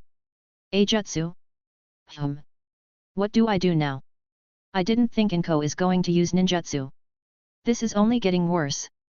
Besides, I spent too much chakra when I used Namut Iru Akumu. Hakuto staggered as he tried to stand up. I'm getting tired really fast. I don't know what to do. Don't get distracted. Appearing in front of her, Inko threw a punch that managed to connect with Hakuto's face. This sent the girl back a few meters as she rolled on the ground. After that, Hakuto got up with difficulty, his face was reddened from the blow he received and a small drop of blood was coming out of his nose. Blood. Hakuto's eyes widened in horror, blood was pouring out of his body. Red and bright, as painful as hell. Godio. Tears welled up again from Hakuto's tear ducts, again fear invaded his system. His body reacted instantly and he fell to his knees on the ground. The scene of Hakuto crying on the ground was as pathetic as the beginning of this fight. Godio. More tears came out, at the same time mixing with the blood coming out of Hakuto's nose. Oh, no. Inko heard Hakuto's sobs, this time he did manage to hurt her. But right now, she couldn't trust this girl, since... There she goes again. The look in Shikamaru's eyes changed, after everything this girl has suffered, the only thing her heart hides is darkness. Seriously, she's scary when she's like this. Shikamaru scratched his head as he looked at Hakuto, who had gotten up from the ground. His hair covered his eyes, blood was coming out of his nose as it mixed with Hakuto's dried tears. All this provoked different reactions from the spectators. The way this girl was changing her personality was scary, even the Hokage thought so. But there was no time to be surprised, as the next one to go on the attack was Hakuto. Kuma. Kuma. Kumagoro stopped covering Inko's eyes and shouted desperately to warn him. Inko noticed instantly, so she opened her eyes. All he could see was a horror movie-looking girl with a kunai in her hands. But Inko didn't have that much time to stare, as Hakuto tried to stab her numerous times. Hey, wait. Inko tried to dodge the attacks, but it was impossible. Each time the edge of the kunai was closer to her body. This made that feeling of fear take over Inko. She had no other choice, there was no other way to end this, she had to do it, she had to use the jutsu. Kumagoro, let's use the jutsu before they cut my throat. Kuma. Hurry up, or do you want us to get killed? Kuma. Taking a big leap backwards, Inko prepared to do her jutsu. At the same time, Kumagoro took a leap landing on the ground in front of her friend. Now. Put your claws together. Kuma. After saying that, Inko bit his finger letting a few drops of blood fall to the ground, likewise, a large circle of ink appeared under his feet. Everyone managed to see it clearly. A great current of wind began to surround them. A second later, like a small tornado, smoke began to cover the place. Oniguma clan's secret jutsu, summon possession.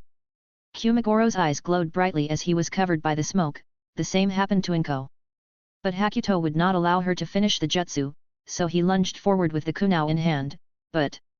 Out of the smoke came something, it had large arms and its eyes glowed brightly. Its fangs were a bit sharp and its hair covered its eyes. Hakuto stopped the instant he saw the monster emerge from the smoke. She saw it clearly, it was much taller and seemed to be having trouble breathing, as it was breathing through its mouth. Ha! It was like seeing a real bear in front of her, but at the end of it all, it was Inko who had turned into a monster. Asterisk boom. Hakuto didn't have time to react, it was as if a gigantic rock had hit her, so hard was the blow that Hakuto was thrown against the wall that delimited the fighting arena. Damn, how was he able to do that? Shikamaru still couldn't believe it. How much force does it take to send someone flying off like that? They should stop the fight. Kaiba's voice boomed. When Shikamaru turned around, he could see the expression the boy with the dog on his head had. There was guilt on his face. I know this is weird, but I suggest you guys do it before Inko kills Hakuto. What? Shikamaru opened his eyes. He didn't know what to do, everything was moving too fast. But he didn't have time to think of anything, as a scream echoed through the place. Ah! Inko was crushing Hakuto's head with his foot. His look was grim and he had a creepy smile on his mouth. A few drops of saliva fell to the ground as Hakuto tried to keep his skull from shattering into 1,000 pieces. But it was impossible, Inko had too much strength, he couldn't even move from where he was, he couldn't put up any resistance. This is why Kaiba felt guilty, after all he knew that when Inko uses that jutsu she loses control of herself completely, and it is difficult to return her to normal. Please, stop. Tears fell to the ground. Hakuto could not resist any longer. But apparently, Inko didn't want to end the fun, as she lifted Hakuto off the ground holding her by the neck. Hakuto tried to break free, but he was not strong enough. I guess, this fight already has a winner. Letting out a tired sigh, Toru folded his arms. From his point of view, this fight was pitiful and pathetic. Watching Hakuto and Inko fight was like watching a bizarre comic theater monologue. Inko was falling into Hakuto's traps and vice versa. Even Heiei was ready to put an end to this fight. But the truth was that he couldn't find a way to stop her, he was sure that if he got close he would end up buried in the ground. But to his good fortune, Yamato looked at him as if he understood his intentions. So, with a long sigh, Yamato put his hands together and from the ground came out roots, which immobilized Hakuto. Let go of me! Let go of me! Inko struggled to free himself, but he was not strong enough to break Yamato's jutsu. Ha, this looks really bad. Heiei approached Hakuto. The poor girl was completely mangled, some of her broken bones could be seen with the naked eye. Blood covered her body and dried tears mixed with the crimson-red liquid. Well, Hoki Hakuto can no longer continue, the winner is Oniguma Inko, advance to the final exam. Let go of me. Even if she had been declared the winner, Inko still wanted to continue fighting, she wanted to destroy her prey, but that was just strange thoughts generated by the possession summoning jutsu. Let me help you. Appearing behind Heiei, Asuma approached the bear girl. You've hurt my student and that makes me angry. But, since this is a fight to the death, I guess I'll let it go. Raising his arm high, Asuma delivered a blow to Inko's head, which instantly knocked her unconscious. At the same time, the roots went back into the ground, causing Inko to fall on her face. Puff! A small cloud of smoke covered Inko.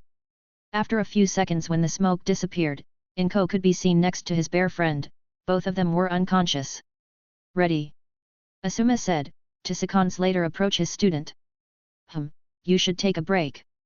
You've worked too hard. Asuma sat down next to his student and there he waited for the medical ninja to appear. And from above, Shikamaru and Shino watched in silence. That was very intense. All the things that had happened in this fight had left Hinata with a strange sense of fear. She didn't know how a ninja could achieve such tremendous strength, though she had seen someone stronger, obviously. On the other hand, every time Ino saw blood she remembered that day. The look in Toru's eyes, it was very similar to Inko's look when she used the possession summoning jutsu. Ha, everything is so stressful. Ino rested her arms on the metal bar. But there was no time to relax, as Heiei was ready to announce the next participants. Well, since this fight lasted longer than expected, we'll have to pick up the pace a little more. So, pay attention, the names of the following participants. When Heiei finished speaking, everyone looked at the screen. A second later, the names began to move randomly until they stopped at the names of the next participants. Harano Sakura vs Yamanaka Ino. The two girls looked at the screen all at once to make sure their eyesight was not failing. Indeed, the next contestants were these two friends. Summary of the third fight. Hoki Hakuto vs Oniguma Inko. Time, 7.24 minutes. Winner, Oniguma Inko. Finishing blow, Bear Claw. Chapter 42, Chapter 41, Sakura vs Ino. Ino watched the screen repeatedly to make sure that what her eyes were seeing was real. To her misfortune, the words marked on the screen were as real as Toru's eyes. Looks like it's your turn. Don't worry, I'll cheer you on until I break my oral cords.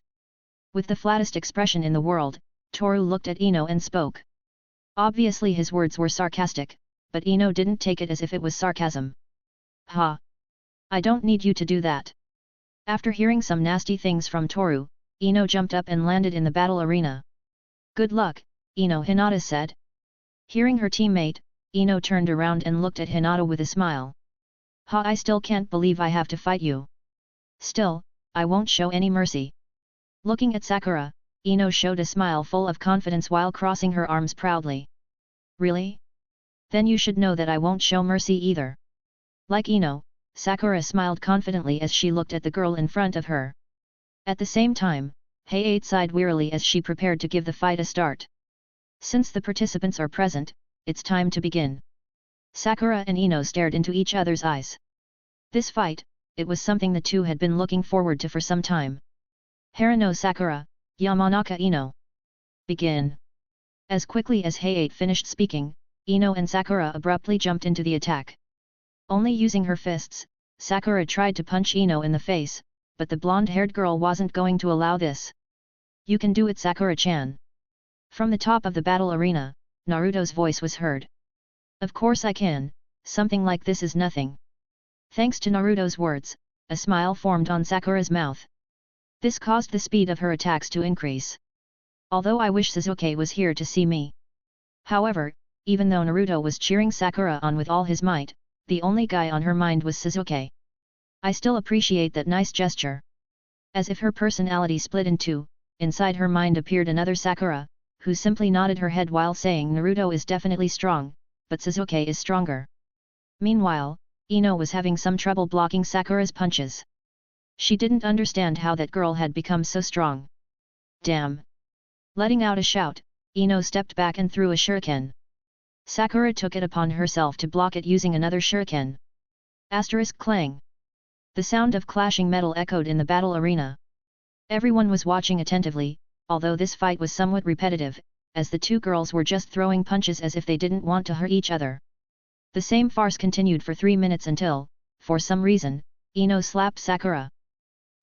Now I get it. It didn't take Toru long to realize what was going on between Ino and Sakura. Just like Ino doesn't know anything about Toru, Toru doesn't know anything about Ino, that's just how it is. The two of them, even though they are on the same team, are complete strangers. Toru-kun. Hinata's eyes fixed on Toru's face. That boy had a grim look on his face, as if he was planning something, though it was quite the opposite. For him, who knew nothing about Ino, a strange feeling was born in his heart. How dare you! Sakura touched her cheek. After all the slap she received it hurt a lot, but not so much as to cause her harm. Still, it was all strange, the way the two were fighting caused discomfort in the onlookers. Sakura realized this, so, with a tired tone of voice, she said. Listen, Ino. I'm not going to fight with you because of Sasuke. Hearing the name of the Uchiha clan boy, Ino opened her eyes as if she was scared. After all I forgot about Sasuke. She couldn't understand. How come I forgot about the boy I like?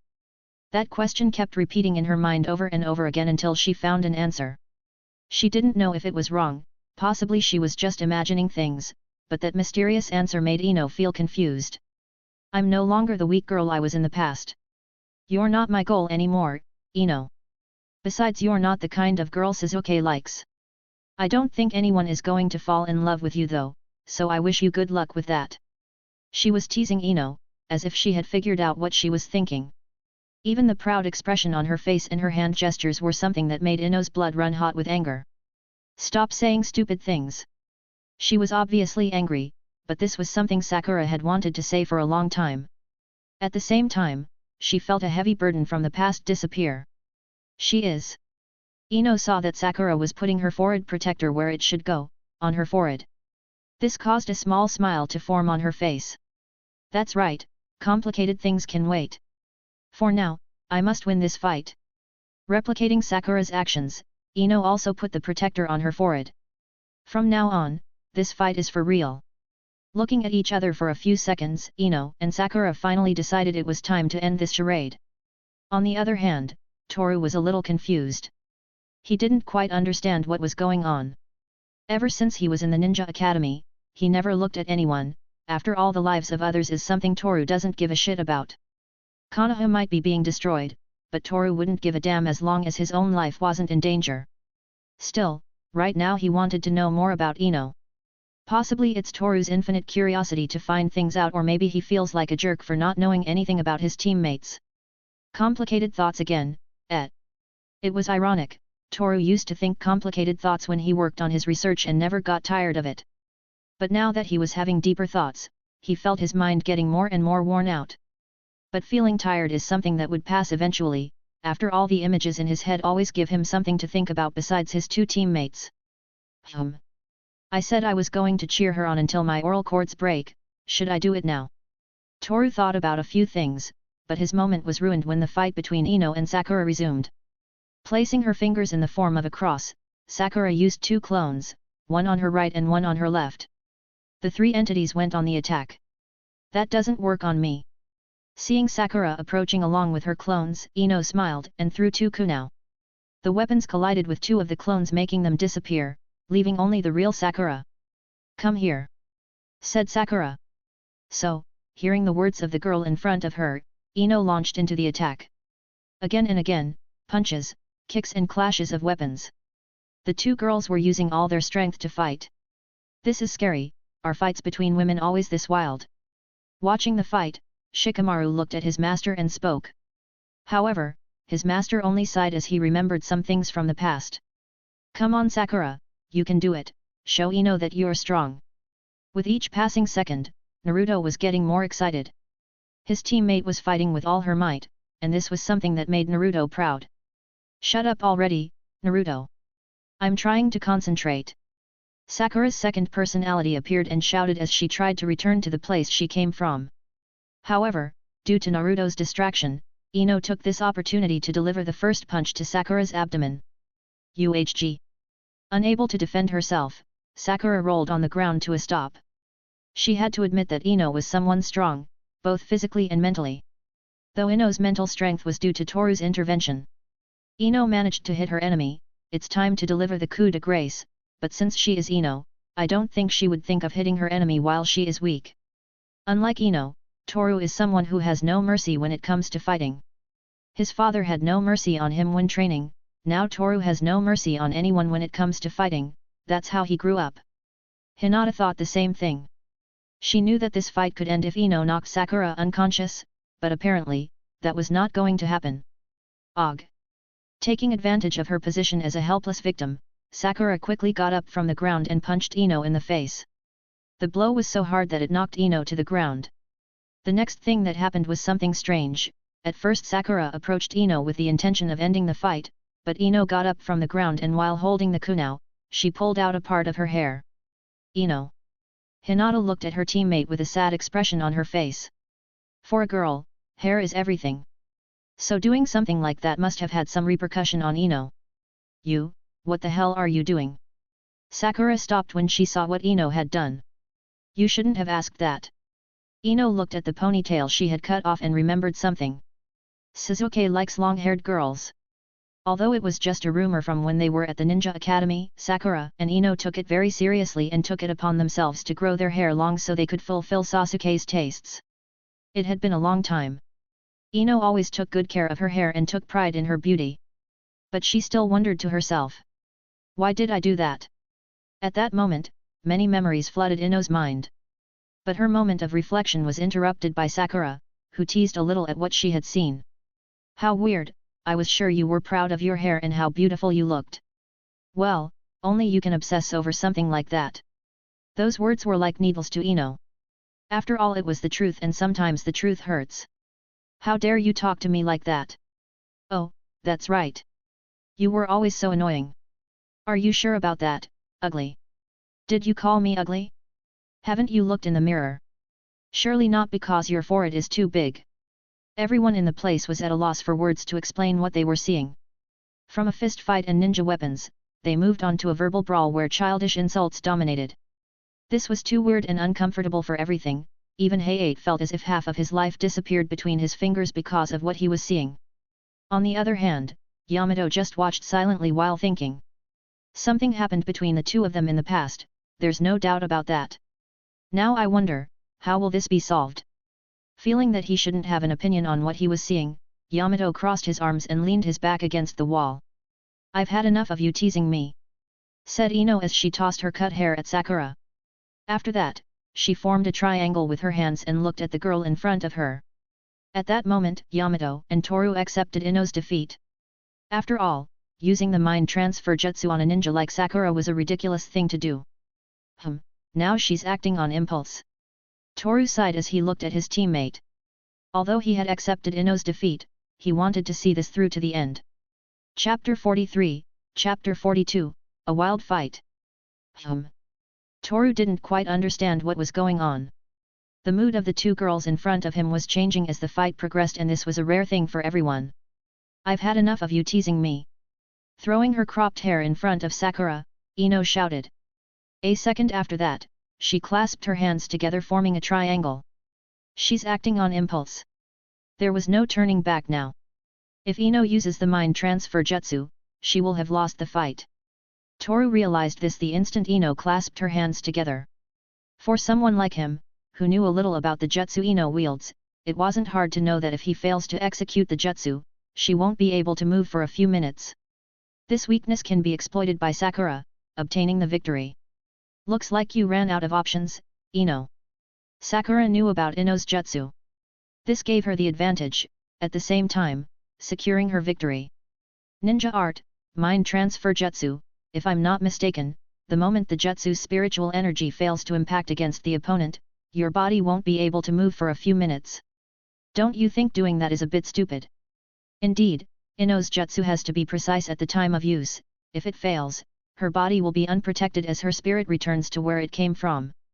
Toru was sure that Ino understood the consequences, after all she is the expert in mind transfer jutsu. I don't care about that, Shinten no jutsu. But after hearing Ino speak, Toru sighed and closed his eyes waiting for his teammate's defeat. At the same time, Sakura tried to move away from Ino's field of vision so as not to be affected by the jutsu, but strangely, she stopped dead in her tracks, as if her body had stopped responding. On the other hand, Ino fell to her knees. It seemed that the jutsu had worked. This made Toru feel confused as he wondered, are these two girls idiots? Everyone was thinking the same thing as Toru, this fight was a bit ridiculous. More ridiculous than Inko's fight against Hakuto. Wow, looks like your little trick didn't work. No, the mind transfer jutsu had failed. Ino was now on her knees unable to move. This was Sakura's moment, she could already see the end of this fight. However, when she tried to take a step forward, her body stopped abruptly, as if there was an invisible wall in front of her. Ha ha ha, I still can't believe you fell into this simple trap. Laughing at Sakura's incompetence, Ino touched the ground with her hands, where the strands of hair connected with one of Sakura's legs. The thin strand of chakra that extended around the hair could be clearly seen. This was a big surprise to everyone. None of them could understand why those girls always fall into the traps of their enemy. Damn! Did you really not notice? Or are you just so blind as to see the thread that connects to your foot? Opening her eyes in surprise, Sakura noticed the thread of chakra connecting from Ino's hands to her right foot. I managed to trick you, and now you won't be able to escape, Shinten no jutsu. As she finished saying those words, the howl of a wolf was heard. Immediately after, Ino's body stopped moving as well as Sakura's body. Everything remained silent until Sakura began to see the surroundings. How nice! Ino was celebrating, as her jutsu was successfully performed. What's more, it was so perfect that she even felt like laughing. Well, after all the failures she had in performing this jutsu, it was about time she had some good luck. It's a pity, Sakura. To think that your strength would only be physical and not mental. In a way I pity you. She was teasing a little. This triggered a little déjà vu in Toru, who was reminded of the early days of Team 11. Somehow she's still the same as always. Swallowing his words, Toru accepted that this time, Ino had outdone herself. On the other hand, Naruto's blood was heating up with anger. He could not accept the current situation. He hoped that Sakura would win, so they could go to the final exam together. Now that I'm here, it's time to give up. Ino was being a bit ruthless, just for this occasion. Since she was in Sakura's body, how about humiliating this girl a little by making her give up? It was such an evil plan that Ino felt like laughing. She seems to be having fun. With a sleepy expression on her face, Toru sighed as she looked at Ino, inside Sakura's body. Apparently it was no longer necessary to cheer her up. Still, the way she used her hair as a chakra conductor was a very good improvisation on Ino's part. Surprising without a doubt, and ridiculous at the same time. Still, what a waste. Looking at the cut hair lying on the ground, Toru felt a little sorry for Ino. She looked beautiful with long hair, though she didn't look bad with short hair either.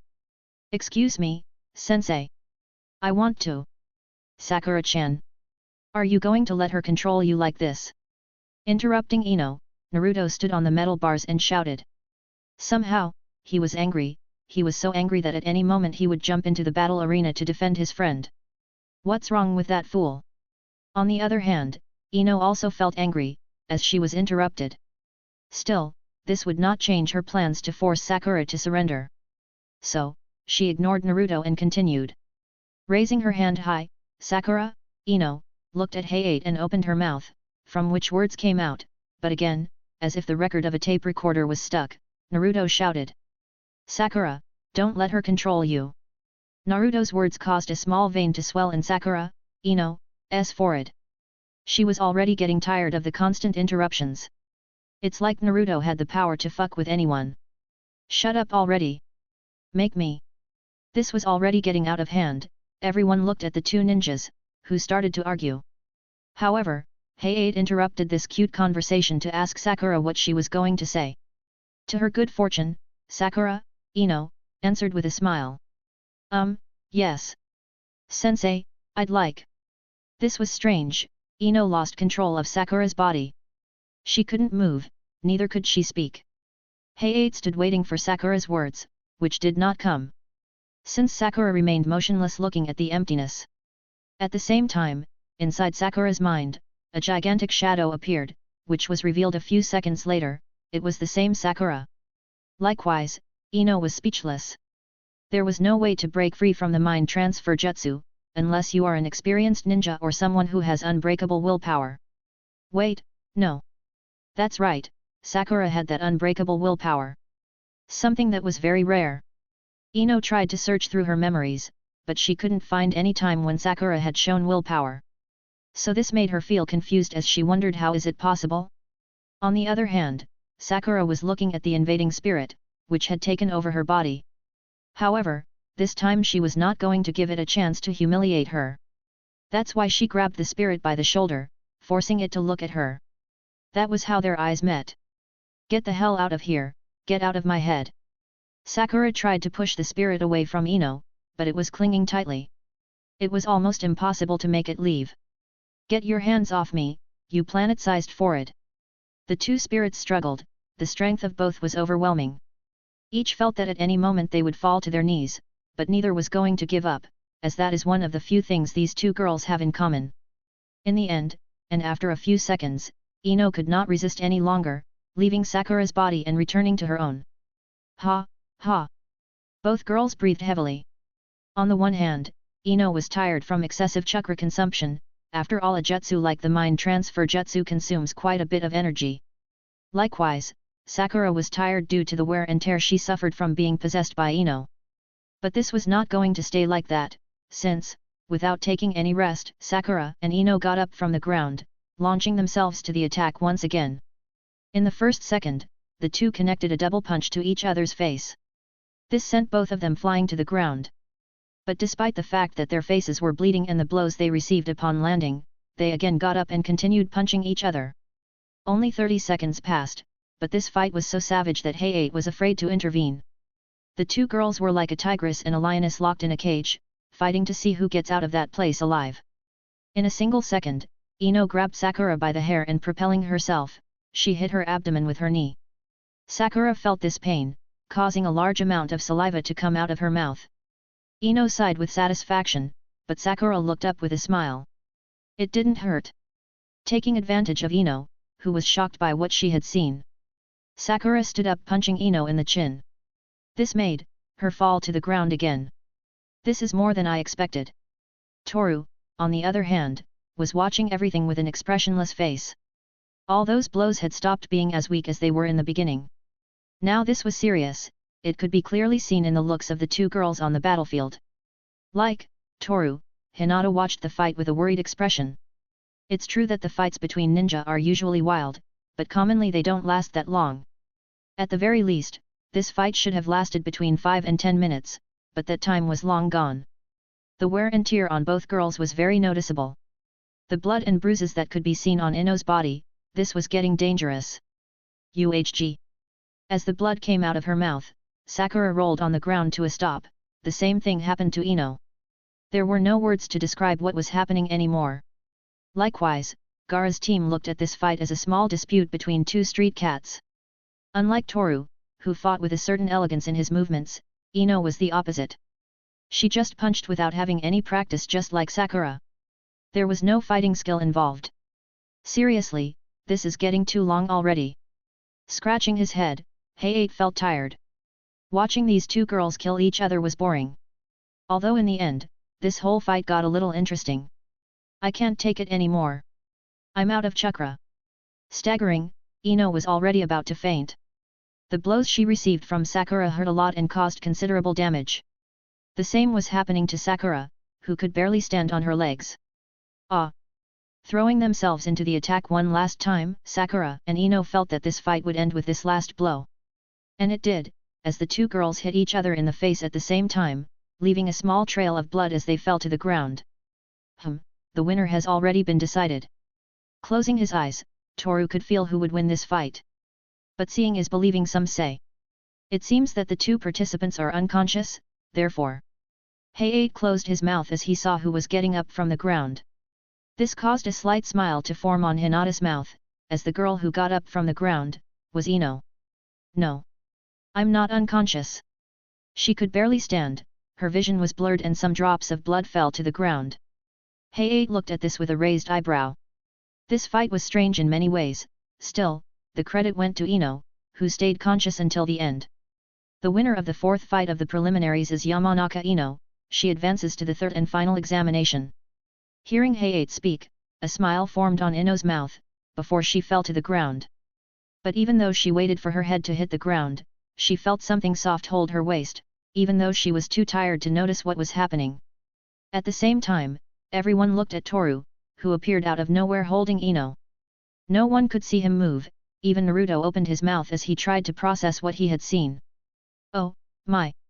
This just got out of hand. Replicating what Toru had done earlier, Kakashi appeared to carry Sakura in his arms. For a moment the gazes of these two men met before they climbed to the highest part of the fighting arena. After that, although Kakashi gently laid Sakura on the ground, Toru was still carrying Ino. Where am I? This was something surprising to Toru. Since, after having spent all her chakra, Ino was able to open her eyes after a few minutes. Reaching out, Ino stroked the cheek of the person who was holding her, but when she regained her vision completely, her face turned a fiery red color. What do you think you're doing? Let go of me, you pervert, you stalker, you weird kid. Ino jerked in Toru's arms in order to free herself, but Toru replied in a soft tone of voice. If I let go now you'll fall to the ground. After hearing what Toru said, Ino didn't know how to respond. So she hid her blushing face in Toru's chest. At the same time, Hinata watched all this with a sad smile on her face. Summary of the fourth fight. Sakura Haruno vs Yamanaka Ino. Time, 16.21 minutes. Winner, Yamanaka Ino. Decisive blow, a normal punch. Chapter 44, Chapter 43, Niji vs Hinata. Having just finished the fourth fight of the preliminaries, Rock Lee felt excited. He had been waiting a long time for his turn to come. To his bad luck, in the next fight that was shown on the screen his name was nowhere to be seen. How is that possible? Scratching his head, Rock Lee was about to give up hope. He wished he could fight with all his soul, after all this is the flame of youth burning inside him. This is how he was trained by Guy Sensei. On the other hand, Ino had already recovered from the last fight she had, just like Sakura. Now the two girls were looking at the battlefield, waiting for the next fight. At the same time, Naruto and Kaiba arrived at the battle arena while looking at each other with a smile. Everyone had different opinions about what they were seeing. Some were simply thinking, Naruto is definitely going to lose. On the other hand, Toru was waiting to see the result of the growth of that boy they call Uzumaki Naruto. In the past, he used Naruto as his research assistant, though he almost always ended up ruining everything. Still, Toru could never get angry with him, he just thought that he had to start from scratch. For good results, big sacrifices. Toru closed his eyes, and then the fight began. Blow after blow, Kaiba used something called a food pill. Naruto was angry, as he considered what Kaiba was doing to be cheating. Still, the fight was neck and neck throughout. In the middle of the fight, Kaiba used a strange jutsu, causing Akamaru to turn into a clone of him. The two went on the attack against Naruto. Everything was going in Kaiba's favor, but the blue-eyed boy used his wits to be able to defeat his enemy. In the end, the result was... Summary of the sixth fight. Inyazuka Kaiba vs Uzumaki Naruto. Time, 6.47 minutes. Winner, Uzumaki Naruto. Decisive strike, Uzumaki burst. Seeing the outcome of the fight, Toru was satisfied. Naruto had grown as a ninja, this could clearly be seen in the way he fought. Moreover, everyone in the battle arena was surprised, since Naruto had managed to shut everyone's mouth with his victory. But this was not over, as there were still some one-on-one fights left. But to make a long story short, the duels are summarized as follows. 7th fight. Abumi Seiko vs Aberame Shino. Time, 4.35 minutes. Winner, Aberame Shino. 8th fight. Tsurugi Masumi vs Kankuro. Time, 3.19 minutes. Winner, Kankuro. 9th fight. Tenten vs Temari. Time, 2.03 minutes. Winner, Temari. 10th fight. Nara Shikamaru vs Tsukakin. Time 5.06 minutes. Winner, Nara Shikamaru. All of these fights went off without a hitch. At the same time, Toru had different opinions as the time progressed. First, although Shino was a bit cruel in clogging Seiko's air ducts, this led to a safe victory. Although Toru is not one to call someone cruel, as he was ruthless enough to stab a man in the back to the point of taking his life. Second, Kankuro has a very good handle on the puppet. The way he immobilized his enemy using the puppet's joints was amazing. For a moment, Toru thought it would be nice to be able to learn this kind of puppet handling jutsu, but considering the artifact Toru is developing, something like that would be useless. Third, Temari was extremely ruthless when fighting. She didn't leave any chance to her enemy. She took care of blocking all of Tenten's attacks, as well as humiliating her in front of her teammate Rock Lee, who seconds later jumped into the fighting arena to protect her friend. Finally, Shikamaru is a very capable strategist. He had already proved it in the Ninja Academy, but now he was able to bring out that strategic side he always tried to hide. Toru thought that this boy could become a Chunin very easily. All this brings us to the moment when the participants of the 11th fight will be decided. Toru, Hinata, and Ino watched the screen, which was displaying random names at a high speed. Let's go. Let it be my turn, let it be my turn. Crossing his fingers, Rock Lee closed his eyes and waited for the result. However, the names displayed on the screen ripped the will to live out of him. After all, his name was nowhere to be found. No way. Hinata's eyes widened as she saw the names on the screen. Hyuga Niji vs Hyuga Hinata. Looking at the screen, Niji smirked. After all, this fight will be very easy for him. On the other hand, Toru narrowed his eyes as he saw the expression on Hinata's face. Somehow, the word fear was written all over her face. I never thought I would have to face you. Me neither. Niji Uni-sama. Already in the battle arena, Hinata and Niji looked into each other's eyes. At least Niji was the one looking at Hinata, as the girl tried not to look at the boy. This provoked different reactions from the spectators. They are both from the Hyuga clan, however, Hinata belongs to the main branch of the family, while Niji belongs to the secondary branch.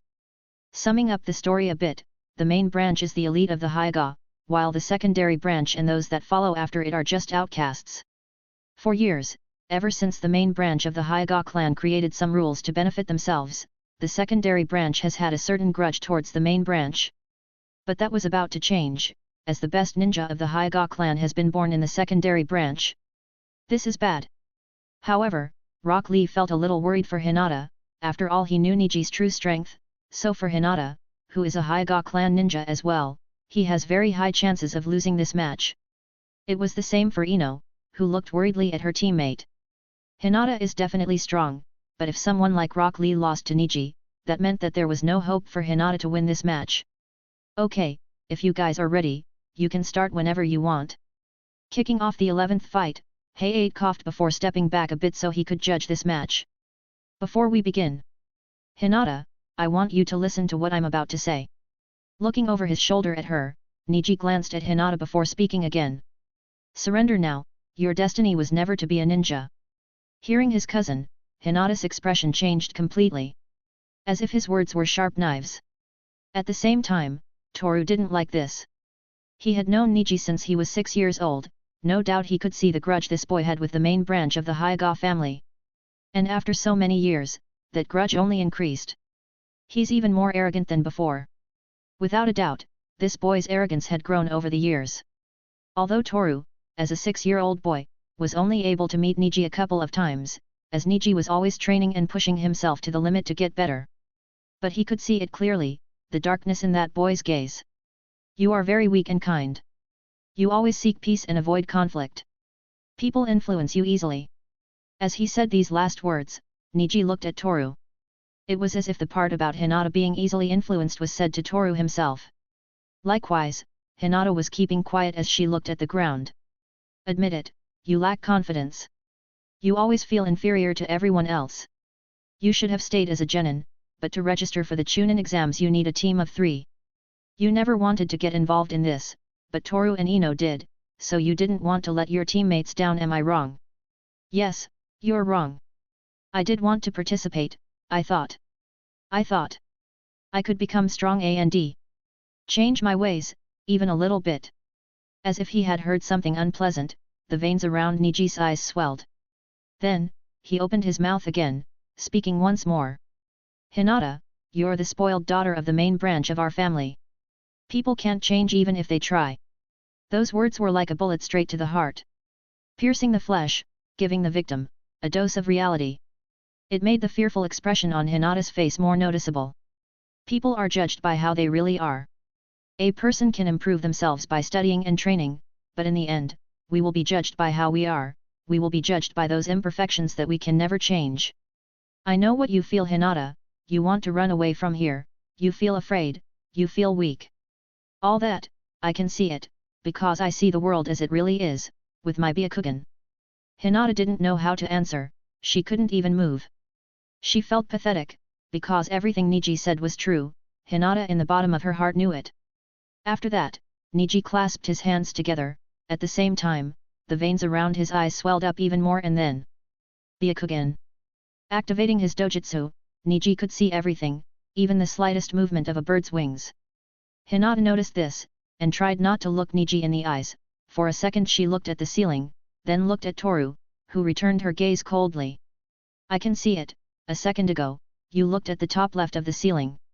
Even though it was only 1,000th of a second, you blinked and then looked at Toru.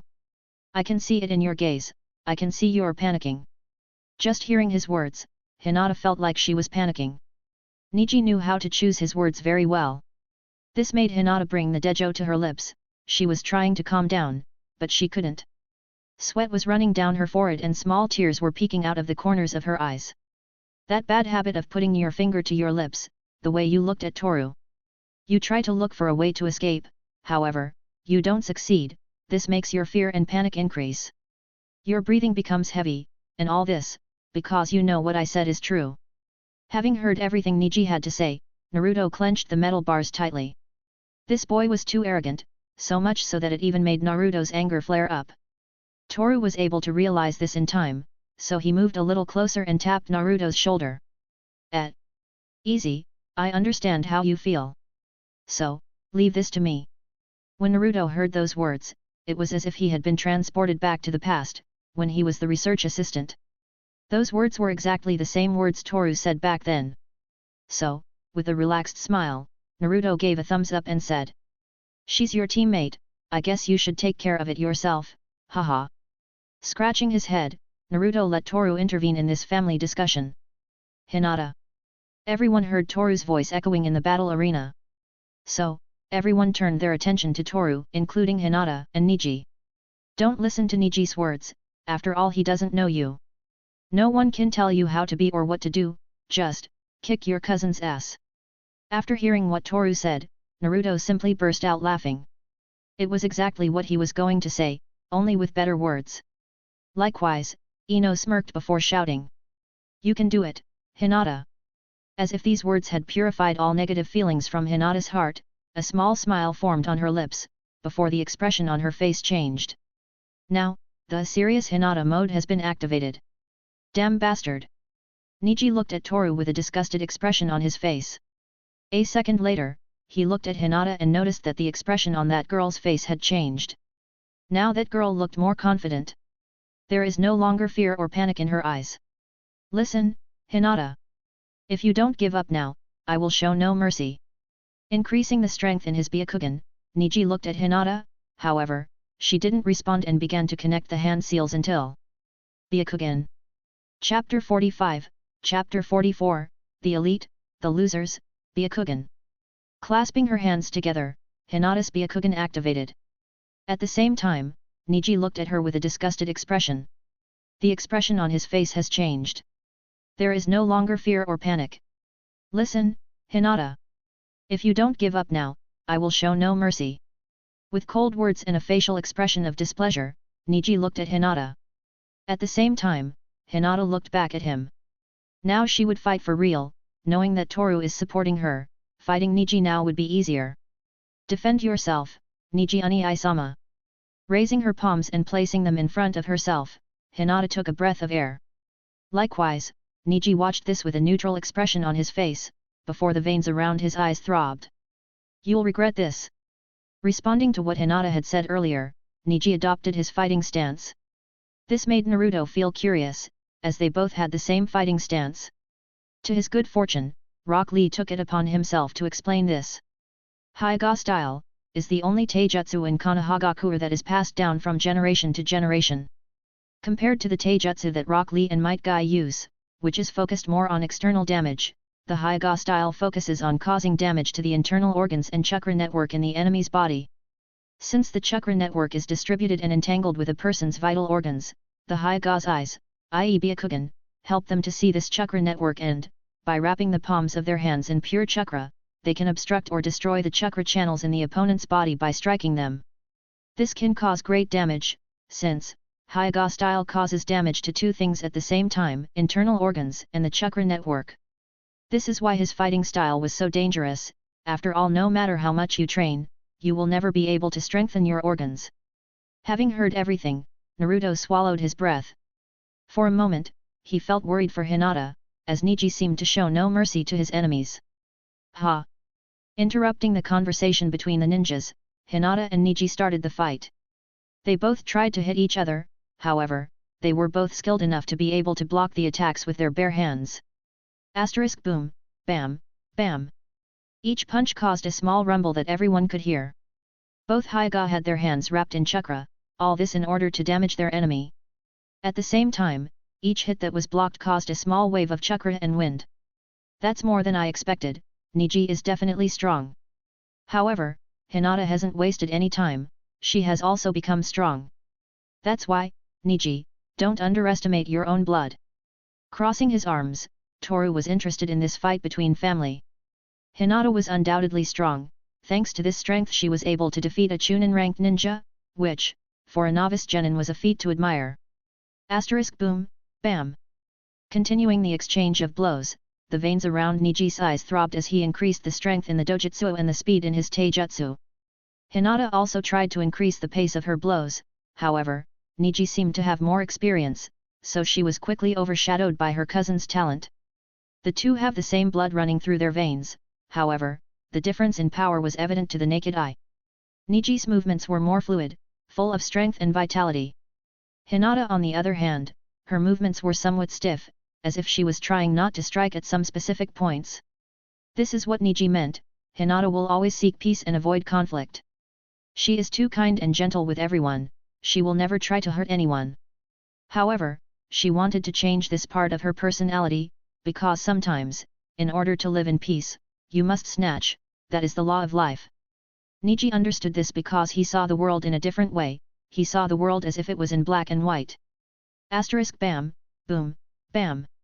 With no time to respond, Niji was able to dodge one of Hinata's blows at the last moment.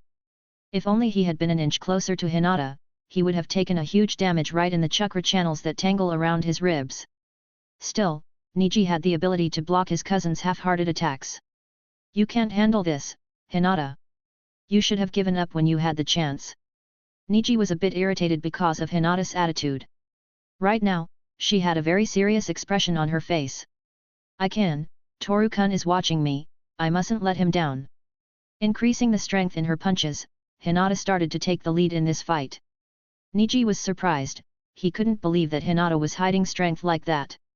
But, in the end, the losers will remain losers and the elite will rise among the unlucky ones like a thunderbolt full of power and authority. So, attacking at the same time, Hinata and Niji extended the palms of their hands, striking right at each other's chest. I hit him. Way to go, Hinata. She's amazing. Ino, as well as Naruto and Sakura felt happy because of this, but, it was too early to celebrate, as neither Hyuga was moving. Silence pervaded the place and Toru's gaze was now somber. Og! Throwing some blood from her mouth, Hinata collapsed, falling to the ground on her own forehead. Miscalculate. Squeezing the metal bars tightly, Toru's gaze darkened. Even though he had an expressionless face, you could see this strange feeling of danger in his gaze. Ino noticed Toru's gaze the instant Hinata fell to the ground. I told you. Glaring at his cousin with disdain, Niji deactivated his Byakugan. The outcome of this fight was obvious, however, based on the information Toru had, Hinata might be able to put up a good fight against Niji, however, the outcome made Toru sigh. He was wrong, he had to admit it. But apparently, this fight was going to continue, as Niji crouched down so he could see Hinata's face. Even when I warned you, you were able to throw yourself into the attack against me. You should know, I'm different. A loser like you couldn't make a scratch on me, yet you train a lifetime, you can never change who you are, no matter how hard you try, no matter what methods you use, in the end it will be the same. The elite always triumph over the less fortunate. That's how the world works, that's something you have to learn. Still lying on the ground, Hinata clenched her fists as she tried to hold back the tears that were about to come. Niji's words were not wrong, she knew that very well. I can never be as strong as Toru-kun, he's different. Someone like me, can't walk beside him. Niji Oni-sama is right, I'm a failure. Touching the ground with her forehead, Hinata lamented her weaknesses. She's weak, but she's still kind to everyone. Then, when Hinata looked at Toru, who had a gloomy look in his eyes, a memory came back to her mind. I wish I had eyes like yours. Although she knew she was misunderstanding him, Hinata felt saved by those words. That day, Asahi Toru saved Hinata from an abyss of darkness.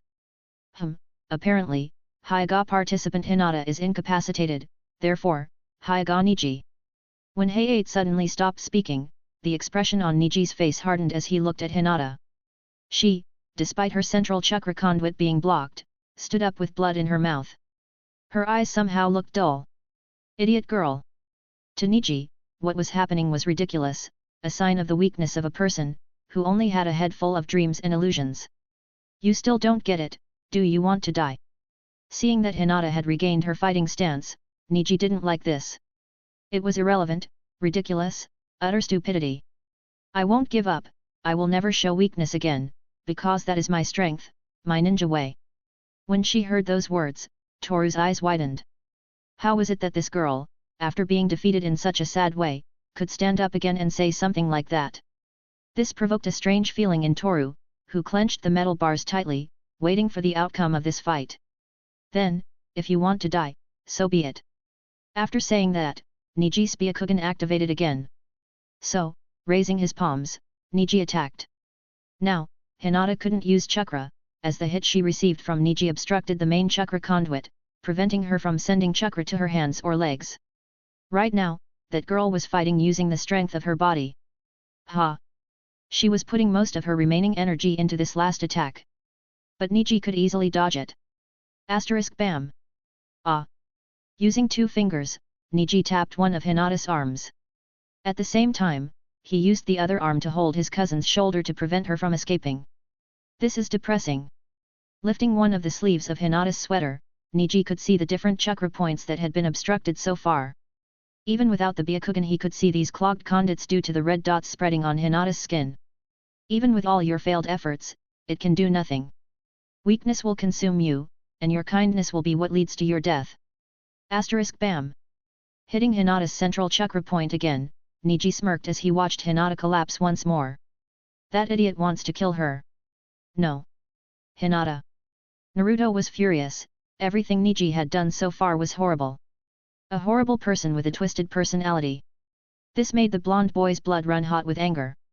Many in the place thought the same, also the Jounin, who were already preparing to stop this fight by force. You're finished, you won't be able to do anything in that state. Niji had already won this fight. This made Hayate look at the girl lying on the ground before speaking. This time, Hinata Hyuga can't continue. The victor is Hyuga Niji, advanced to the final exam. This fight was over, but not for Hinata, who got back up from the ground. Everyone saw, that girl had blood in her mouth and on her clothes. She could barely stand up. At the same time, an expression of disgust formed on Niji's face. This was already too much, this was making him angry. What do you think you're doing, can't you see how you are, you loser? I can still continue, this fight. I haven't beaten you yet.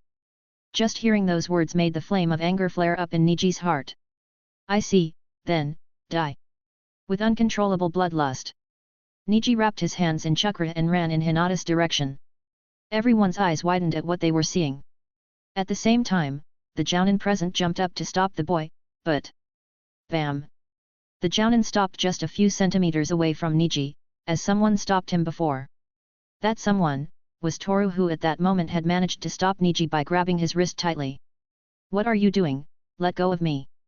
You already won, why do you insist so much? With a look as cold as ice, Toru spoke while increasing the strength of his grip. Niji didn't know it, but he hates feeling a huge force that was about to break his arm. Tch. Clicking his tongue, Niji avoided looking at Hinata and simply walked away from the place. This thanks to Toru letting go of Niji's arm. Ack. But all this suspense was broken when Hinata spat out a large amount of blood as she fell to the ground. No. Yamato quickly approached Hinata. Her heart is going to fail. Call medical ninja. For some reason, desperation could be seen on Yamato's face as he looked at his student lying on the ground. But hearing these words changed the expression on Toru's face. And when he saw his teammate, he simply disconnected from the world, as the image of Hinata reminded him of something Toru would dedicate to forget. Oka-san. As if transported to the past, Toru could see Kyoko covered in blood. But he was quickly pulled out of his thoughts by Niji's voice. You should worry about yourselves. You don't have to pay so much attention to a failure. Tugging a smile on his mouth, Niji folded his arms as he walked back to the highest place in the fighting arena. But, when he turned his gaze, he met Toru, who looked at him as if he was the worst piece of trash in the world. If anything happens to Hinata, I will destroy you. Hearing Toru's scary voice close to his ear, a shiver ran down his spine. For some reason Niji felt a huge danger. Summary of the 11th match. Hyuga Niji vs Hyuga Hinata. Time, 6.02 minutes. Winner, Hyuga Niji. Decisive blow, Jukenpo, soft fist. Chapter 46, Chapter 45, Gaara vs Rock Lee. Everyone was looking at him, they didn't know what to say, they were speechless. Toru suddenly appeared in front of Niji. Maybe he said something in his ear, as the Hyuga clan boy froze, as if his life depended on it. They say that the body of a herbivore will always react to the danger of a predator, well with Niji the same thing happened. It was as if he was trapped in the same place he was, fearful of what might happen if he were to move, all the while staring into the eyes of death in front of him. How did he get there so fast? Like everyone else, Naruto was curious about what his eyes had seen. However, Rock Lee looked at this with a shocked expression, as, from one moment to the next, Toru went from being in the middle of the fighting arena, to standing in front of Niji. Since Rock Lee uses speed and strength as his only ninja weapon, seeing someone with a speed similar to his surprised him. He is dangerous. Blood. I need blood. From the bottom of the arena, Gaara touched his head while smiling in a strange way. Kankuro watched this with an uncomfortable expression on his face, after all he knew that smile from Gaara. So he preferred to walk away a little. After a few seconds he arrived at Naruto's side. I can't move. His body did not respond, the motor skills of his brain stopped working for a moment, giving way to a strange sensation that Niji had not felt for a long time. Was he afraid? Panic maybe? No, it was simply a natural reaction to danger, as if he were a mere wild animal. Toru-kun. Hinata was unconscious, blood pouring from her mouth. But still, she had the strength to say something before she was carried by the medical ninja to the infirmary. Yamato looked at this with a grim expression on his face. Niji is ruthless, he didn't even have mercy on Hinata. This attitude irritated Yamato a little. But with a long sigh, he prayed that his student will be fine and won't suffer because of this fight. I could feel it, at that moment, when Hinata fell, the expression on Toru's face. Putting her hand on her chest, Ino was worried about her two teammates. Hinata had been seriously injured and Toru seeing this simply exploded, going so far as to threaten Niji. Cough, cough, we mustn't waste time. Let's continue with the next fight. Even after everything that happened, Heiei kept his composure and sighed. He had already seen too many fights today, he needed a break after this, he even thought about going to eat a bowl of ramen. On the other hand, listening to the judge of these preliminary fights, Toru closed his eyes and returned to Ino's side. Will Hinata be okay? Without looking away from the entrance of the place, Ino asked Toru. The boy held his silence for a few seconds before answering. I don't know. Ino was surprised, she had never seen Toru act like that. Somehow, it was sad to see him like that, at least for Ino, who sighed as she rested her arms on the metal bars. Let's get this over with quickly so we can leave. Without a hint of embarrassment, Heiei touched his head while looking at the screen. The Hokage watched this with an amused smile, apparently Heiei was tired. Well, he's always tired. They are going to choose the next participants. There are 4 people left, so Chuji may get to be chosen against Rock Lee or Gaara. Speaking with a tired tone of voice, Shikamaru looked at the screen. He had already won his fight, so he didn't care about anything now. Even if Chuji gets to fight Gaara. Don't say that, Shikamaru.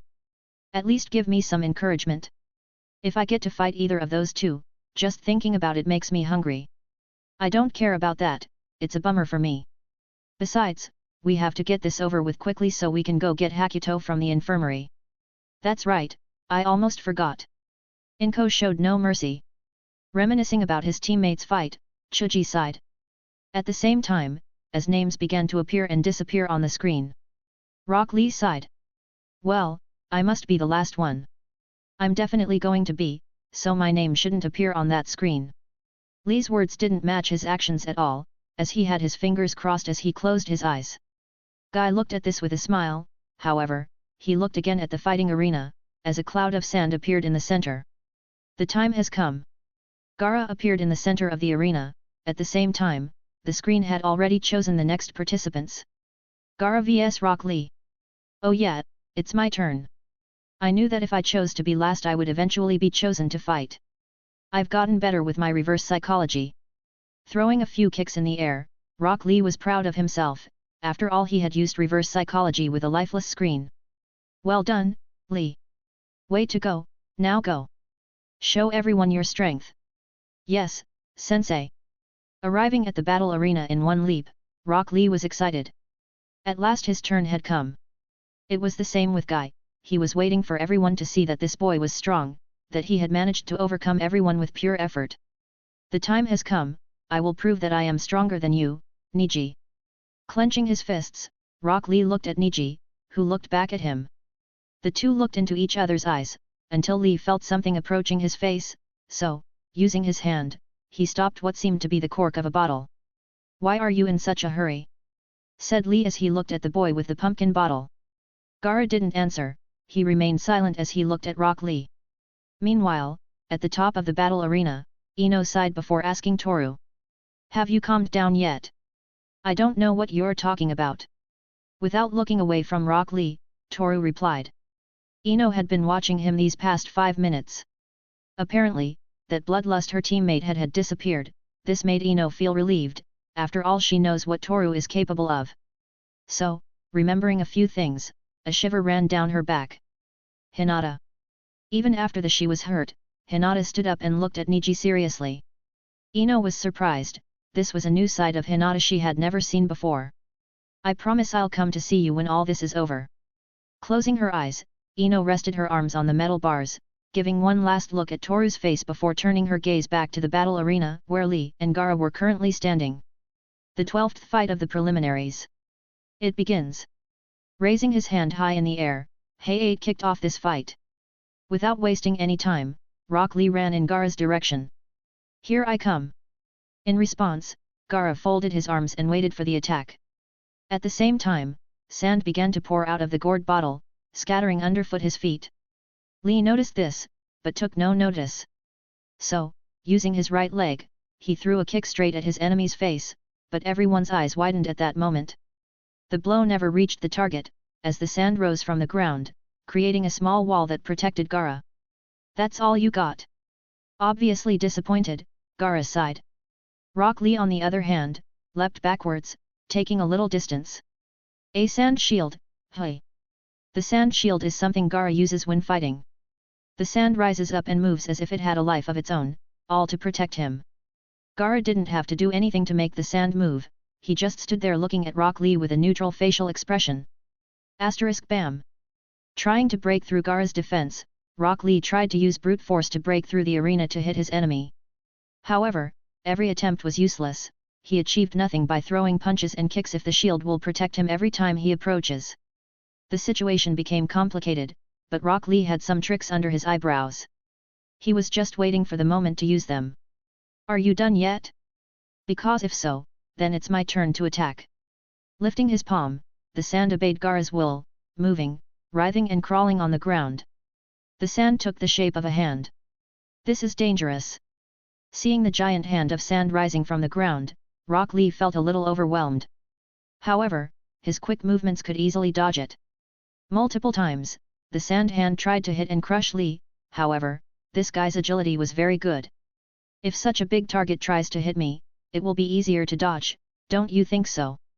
Taking some distance, Lee pointed his index finger at Gaara while smiling, obviously these words and his body movements were stolen from Guy.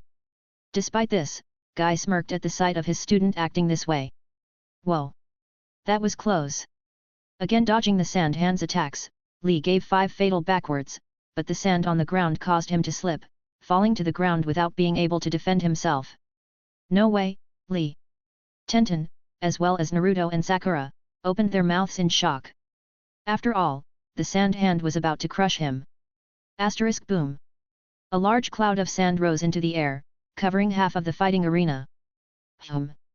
Looking up, Gaara saw Lee, who was suspended in mid-air, a second later landing softly on the stone hands located at the bottom of the arena. Guy smiled at this, but this wasn't over yet. So, giving a thumbs up with a smile, Guy said. Lee, you can take it off. Listening to his sensei, Rock Lee was confused. So, raising his hand and making a military salute, Guy said. Ah! But sensei, you said I shouldn't, unless my life or that of a person important to me is in danger. Lee, forget about it, you have my permission. Hearing Guy's approval, a big smile formed on Lee's mouth. Yes. You're the best, sensei. After that, Rock Lee sat on his stone hands as he removed some sort of metal plates he had hidden under his leg guards. Those are weights, basic training equipment. Opening his eye, Kakashi looked at Guy with a confused expression. After all, he didn't understand how a few small weights could change the situation Lee was in. Gaara's team thought the same. But it was different with Naruto, who had stars in his eyes seeing this training method. Wow, that's super cool. I say it's super stupid. Unlike Naruto, Kankuro already had his opinion thought out. Boom! A loud boom was heard. After all, Rock Lee let go of the weights, causing them to fall against the ground, demonstrating the true load on his ankles. You overdid it, Guy. Kakashi was dumbfounded, he also thought that was ridiculous, but coming from someone like Might Guy, the word ridiculous wasn't in his dictionary. Where did he get something so heavy? Even Toru was a little surprised. He was also a bit interested in that ninja training tool. Although most of his thoughts so far were related to Hinata, the weights took a small place in his thoughts. Get ready, Gaara! As if his body had turned into air, Rock Lee disappeared from everyone's field of vision. This made Toru's eyes widen in surprise. After all, this speed is similar to the one he has. What? Gaara couldn't believe it. Appearing and disappearing, as if his existence was the evolution of the wind, Rock Lee struck again and again. Gaara's defense was beginning to look vulnerable, as each blow came closer and closer to his face. Likewise, everyone in the place, including the Hokage, had their jaw on the ground. This speed, it was frightening. Ino could barely follow Rock Lee's movements with her eyes. Toru, on the other hand, was concentrating on Lee's movements. Every millisecond, every little detail, nothing escaped his eyes. This was Toru's maximum concentration. After all, when something interests him, he investigates it and acquires knowledge about it. He's so fast, I can hardly see him move, Sakura said. Yes. You can, little eyebrows. Raising his fist high in the air, Naruto was excited. This fight, it was just beginning. Chapter 47, Chapter 46, Fifth Gate, Unbreakable Will. I'm this way. No, this way. Moving at inhuman speed, Rock Lee was toying with his enemy. Gaara's sand shield was becoming more and more vulnerable. Only 20 seconds had passed since Rock Lee had removed the weights from his ankles. Thanks to this, the course of the fight had changed drastically. Right now, Rock Lee had Gaara's back against the wall. It's too fast, I can't see it. Watching Rock Lee's quick movements and attacks, Sakura clenched the metal bars tightly as she let out a long sigh. Her reaction was justified. She had never seen anything like it before, a ninja so fast that the human eye has a hard time seeing it. Bam! With a strong downward kick, Lee hit Gaara in the head. Both Temari and Kankuro's eyes widened in disbelief. But this wasn't over, as, in a quick succession of punches, Rock Lee managed to punch Gaara in the face. Due to the recoil of the blow, the Sand Village ninja fell to the ground, rolling to a stop. Well done, Lee! Shouting with excitement, Naruto liked this. Rock Lee was too strong and too fast.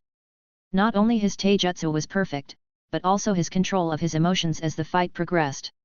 And just like Naruto, Sakura was also excited.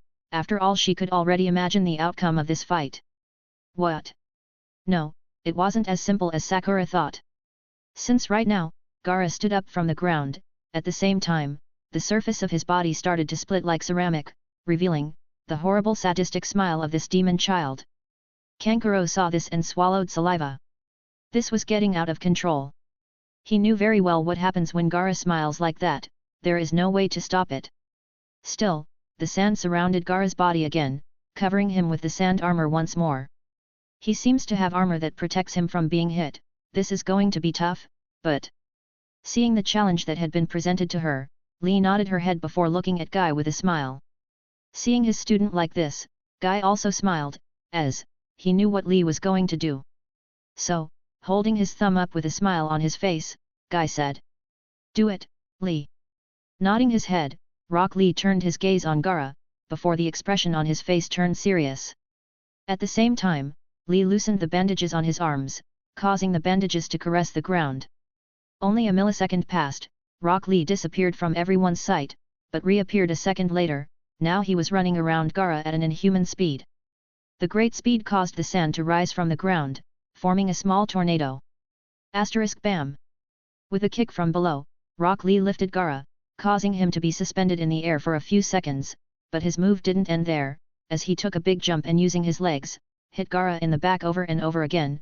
This made the two ninjas rise until they reached the roof of the fighting arena. Then, the bandages on Lee's arms began to spin, wrapping around Gaara's body. Get ready, Omote Renge! Primal Lotus Flower! Holding Gaara tightly, Lee began to descend while spinning on his own axis. This caused them to fall to the ground like a reverse tornado. Boom! With a loud boom, the ground split apart. Lee's jutsu had succeeded in damaging his enemy, as at that moment Gaara was buried in the ground. The expression on his face showed that he was in shock due to the strong blow. But they were wrong, because Gaara's body began to break apart, showing that Gaara's body was only an empty shell of sand. It can't be. With a great pain in his back and legs, Lee was shocked and somehow scared. The strain his body received from doing this jutsu was great, it had left him incapacitated, as right now he couldn't move freely. This is too weird. Naruto lowered his gaze as he tried to process the information. He was sure that Gaara had taken the hit from Lee, but that didn't explain the empty sand shell that was on the ground. Yamato and Kakashi thought the same, but Guy, he was worried. He appreciated that this enemy was more than Lee could handle. Is that all? As if materializing in front of him, Gaara appeared covered by a cloud of dust and sand. Seeing this, the expression on Lee's face showed that there was no escape from this situation. Die! Damn it! The sand began to move, trying to hit Lee. Although he managed to barely dodge it, Lee was tired and his body couldn't take it anymore. The pain was unbearable, so much so that it could be seen on Rock Lee's face. Asterisk bam! Boom! Again and again, the sand lashed out at Lee. More and more, now Lee was on the ground, the sand had managed to hit him. There was no escape, but still he was not going to give up. Ah! As if it was a giant wave, the sand crushed Rock Lee, he couldn't help but scream in pain. Enough had been enough, he couldn't against his enemy. He won't be able to resist anymore, the best option Rock Lee has is to surrender. Otherwise, he will be killed. With a muffled voice and a poker face, Toru saw the suffering Lee was going through. It was obvious that this fight already had a winner, but why suffer in vain? It would be better to give up. But for someone like Rock Lee, the word surrender was not in his dictionary. He will keep fighting, no matter if he gets hurt badly, no matter if he feels pain. He will get up, and he will keep fighting, because this is his unbreakable will, no one can make him give up, that's why Rock Lee is the perfect definition of a ninja. This is bad, stop the fight before Lee dies. Sakura was scared, so was Naruto, as Gaara was smirking at the sight of Rock Lee suffering. Don't underestimate him. With a grim look on his face, Guy looked at Rock Lee, and then... Hey! In a splendid way, Rock Lee was dodging the attacks from the arena. Somehow or other, he had managed to regain his mobility. But this had an explanation. How come? He can still move. Naruto and Sakura were shocked, this boy was full of surprises. Of course he can move, this is Lee we're talking about. Apparently, he's opened the first door. Guy smiled slightly, Rock Lee was now going to use his maximum strength. But hearing this, made Kakashi look at him in disgust. Guy, you... I can't believe it. Well, now you'll have to believe it, after all, it was Lee's own decision. He more than anyone else wants to prove that a ninja with no talent can be better than anyone else. That's how I trained him. You shouldn't have taught him to open the inner doors to that boy. That will only end up killing him. Listening to the two Jounins' conversation, Naruto swallowed saliva. Using a force that can kill you was a strange thing to do, but somehow admirable. The inner doors. What do you mean, sensei? Sakura asked. The 8 inner gates are specific points in a person's chakra circulatory system, which limit their overall chakra flow. By opening the 8 gates, you can gain power similar to that of the Hokage, but in exchange for that power, you die. Looking at Rock Lee, Sakura didn't know what to say. Using a technique that can kill you, it was something ridiculous, but it is Rock Lee who is being talked about. First door open, the opening door. Rock Lee smiled as he raised his guard, now it was his turn to strike his enemy. Ah! Quickly appearing behind Gaara, Rock Lee threw a punch, knocking Gaara back. Second door open, break door. Without giving his enemy time to respond, Rock Lee threw a kick, hitting Gaara in the stomach. Ack! Gaara shot out against the wall. This left a dumbfounded expression on his face. He couldn't figure out how someone like Rock Lee was so strong and fast. Third door open. Door of life. Clenching his fists tightly, Lee frowned. At the same time, small rocks were rising from the ground due to the chakra surrounding him. This is why I consider Lee to be a taijutsu expert. Now, Lee. Let the flame of youth explode. Fourth gate open, gate of pain. Gradually, Lee's skin turned a reddish color. At the same time, the chakra around him changed color, it was now crimson red, with a sky blue outline. Ack! Fifth door open, closing door. Everyone looked at him in surprise. Rock Lee, at his peak power, was in front of their eyes. This caused a smile to form on the Hokage's mouth. This was without a doubt, amazing. I will end this fight, right now. Letting out a battle cry, Rock Lee disappeared. At the same time, the ground split into hundreds of pieces. The battle arena could barely withstand this power. Asterisk boom. Throwing an upward kick, Gaara was once again suspended in the air. A second later, Lee appeared in front of him. I hope you're ready. Showing no mercy to his foe, Lee began to hit him, again and again. It was as if he was playing table tennis. Once Lee hit Gaara and sent him flying, he would quickly appear in front of him to hit him again. Asterisk bam. Bam. Boom. Something like this. Toru had his eyes wide open. He was holding the metal bars tightly while trying to follow Lee's movements with his eyes, but it was impossible. This guy was a taijutsu monster. Lee's taijutsu was something destructive. He used strength and speed together to become a living weapon.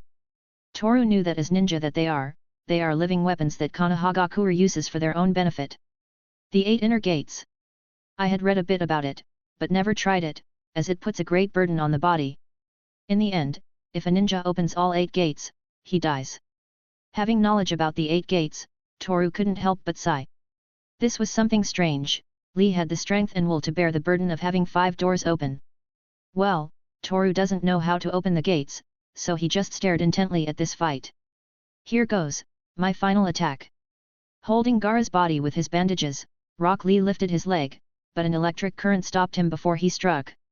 Still, he didn't let this limit him, so, in immense pain, Lee gave Gaara a downward hammer kick, causing him to fall and stomp at an absurd speed. Boom! A great roar was heard. At the same time, Lee fell to the ground. The chakra aura had disappeared, and apparently he couldn't move. I made it. Lee sighed in relief, but his eyes and everyone's eyes widened in disbelief. Gaara was still okay, at least that's what it looked like, as the boy was lying on the ground. His sand armor was completely destroyed. It can't be. Lee's face showed an expression of fear before he tried to get some distance, but he couldn't. His body was completely shattered, his muscles and bones hurt like hell. There was no escape anymore. Raising his hand, the sand began to crawl, slowly approaching Lee. Toru looked everywhere, as if looking for a solution to this problem. In the end he found nothing. I know what's going to happen next. Remembering the survival test, where Gaara killed 3 people using the sand, Toru didn't like this. Sand coffin. Clenching his fist, the sand wrapped around Lee's right leg and arm. Crack. A crack was heard, followed by Lee's piercing scream of pain. A second later, he fell unconscious due to the pain of his wounds. Die. Gaara wasn't going to stop, so the sand started to surround Lee, but when the sand was about to touch the boy, Guy appeared, pushing the sand away with one hand. Why are you saving him? He lost, he deserves to die. Such it seemed, Gaara didn't understand why Guy saved Lee. But might Guy himself took it upon himself to explain. Because he's my student, I won't let him die. These words caused Gaara to touch his head painfully, as if he was remembering something. No. Toru opened his eyes. He couldn't believe what he was seeing. Despite all the damage he received, despite his muscles being torn, Lee stood up, exercising his authority by raising his guard. Guy didn't want to turn to look, but he couldn't help it. He saw his student, completely torn up inside. He put his hand on Lee's shoulder, and with soft words said to him. Lee, you don't have to fight anymore, you've already shown the world what a great ninja you are. Gritting his teeth, small tears peeked from the corners of Guy's eyes. Oh, Lee, what have I done? Standing in front of him, guard up, Lee had a dull look on his face, his body trembling, he couldn't seem to stand. His leg and arm were bleeding, but he didn't seem to feel the pain. This boy, known as Rock Lee, was unconscious, yet his unbreakable willpower forced him to stand up, even if he was unconscious. Seeing this, Toru squeezed the metal bars tightly. Somehow, Lee had earned the Asahi clan boys' respect. After this big fight, the result was. Summary of the 12th fight. Gaara vs Rock Lee. Time, 9.35 minutes. Winner, Gaara. Decisive blow, Sand Cofferdam. Chapter 48, Chapter 47, Symphony of Death. The fight between Rock Lee and Gaara had been intense.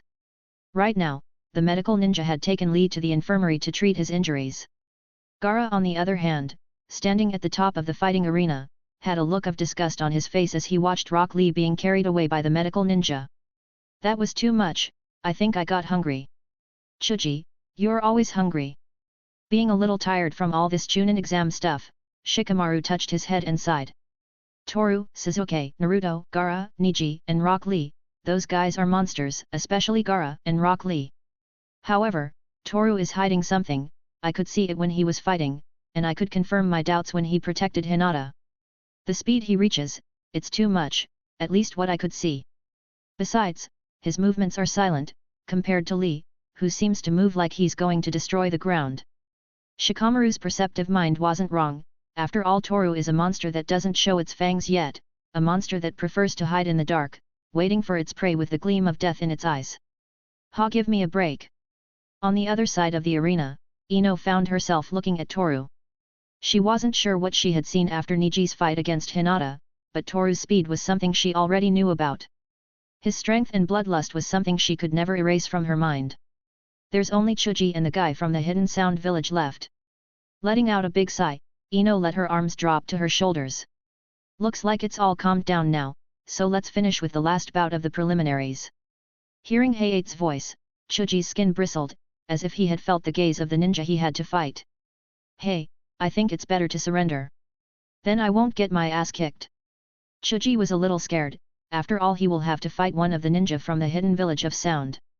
Chuji already knew what kind of abilities his enemy has, but just remembering it made him shiver on his back. Don't be a coward, Chuji.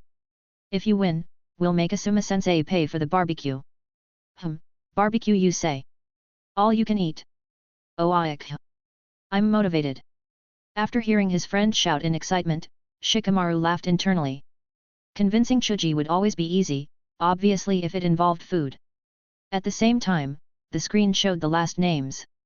Kinyuta Doso vs Akimichi Chuji. This will be easy. Too bad though, I couldn't fight the idiot who broke my arms. Closing his eyes, Doso threw himself into the battle arena. He had a broken arm, the cause of this was Sasuke. This made Doso a bit resentful towards the ninjas of Konoha. I'm going to destroy you. Ah! Barbecue. With a flame burning in the pupil of his eyes, Chuji glared at his enemy, but the enemy only looked at him with an arrogant smile. So, since you are here, let the last fight of the preliminary exams begin. Raising his hand high in the air, Hayate Hard started the fight. Last fight summary. Kinyuta Doso vs Akimichi Chuji. Time, 37 seconds. Winner, Kinyuta Doso. Decisive hit, resonant echo drill. The outcome of the fight was disappointing. Doso defeated Chuji with one punch. This made Shikamaru feel ashamed. Still, Asuma would have to pay for a three-man barbecue. Why isn't Hakuto included? Because she is just now recovering from her injuries. Dude, what a disappointment. I would have at least put up some fight. But beating someone like that is embarrassing. Touching his head in pain, Shikamaru was tired. At last, the preliminaries were over, but now the last test remained. Everyone was exhausted, some were seriously injured. Therefore, Shikamaru thought that the last exam would not be today. It was a logical reasoning, Toru also thought the same. It's finally over. I'm not tired or anything, but everyone else is. The chakra drain has been excessive, I must admit that everyone is too strong, but according to my reasoning, the only one I won't be able to defeat is Gaara. He has a very high defense and devastating attack power. He was able to survive Rock Lee's attack with the 5 internal doors open. I'm sure that if I had received that attack, I would be in the infirmary right now, with many broken bones. Looking up, Toru looked at the ceiling and remembered Rock Lee and Gaara's fight. That boy with the bowl hairstyle was undoubtedly strong, one of the strongest Toru has seen so far. Toru. He should look for a weakness in Gaara. Crossing her arms and touching her lips, Toru began to wander in her mind. Toru. The sand shield is troublesome, but what bothers me the most is the sand armor. Toru. Realizing the existence of his teammate, Toru looked to the right, the place where Ino was standing. She had a slight blush on her face, and seemed to be angry. What the hell are you thinking so hard not to hear that I'm calling you? Adult stuff. When Ino heard Toru's reply, Ino's face turned as red as a tomato. You imbecile! You want to die? Is that what you want, because I can kill you right now? Yes, I want to die, kill me if that's what you want.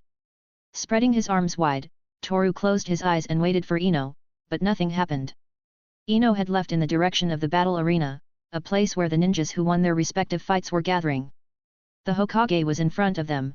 This made Toru tilt his head in confusion. Apparently he had missed something when he was remembering some things. So, disappearing as if his body had become air, Toru reappeared at Ino's side. Kia! Noticing the presence of her teammate, Ino let out a small cry of surprise. But when she tried to yell at Toru, he just ignored her and stood in front of the Hokage. First of all, let me give you my most conservative congratulations. You guys have enough fortitude to advance to the next exam. Still, it's a pity that 2 of the participants are not with us. Taking a puff of smoke from his pipe, the Hokage sighed, letting out a small nanny of smoke. Now, as for the 3rd exam, it will be in a month's time. With a confused expression, Naruto raised his hand and spoke at once. Aren't we going to fight it right now? No, this time is so that you can prepare yourselves, mentally and physically. The 3rd exam will test your skills and abilities as ninja, since, this last exam will consist of individual fights where you will show your worth as ninja. Again, inhaling some smoke from his pipe, the Hiruzen sighed. In addition to giving the genin time to prepare, other things also had to be prepared, such as the summons to the guests from the other villages, the place where the last exam would be held, and most important of all, to announce the finalists of this exam. Elder, I don't know what you have planned, but I think this is ridiculous. Spitting out some words with an authoritative tone of voice, Kankuro looked the Hokage in the eyes. However, the old man only smiled slightly, then replied. It is simple, everyone here knows of the abilities of your enemies. Therefore, you must take advantage of this month to be able to polish your skills and discover new techniques. If you go to the last exam with the same techniques you showed here, it is very certain that you will lose. Also, don't forget to rest, the human body has limits, that's why you should take the rest that the body needs. You can also add to this a good nutrition. After hearing the Hokage's words, Toru closed his eyes and crossed his arms. He hadn't shown much of his skills, just a small demonstration of his speed and a bit of his taijutsu. Besides, he had many tricks hidden up his sleeve. After all, the one who shows his true power, also shows his weaknesses. Toru understood this, so he limited himself to using only taijutsu, as his ninjutsu is his last resort, something he can only use when the situation warrants it. That's all, you are dismissed. Turning around, the Hokage walked out of the place, leaving the rookies with many questions. Hey, Toru! Want to go get some ramen? Approaching the grey-eyed boy, Naruto asked. At the same time, Toru narrowed his eyes and sighed before answering. Right now I have something to do, how about later? I'll come find you myself. Really? Then so be it, if you don't show up I'll come find you and kick your ass. Somehow, Toru was a bit surprised by the sudden interaction that Naruto initiated. Well, it's not that Toru hates Naruto or anything, he just found it a bit strange. But this is something the Asahi clan boy didn't understand, that was Naruto's way of saying he wants his scientist friend back. After all, watching Toru fight, that sentence brought back a lot of memories from the past to Naruto, this made him feel nostalgic. Then he thought, how about going for some ramen? Minutes later at the Konoha hospital. She was hooked up to some machines that kept her stable. The view was a bit depressing. Toru felt he had done something wrong, however, he never understood why. You don't need to be so worried. We were already able to stabilize her, so she'll have to rest until she regains her strength. Appearing behind Toru, a beautiful medical kunoichi doctor spoke into his ear. She had brown hair and amber-colored eyes, she also had a very well-developed body. I'm not worried. At that moment, Toru kept an emotionless expression and a neutral tone of voice. However, this kunoichi had a lot of experience in life, she knew what the boy in front of her felt just by looking into his eyes. You're not going to fool me with that. So, do you like her? With a sly smile, the kunoichi covered her mouth as she let out a small teasing laugh. However, Toru didn't respond, he remained silent as he looked at Hinata. It's more than obvious, kid. You must realize, or are you one of those kids who's as dense as a black hole? Touching lips and looking through the window, the ninja woman smiled before touching Toru's shoulder. Take your time, and don't worry too much. We'll take care of getting her home safely. With a gentle smile the woman left the room. Though it was for a few seconds, the shadows of that woman lingered in Toru's mind. Having that kind of feeling for my teammate is out of the question, otherwise, something like that would become a weakness that will cause me trouble in the future. Even though he may have thought that, the fact that he was looking at Hinata with a faint look of concern made all those thoughts go to shit. Toru is someone who repressed his emotions for years, so as not to give in to his darkest and most bizarre desires. This was what kept him away from the feeling of revenge that Sasuke has. For Toru, having desires for revenge was stupid. Eventually that desire for revenge will turn against you, turning you into what you swore to destroy. That's what could happen to Sasuke, that's why Toru left those thoughts deep in his heart. While looking at Hinata, Toru let out a long sigh. No matter where, he always thought of things he couldn't figure out. Even if his mind is one of the brightest in Konoha, the feelings of the heart are something he still hasn't managed to decipher. This scene, somehow it's familiar to me. Looking at the machines that were connected to Hinata, a fleeting memory flashed through Toru's mind, giving him a huge headache. Ack! Touching his head in pain, Toru fell to his knees. At the same time, the memory slowly began to appear. He was in the middle of a white room. Asterisk beep, beep, beep, beep. Asterisk. The symphony of machines keeping an elderly woman alive echoed through the room. She had a respirator attached, her skin looked gaunt and pale. Her hair was falling silent and a few drops of blood trickled down from her mouth to the top of the patient's gown. Across from this woman stood a bespectacled man. He had on a lab coat, shiny body shoes and beige pants. The look on his face showed no emotion. The time has come to bring down the curtain, the show is over. Disconnected one machine after another, the patient's soul was escaping his body. The symphony of death has begun. The patient has died. What was that? Breathing heavily, Toru snapped back to reality. For some reason, a tear ran down one of his cheeks. Chapter 49, Chapter 48, Training with Yamato-sensei. Letting the wind caress his face, Toru closed his eyes and sighed. The day was almost over, the sun was about to set on the horizon and the boy just watched this with an expressionless face. One after another, the memories began to come together like a jigsaw puzzle.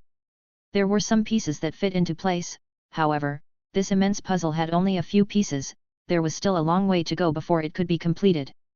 The show is over, et. Remembering the bespectacled man, Toru felt strangely depressed. It had already been a few days since he had stopped having these memories, however, once again, memories attacked Toru's head, causing him great pain and confusion. Sitting on the monument to the Hokages, Toru took a bread filled with fruit and put it to his mouth. Tomorrow I have to meet Yamato-sensei. I guess I should start training. Gaara and Niji are the strongest, so I shouldn't waste any time. Chewing the bread, Toru opened his eyes and looked at the moon. The night breeze caressed his face. I wonder if I can go on living with these memories torturing my mind. Letting out a long sigh, the symphony of death has begun. The next day. Early in the morning, walking without a care in the world. Toru put his hands in his pockets and sighed. Right now he was heading to a place Yamato-sensei proposed. Apparently, Yamato himself wanted to train Toru, or so he said. This was the day after the preliminary fights for the Chunin exams. Toru had rested enough, right now he had his energies at maximum. But still, even though he looked calm, many thoughts came to his mind. The first thing was the mark on Sasuke's neck. Toru was 100% sure that this was Orochimaru's doing, after all it was Orochimaru himself who approached Toru to offer him power. The second thing was Hinata, she seemed to be stable, her health will slowly improve. Her chakra channels will have to recover, but that is a slow process, so Toru thought that Team 11 will not be able to participate in missions for a long time. Third and most important, the memories that are starting to appear in Toru's mind. He couldn't figure out what they meant, he didn't know the identity of the man with glasses or the woman who was connected to all those machines.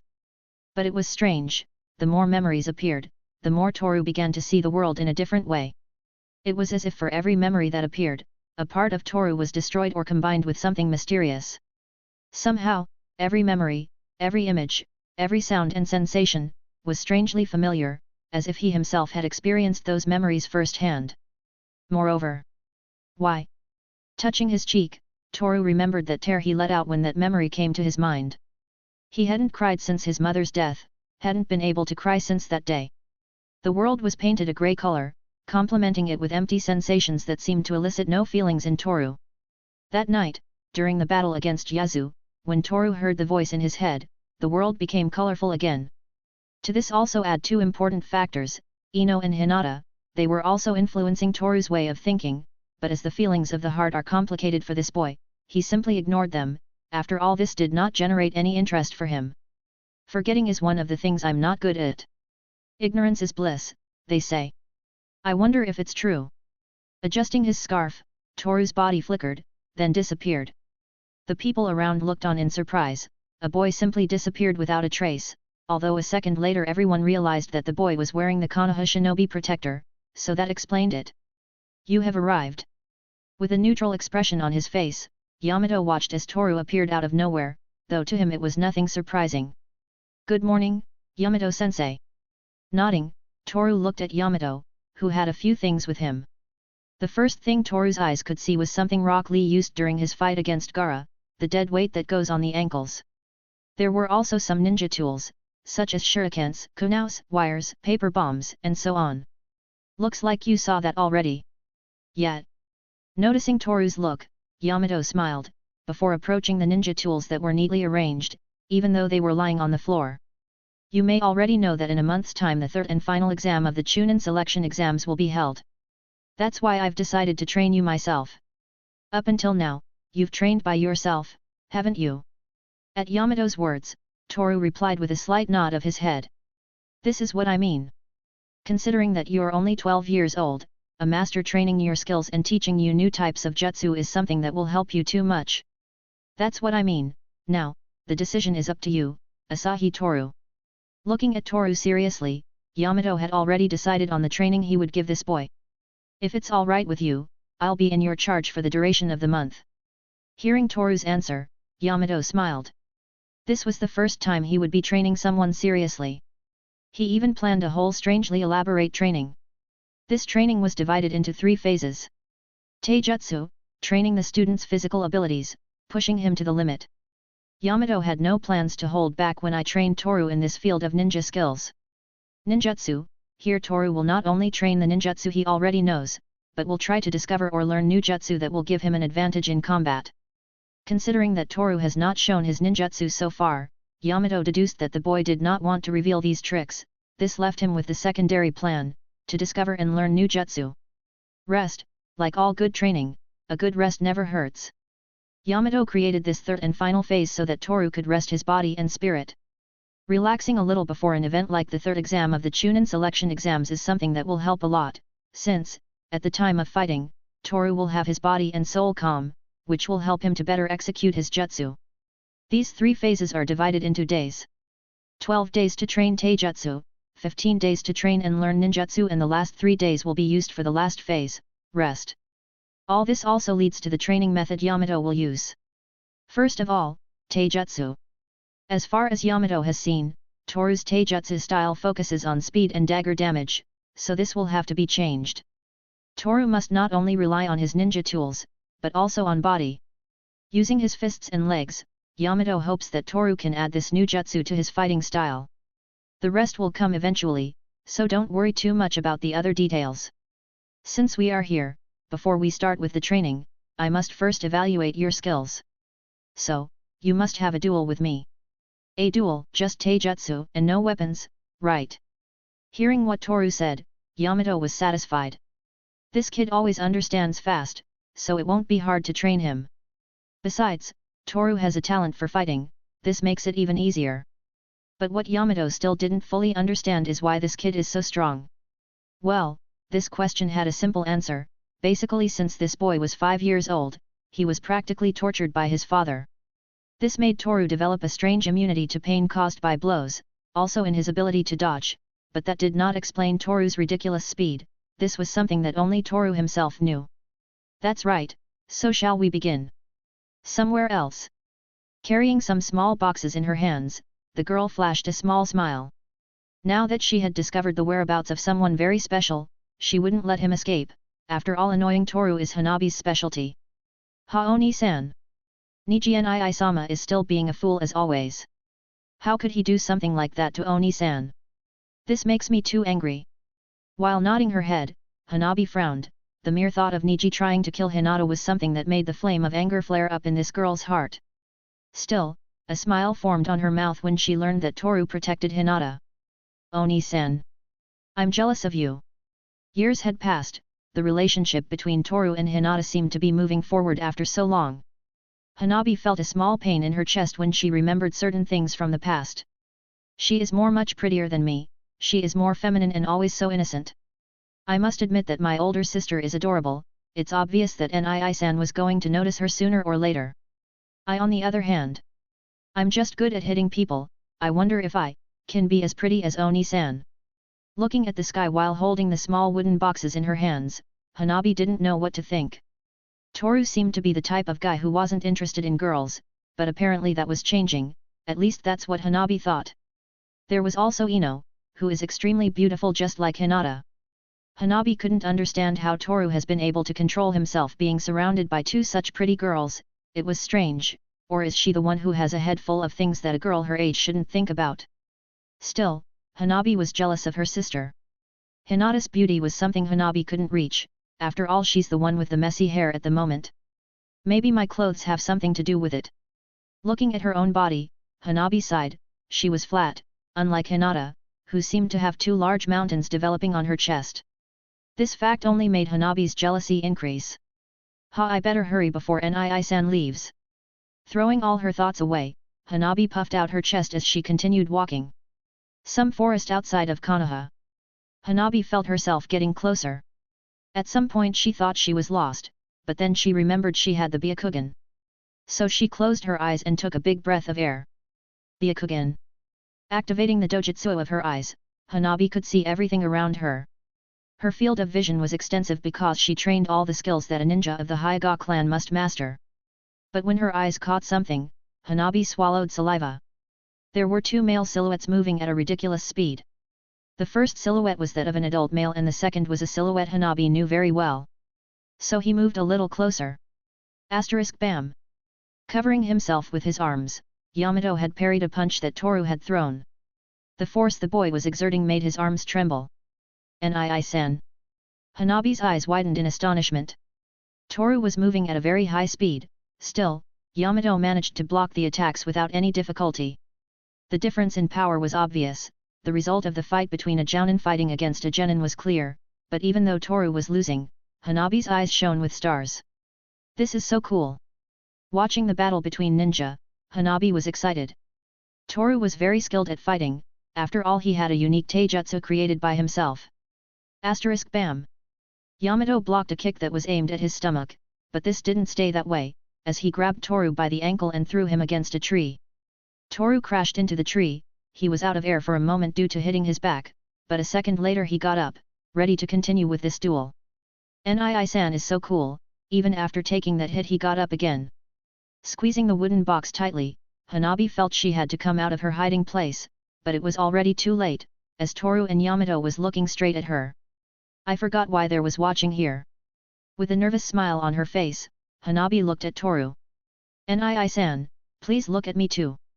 Chapter 50, Chapter 49, Chakra Battery. Taking a small bite of the snacks she had in the box, Hanabi savored some chopped vegetables while looking at Toru, who was currently fighting Yamato. Although the difference in strength was obvious, Yamato needed to measure Toru's skills, so he could use the training plan more efficiently. In addition, this would also be able to measure the limits of Toru's body. After all, Yamato wanted to see the chakra capacity of his student. You can, Nii-san. You are very strong. Raising her arms with her chopsticks between her fingers, Hanabi spat out a few words in order to encourage Toru, but he only looked at her for a second before turning his gaze back to Yamato. I guess he's too concentrated. Hanabi was right about this. Toru had already faced a powerful ninja, that was Orochimaru, and right now he was facing a ninja with similar combat experience, that's why he was concentrating. Toru is certainly faster than his sensei, but Yamato surpasses him in many other aspects. This was the line that separated master and student. Combat experience and skills that can only be learned over the years was something that gave Yamato a great advantage. Speed won't always work, you need to coordinate your attacks better, you also need to make sure you don't waste your chakra, otherwise you will end up tiring very quickly, this will give your enemy the advantage.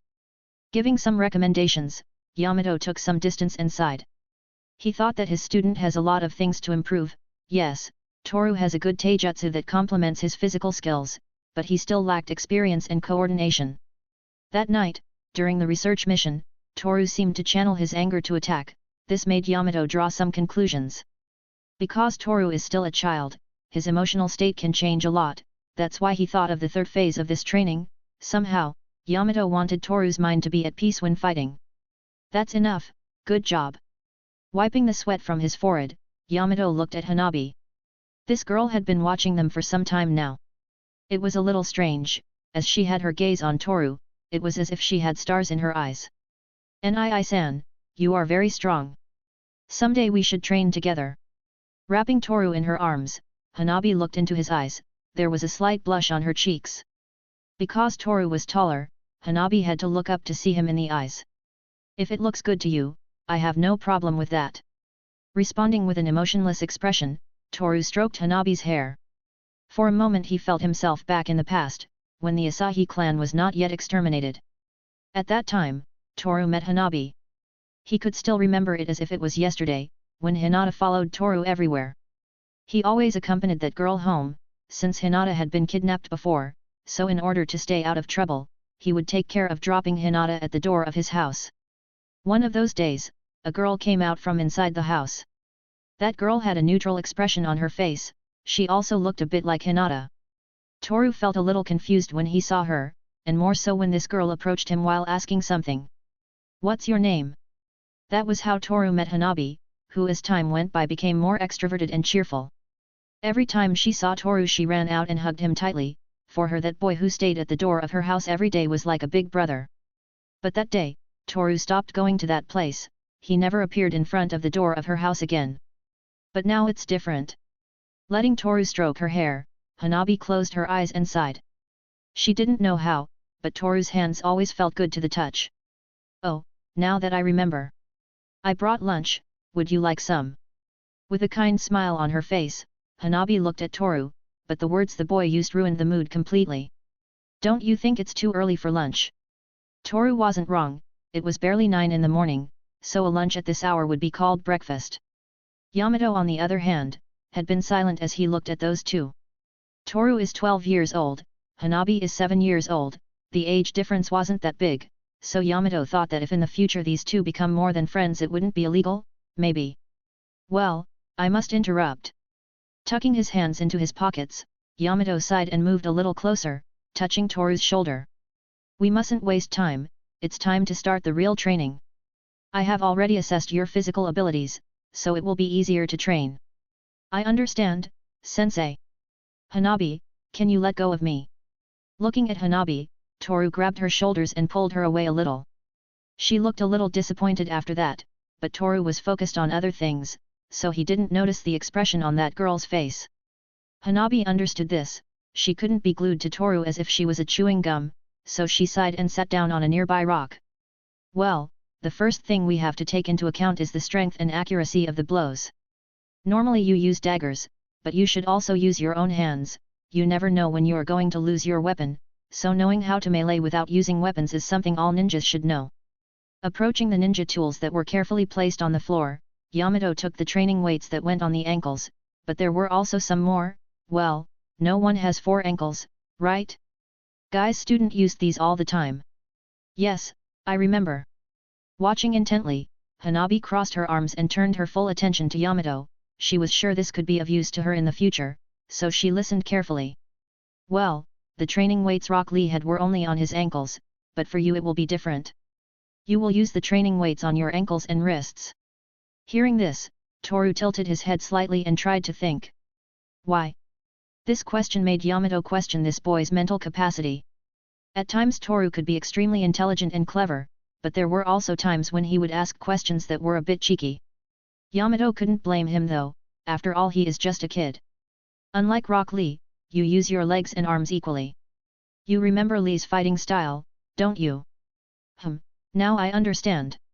Lee mostly used his legs to attack, I use weapons that require great mobility when using them. Yes, the goal is that you can increase the speed you can achieve, and incidentally fix the little mistakes your taijutsu has. Understanding his sensei's words, Toru sighed and took the training weights, but when he held it between his hands, he could feel a great weight, as if gravity had suddenly increased. Seeing this, Yamato smiled in amusement. The training weights lived up to their name, for they were indeed heavy. These are heavy, but they don't seem to be as heavy as the ones Rock Lee had on his ankles. Will Sensei have something planned? Toru was very perceptive about this kind of thing, as he instantly realized that this training will become more difficult as the days go by. You noticed that, didn't you? With a smile on his face, Yamato felt satisfied. Apparently Toru was appearing to be something he is not. Sensei, can I ask something? As if she was at school, Hanabi raised her hand and looked at Yamato. The man was confused for a second, but then responded with a slight nod of his head. Can I add this training to my routine? I think my taijutsu might improve if I do it. That's a good question, but I think in your case it's not necessary. Hyuga specialize in causing internal damage, unlike Toru, who specializes in causing external damage. I get it. Hanabi frowned. She thought that by asking this question she could join the training. In the end her plan failed. Still, she was also fine with it to watch Toru train. Hours later. Walking beside Hanabi, Toru had many bruises on his body. Yamato had not held back with his training. It was 7 hours of torture for Toru. He didn't even know how he survived it all. It could be said that Yamato was worthy of holding the Jounin rank. On the other hand, Hanabi was eating an apple while looking forward without a care in the world. Nii-san. How did she survive all that? Recalling what had happened a few hours ago, Hanabi swallowed saliva. Yamato was very strong. He repeatedly hit Toru in the face, stomach, and many other places, but it wasn't that troublesome either. After all, Toru is used to being hit when training. Here we are. With his hands in his pockets, Toru stood at the door of the Hyuga house. It had been a few years since he had been in that place. Somehow it was nostalgic. Closing his eyes, the slight breeze caressed Toru's face, making his hair and scarf dance to the rhythm of it. Hanabi watched this with a smile. Nii-san is very handsome. I wonder why no girl has approached him in all these years. If Hanabi knew about the attitude Toru has with anyone who approaches him, she would only feel shame and sadness. While it is true that Toru is a handsome boy, he has healthy and shiny black hair, although it is always messy. His eyes that are grey in color made him look mysterious somehow, plus the red scarf and claw-shaped earring gave a warm feeling, like drinking hot chocolate in the middle of a cold snowy winter. Not to mention his body, which was very normal for a boy of his age, although he had some muscles a bit defined due to the physical effort of training for so long. Thank you for bringing me, Nii-san. I'll bring you lunch again tomorrow. Well, if that's what you want. With a smile on her face, Hanabi looked at Toru. At the same time, the boy thought it would be a good idea. Hanabi cooks very well. It's like she had trained to be able to cook delicious things. But it was also strange. Why does Hanabi insist so much on this kind of thing? The answer is simple. It's because Hanabi wants to be together with her Nii-san, just like that. If you want, you can do it, I don't mind. With that answer, Hanabi sighed in relief before entering the house, but not before saying goodbye to her Nii-san by giving her a kiss on the cheek. See you tomorrow. With a flushed face and a smile on her mouth, Hanabi entered the house, leaving Toru thinking about what had just happened. An hour later at Toru's house. Taking a screwdriver between his fingers, Toru tightened the screws of the device in front of him. This was the ninja tool he had been working on earlier, though he was unable to finish it due to lack of time. The conductor cable must be at a 47-degree tilt. I must secure any leaks the container may have. Moving his hands back and forth, Toru connected, assembled and prepared the first piece for his future ninja weapon. Chakra battery, capacity 87%, hasn't exploded yet. Making his chakra flow through the container, Toru was ready to explode along with his work, but to his good fortune, the artifact seemed to work. There was no chakra leaking from the conductors, it didn't seem to overheat either. The battery had been a success. I made it. Sighing in relief, Toru wiped away his sweat and lay back on the ground. It had been so long since he had felt like this, the feeling of a job well done. But this was only the beginning, as the battery was the power source of something else Toru was building. The chakra flows through the conduits and is stored in the water box. Although his research had lasted a few years, the battery structure was only a prototype, as it used a small container with water that stored chakra in the form of electrical waves. This battery was small enough to be carried in a pocket, so it was easy to transport. In addition, it could store enough chakra to perform a basic jutsu more than 20 times. This was obviously a great discovery, but Toru never told anyone about this, as they might try to tamper with it in order to discover the plans of such a strange artifact, but this was only the beginning, as the battery was only the power source of the real artifact, although it was less exciting than it sounds. Hanabi was doing that sort of thing. To Toru, having a girl younger than him do that sort of thing was strange. He could imagine Ino trying to kiss Suzuki, but never Hanabi or Hinata. Now that I remember, tomorrow I have to go to that place, I should ask Yamato-sensei for permission. Letting the heavy thoughts wash away from his memory, Toru closed his eyes and fell asleep. Thanks for listening.